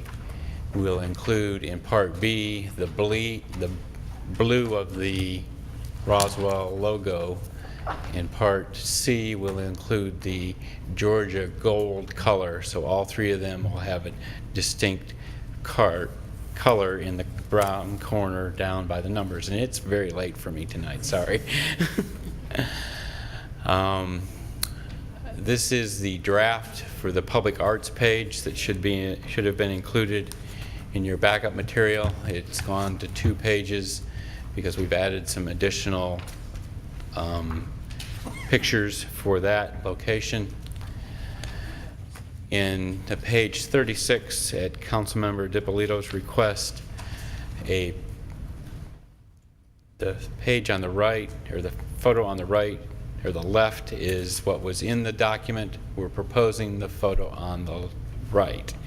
So I believe that shows a little bit more human scale change. Even the dog kind of adds a nice touch. Dog's awesome, and the plant. And a plant. Okay. Which channel 5 will we need them? We're proposing to change the picture on the left, more hysteric character. We're actually using the diesel pizza picture, which I think is a good touch for that location. This is on page 101, dealing with the images on Canton Street. We were concerned of not showing how we want the front landscape to look, make sure there's not a whole bunch of parking, so we're proposing this new picture to deal with the landscaping in that location on page 101. This is also on page 13 or 36, dealing with the entrance area. We feel we now have a more predominant entrance, dealing with that location in page 36. Staff would recommend approval of the proposed Unified Development Code Draft B with your resolution, with the proposed draft edits that are included in the spreadsheet that were handed out to you in your package of information. If you have any questions from staff. Any questions? Councilmember Eichelhardt. Looking on the public art part, it says on here that it'd be 1.11, or suggest, I guess, to be added in after page 25 at the 1.11, 1.12. Mm-hmm. If you do that, does that then make all the other ones after that change? Yes, Okay. they'll clean up the numbering system through that. That'll be the same for the 2 pages that Councilmember Price had us put in. That'll just change the numbering pages. Just want to clarify. Yeah. Thank you. Councilmember Price. Yeah, that was my question. Maybe I didn't hear you earlier. Those 2 pages being reproduced? Yes. Will be shown? Yeah, it's number 4 and 5 on the Exhibit B that we've had, the spreadsheet that we handed out. Okay. Those pages were reproduced on page 42 and put in between pages 77 and 78. Perfect, thank you. Councilmember DiPolito. Thank you. There were a couple of questions that were brought up by one of our HBC members who couldn't be at the last meeting, and I think they had been brought up before about pedestrian lighting in the historic district, and there was a suggestion of having different heights of pedestrian lighting depending on the situation. Do you recall that discussion at all? I don't recall that discussion. HPC approved it. I think it's probably more a policy decision related to how you handle different pedestrian lightings. Well, and the concern was particularly in the historic district because, you know, you do have pedestrian lighting, and then once you start getting into the parking areas, you need to be a little bit more sensitive because it's more urban, if you will. Right. I think it was Bill Bruce with the HBC had concerns about that. And the second thing he had brought up was screening in the historic district, not only for dumpsters, but for things like, I think Diesel's been struggling for a while for some parameters on what they can use to have their building in the back. And it's been a challenge for the HBC to come up with giving them guidance on what's appropriate because there aren't any guidelines for that type of thing. Right. So I know he had suggested those 2 items, and they're not in here, so I didn't know if that was what the decision was there. I don't know that got followed through as to him making actual comments that we're aware of. Yeah, he did on 3 occasions. On 3 occasions? Yes. Okay. I never saw him. Never saw him. And he never-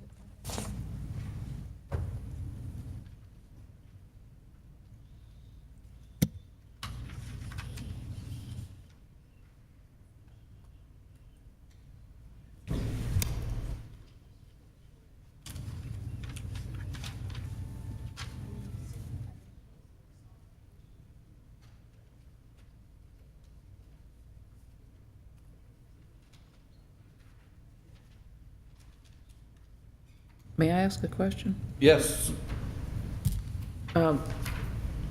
Can somebody clarify the eventual legality or strength of this resolution as compared to an ordinance? Mr. Davidson. This is just a resolution, so this could be changed in one reading. As far as its legality, these are simply guidelines. They're not conditions. They're to give people instruction, basically, on what we'd like to see. So unless they're adopted as a condition during the process, they wouldn't be enforceable. I'm sorry, they are not enforceable? They are not enforceable standalone, but through the action of the DRB or the HBC, they can be implemented. The DRB can say, we're following the guidelines, this is inconsistent with the guidelines, we're not going to approve. On the other hand, the DRB could say, well, shoot, this is even better than the guidelines, and could approve it. So it's not, it's guidelines to be implemented. It's not standalone in the sense that these guidelines are enforceable, but these guidelines serve as a tool for the HBC and Design Review Board to implement, and can justify a decision by the HBC or DRB, and that decision of the HBC or DRB becomes enforceable, and you can't build without their permission. And then an applicant has the right of appeal. The applicant has a right to appeal, DRB and HBC, don't they? Yes. Yeah, they can come to us on appeal. Thank you. Other questions? Courtney's going to answer. Those issues were raised several times by Mr. Bruce. A lot of it we felt was more of a policy decision, and that he wanted certain fixtures approved and in the guidelines like we have for the Groveway guidelines, where we would be requiring a certain fixture. And we didn't think the HPC could just dictate one over the other and make that decision for developers. He also wanted things about the screening for dumpsters, sheds, things like that. If you notice on page 30 of the document in front of you, we did expand on what was in there before for utility and service areas. That is in the section for all districts. We thought that was applicable for not only the historic district, but the areas that the DRB reviews. We also added page 28 per Mr. Bruce's requirements, a request for talking about the public area, the semi-public area, and the private outdoor area. You'll notice this also includes some light fixture elements. Okay, thank you. Would you just check with him about the utility and service areas? I don't know if he saw that. And I think the way he explained his request to me about the lighting was not necessarily dictating a style, but it was more trying to give some guidance on different heights. Because I think right now we have pedestrian lighting, we have parking lot lighting, and you really need multiple different heights, or to try to give some direction on what is appropriate in different size parking lots and there's probably pedestrian also areas. I mean, that does expand also into what do we put on our right-of-ways. Right. I mean, besides the private property lighting, how are we dictating the style of lights? That's coming next. For alleys. Well, and that's, truly that's something we need to look at citywide. And that's going to be public policy, yeah. More than this dictating it, it's going to be, the council has chosen a fixture on Oak Street, it's chosen a roundabout fixture lighting to a certain extent, so it's going to be a lot of more in front of mayor and city council related to how we're dealing with the public lighting, and that will feed into what we'll accept in alleys, what we'll accept in parking lots, and like you said, you need a couple of different styles to get it to work when you're protecting a secure area that needs a lot of light in the back of a parking lot, as compared to how much light does you need on the walkway for that location. Yeah, and I think there's two issues. One is, how do you handle the private property, and what you're talking about is the public property, which I think is equally important. Right. It's outside of this scope, but I think Yeah. it's an important thing to start talking about. So I agree with you. Okay. And I'm trying to pass along his comment here. So if you all would just follow up with that, and okay, obviously we could tweak this if we need to later on, but please just follow up with him. I'd appreciate it. Okay. Further discussion of council. Councilmember Price. I didn't see anything in here about decorative lighting as far as adorning trees and buildings. You're right. It's not in here. So it's neither prohibited nor specified. Correct. And it's not prohibited anywhere else, is that correct?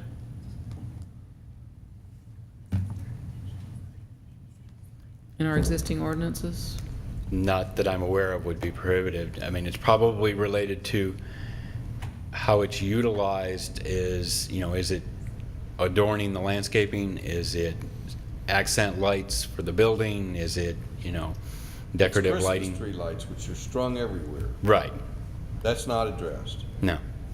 That's the short answer. It's not addressed. So it's safe to assume that those things are allowed? No, it's neither allowed nor disallowed. Safe to It's not assume that addressed. someone's going to have to ask for permission instead of doing it. Can that be inserted? No, not at this time, I don't think. Well, it would take Unless an amendment. council wants to insert it. You could pass a resolution at a later date adding it. I think to try to change this right now at this late date would Well, I mean, could delay things. It was something I've had asked for on numerous occasions, and it just hasn't appeared. So I'd like to make a motion that we address it, if not now, at some point. Well, the motion would be, at some point, was something that, is a motion at some point to address it, or is it to address it tonight and make a change to the resolution tonight? I think waiting is sort of foolish, but I'm not sure I could come up I with think your motion stands a better chance if you wait. Are they conferring on this issue or something else? Mr. Mayor. Councilmember Wynn. Thank you, Mr. Mayor. I think some of the things that we heard could be a little tweaking, and since this is a resolution and not an ordinance, it will only take one reading, and we can, Ms. Love could direct staff to look at that a little closer and come back with an answer for you on that one. And if it's something that this council will like, then we can amend the resolution. All right. So before I have not asked for a motion yet to approve this resolution. That's going to be my first request. Do we have a motion to adopt this resolution as it stands? Mr. Mayor, I would like to make a motion to approve the Unified Development Code Design Guidelines dated April 30th, 2014, Draft 3, with the Exhibit B of the changes. And that's my motion. Is there a second? Second by Councilmember Diamond, motion by Councilmember Wynn. We can, if someone would like to make an amendment to that motion, we'll entertain any amendments to that motion at this time. I'd like to make one. Please proceed. I move that we add a section at the appropriate place, and I'm not sure where that would be, to allow decorative lighting on buildings and trees.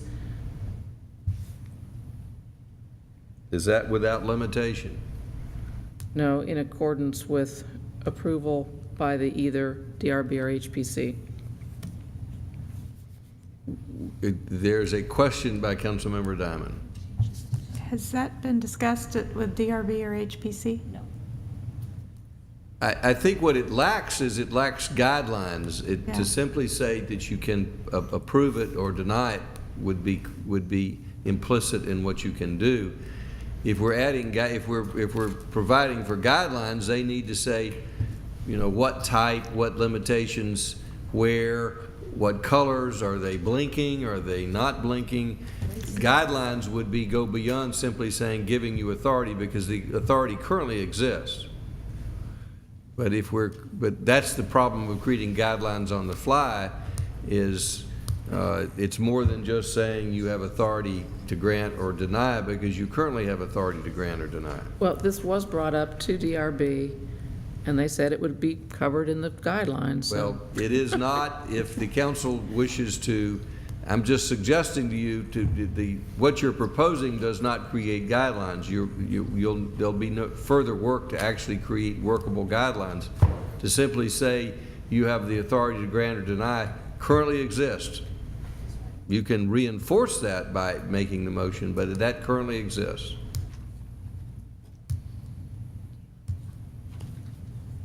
So do you have a motion to add that you have the authority to grant guidelines to the guidelines? That you have authority to either to approve lights? Is that your motion?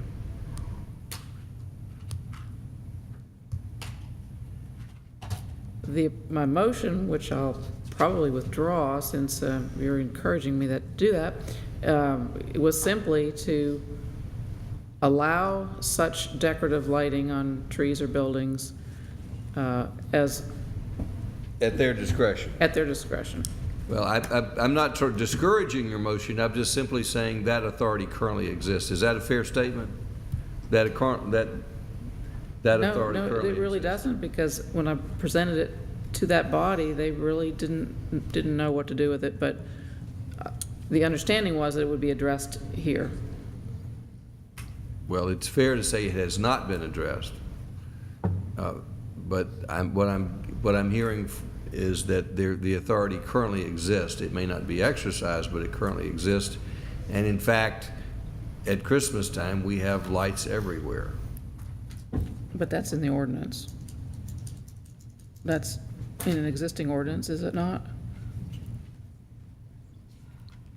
I don't know. All right. So, as I understand, we have a motion to say that the DRB and the HPC have authority to approve decorative lighting at their discretion. Is there a second? Motion fails for lack of a second. I encourage you to... You can't do that. I'm going to withdraw my motion. All right. Then the motion has been withdrawn. Any other amendments to the motion? Any further discussion of the motion? All in favor of anyone in the audience have any comments about the motion? All in favor of the motion, raise their hands. That would be Councilman Orleans, Eichelhart, Wynn, DiPolito, and Diamond. All opposed? Councilmember Price, motion passes. Councilmember Price, I would encourage you to work with Councilmember Wynn on potential guidelines for decorative lighting. Will she promise to return my phone calls? You've never called me about this, We're not going to have this discussion tonight. I will, but if I will, anything I can do to facilitate that discussion, I'd be glad to help. But we need a starting point, and if staff could look at any other guidelines that any other jurisdictions may have, it would be helpful for the council members that are interested in this. There may be guidelines, there may not be, but I'm sure digital signs would probably not be included in decorative lighting that would be approved. All right, next item. What's on next on the agenda? Mr. Mayor, we have a final plat, 201400704 Hardscrabble Road and Cross Scrabble Lane, Traditions at Roswell, applicant Trayton Homes, presented by Mr. Townsend. This is a final plat. This is a final plat for 14 single-family lots located at Cross Scrabble Lane. This is backing onto Hardscrabble. This was part of a rezoning approximately 3 or 4 years ago by the Coro Development. It is for 14 single-family lots. Staff recommends approval of the final plat. Do we have a motion to approve? Motion to approve. Motion by Councilmember Wynn to approve the final plat. Is there a second? Second by Councilmember DiPolito. Any further discussion? All in favor of the motion, raise their hands. Passes. I'm looking to my right. We're on the motion to approve the final plat. How are Councilman Orleans and Price voting? Okay. We'll hold off the final count until all council members are prepared to vote.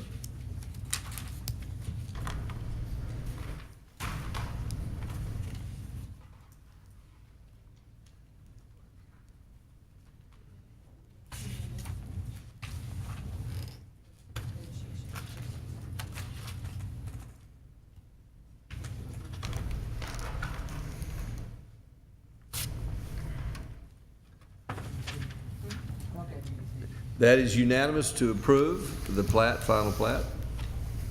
Thank you, Mr. Mayor. The next one is the initiation of a text amendment to add C/D landscape buffer to section 10.2.3 of the approved Unified Development Code. This is actually a PRD, existing PRDs to proposed PRDs. Mr. Townsend. That's correct. I have nothing further to add. It's the initiation of the text amendment.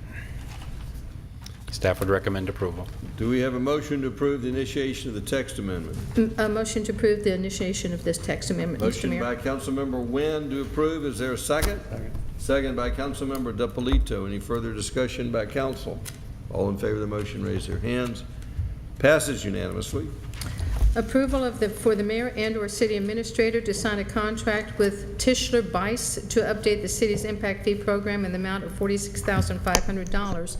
This could be presented by our ComDev director, Ms. Alice Wakefield.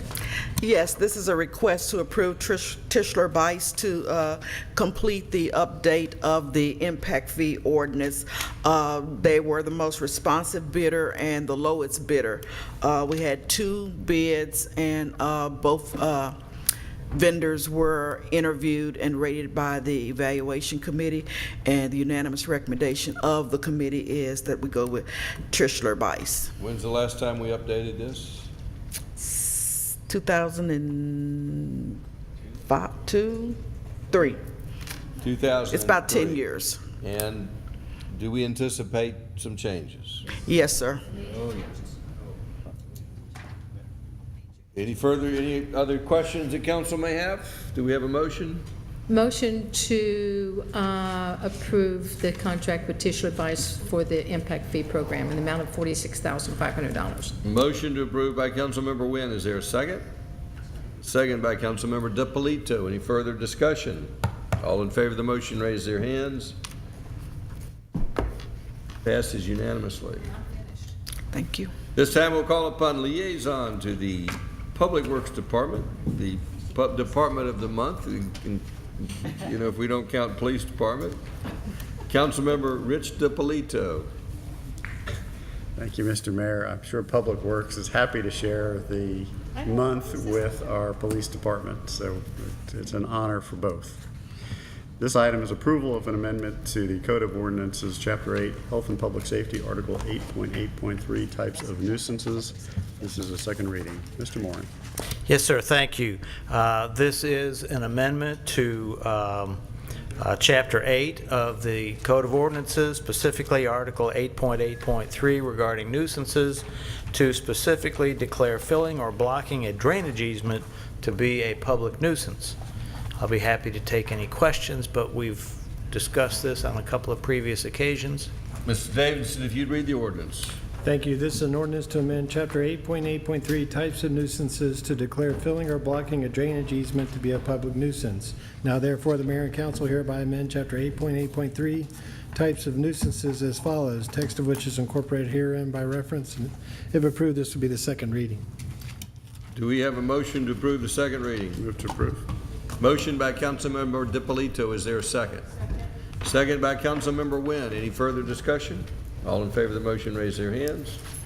Passes unanimously. We're going to defer closure and discuss all of this at another time. It's late. So we are adjourned. No closure.